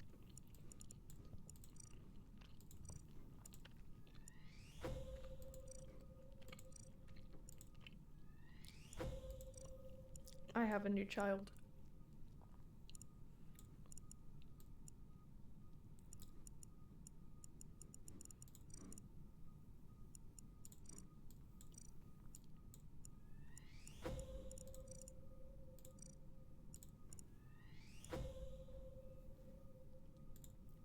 Whoops. I'm cosplaying a stressed single mother.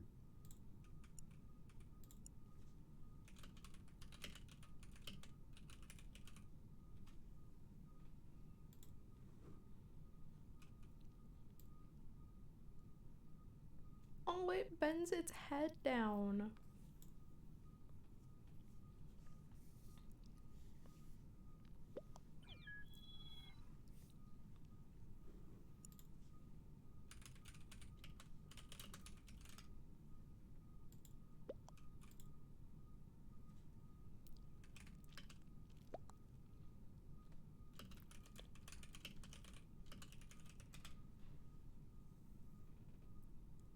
I feel.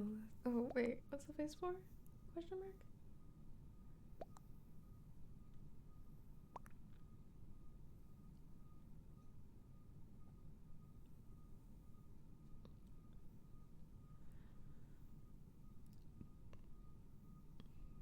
Isn't that Untitled Goose? No! Dumbledore. Oh, we have Sans. Sans? Oh my god. Wow.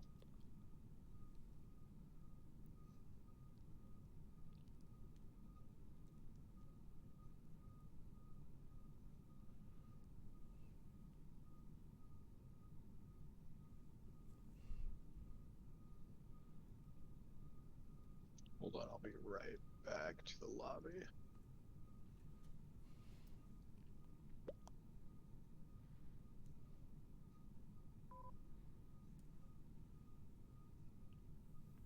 Wait a minute. That's you? Wait a minute. Wait a minute. How'd you get in the game? Wait, what? Why is everybody leaving? What is happening? Hold on, I'm gonna be right back.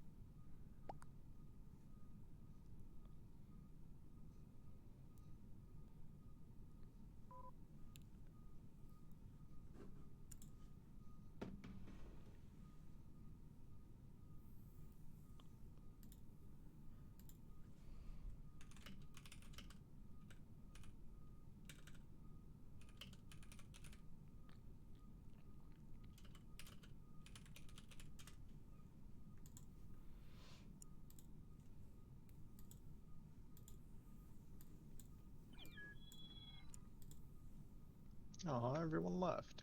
Did you change your name to Single Mom? Yes.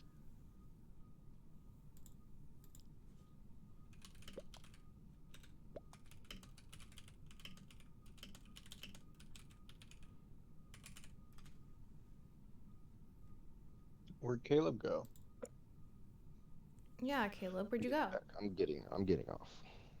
You're getting off? Yeah, they called back. Who? My parents.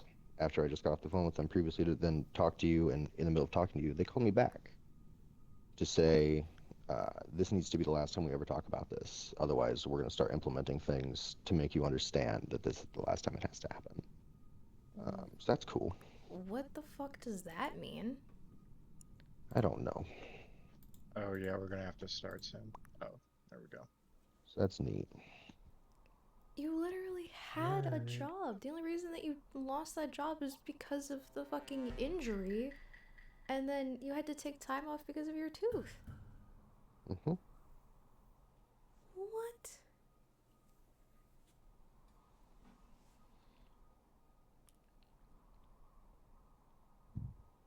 Goodness gracious.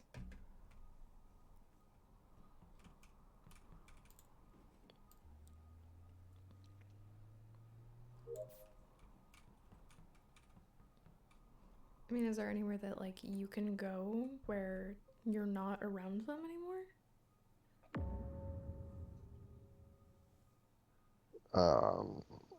The issue is being with them is currently my best financial ability to then get away from them.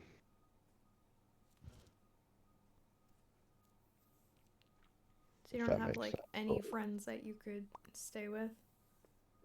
Not that would allow me to then very easily move out of into with my sister. Like, it's just I suck it up for 6 months and then I just don't talk to them ever again. So Mm-mm.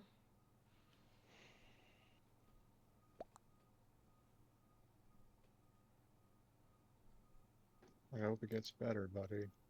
Yeah.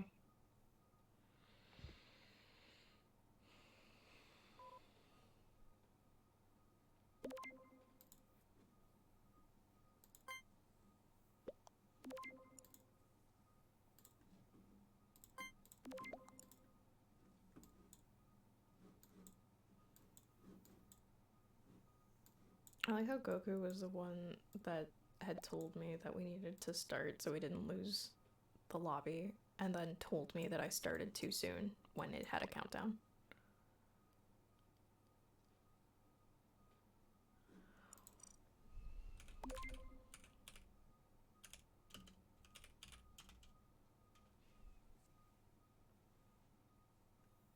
Why did that get me fucking voted?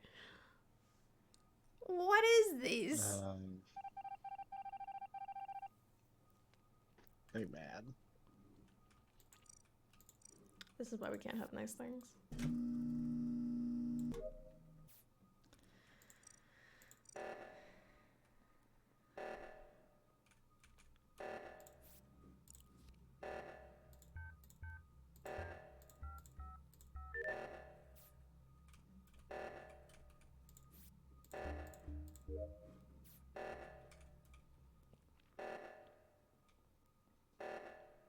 I'm not gonna be able to get over there in time.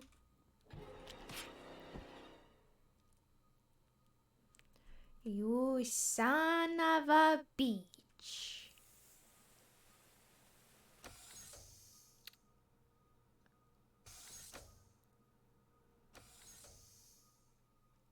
Double son of a bitch. Both of you, son of bitches. Easy.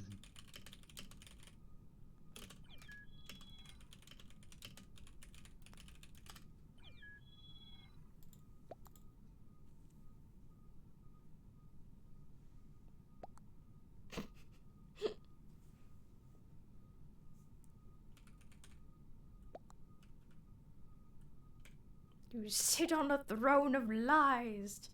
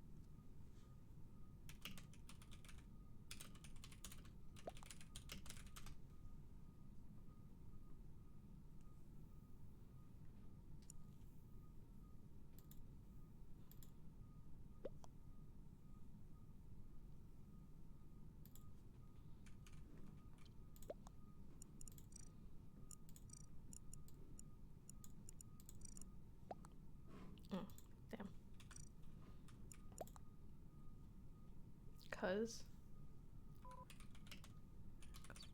Why?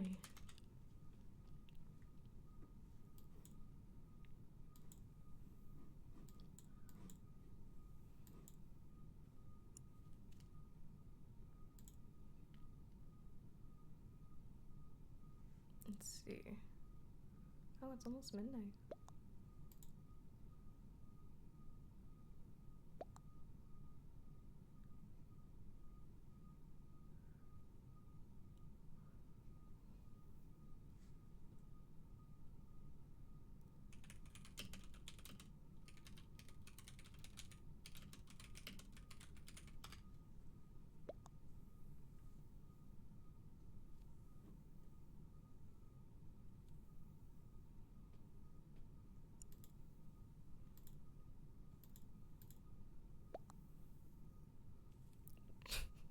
Jesus.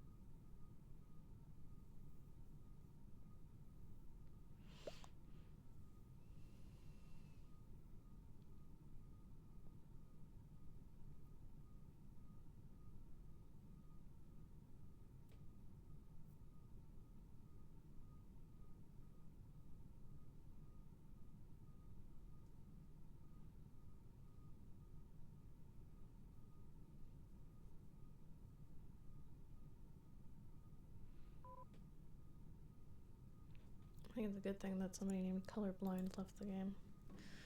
It would have been real unfortunate with all of us red tones in here. Yeah. And the green dude, if they had that type of color blindness, oh boy. I think red-green's the most common type. Yeah, red-green is the most common, and then there's another one that was... It was purple and something, I want to say. Yellow.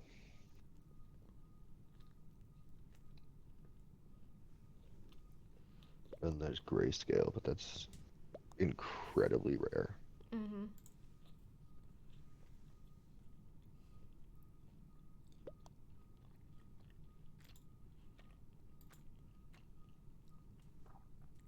What is this guy talking about?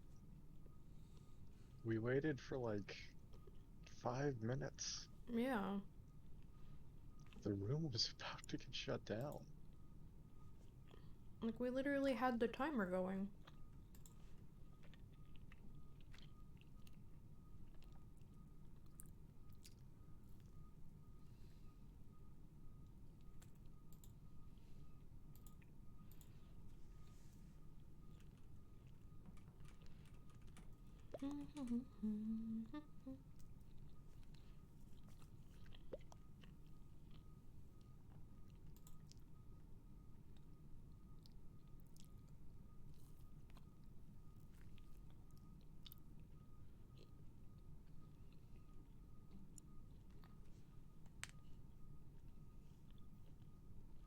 The Goku guy's outfit kind of reminds me of Crowley.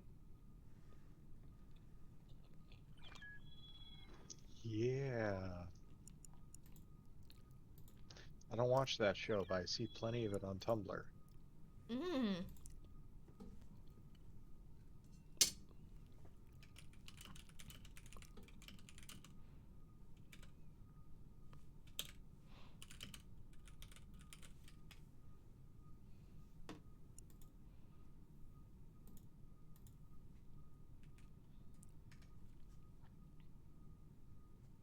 Hi, Trixie. What's up, sweetheart? Hi, pretty girl.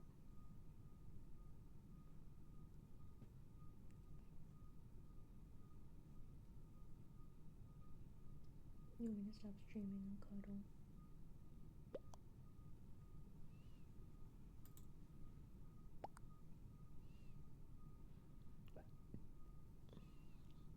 Oh my god. He just has to confirm it. Oh.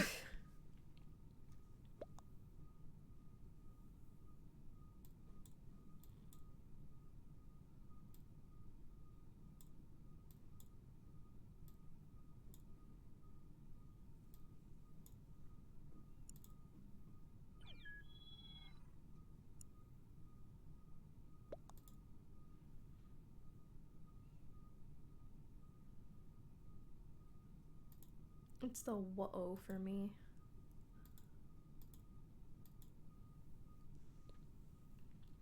Let me go. Let me go seduce this officer.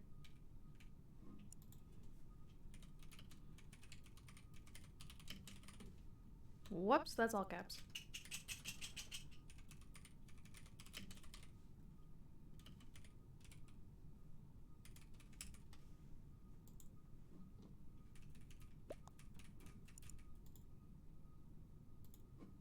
Not pub lease.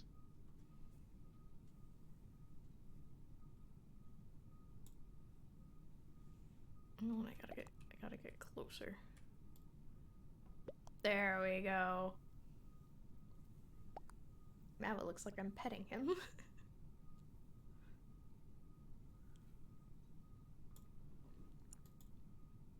Imagine someone uses black and I'm imposter and their kill screen is me shooting them. No. Oh. It's the uniform, isn't it? Fitting because they turned the other way. Oh my god. I'm gonna try this little... I'm fucking clicking it.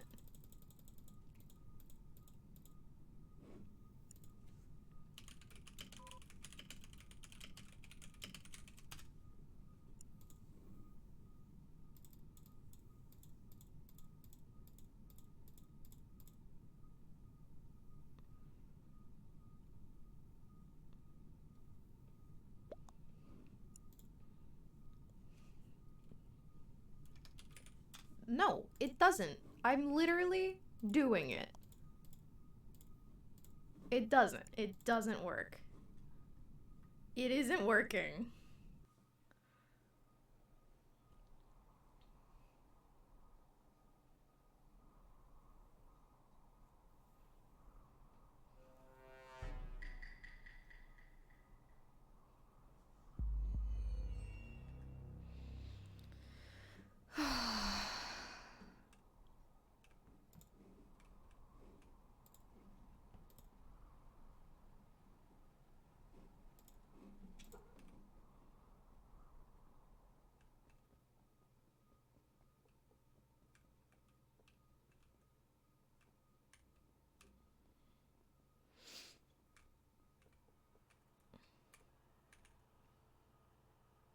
Very good, very good, very good.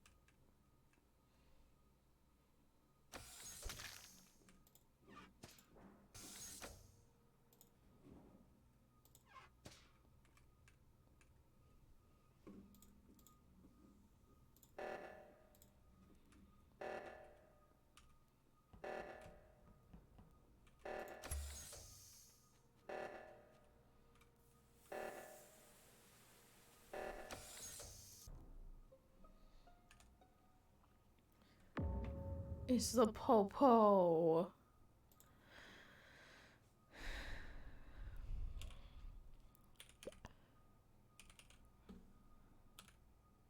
Anif and what? Antifa. Oh, there we go. Jesus.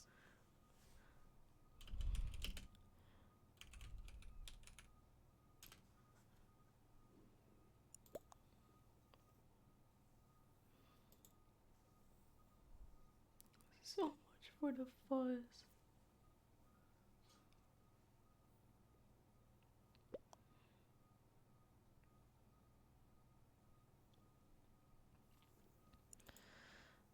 Dum, dum, dum, dum.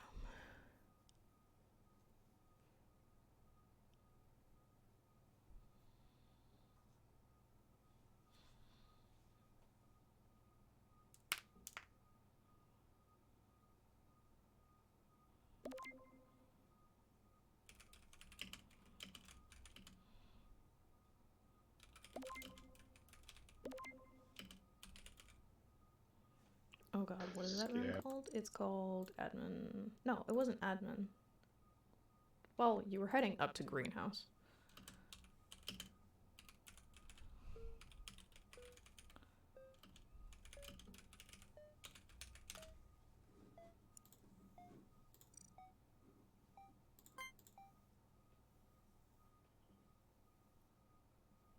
Oh, you're gonna blame me, huh? Me? No, I said last I saw you was up towards greenhouse, so I'm gonna clear you. Oh, I thought you were saying so clearly. No! My bad.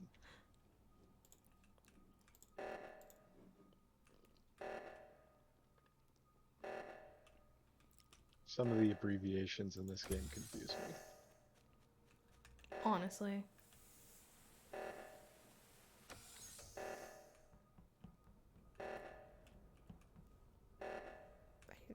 I need assistance. Thank you.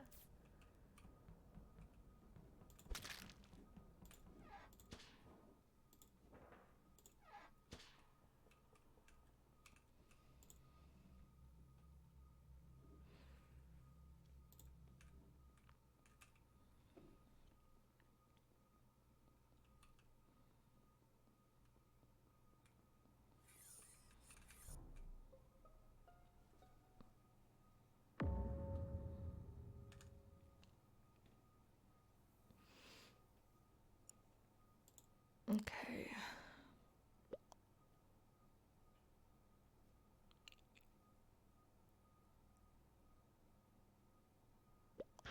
Alright, I'm gonna go for a bit.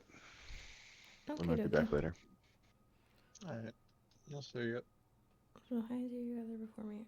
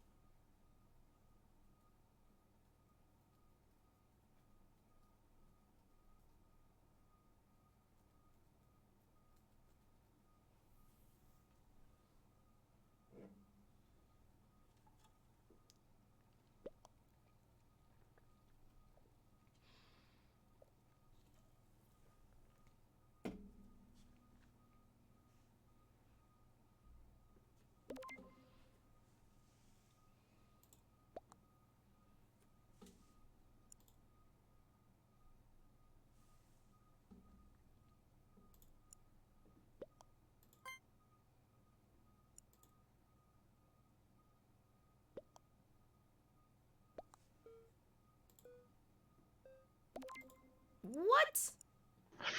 He actually did it. First of all, first of all,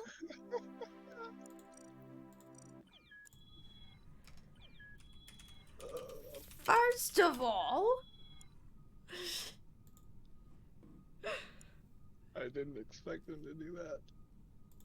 you didn't expect the high person to vote? No, I didn't expect him. I thought he was really suspicious of me. I thought you guys were gonna vote for each other. Yeah. And then as soon as you were like, nah, I'm voting sus, they were like, okay. Like, what?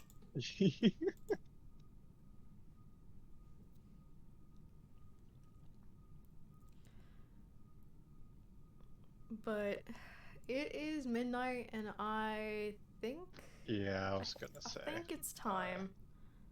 Yeah, I'm gonna head out. All right. Talk to you later. Hey. Good golly.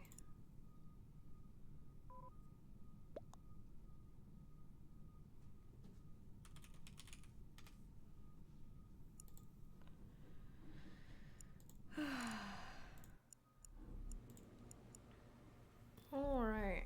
I'm gonna end stream with the turn of the century. Cause wow. Wow. But thank you for everybody that showed up. You're always wondrous. Always appreciate you. And that's all, folks.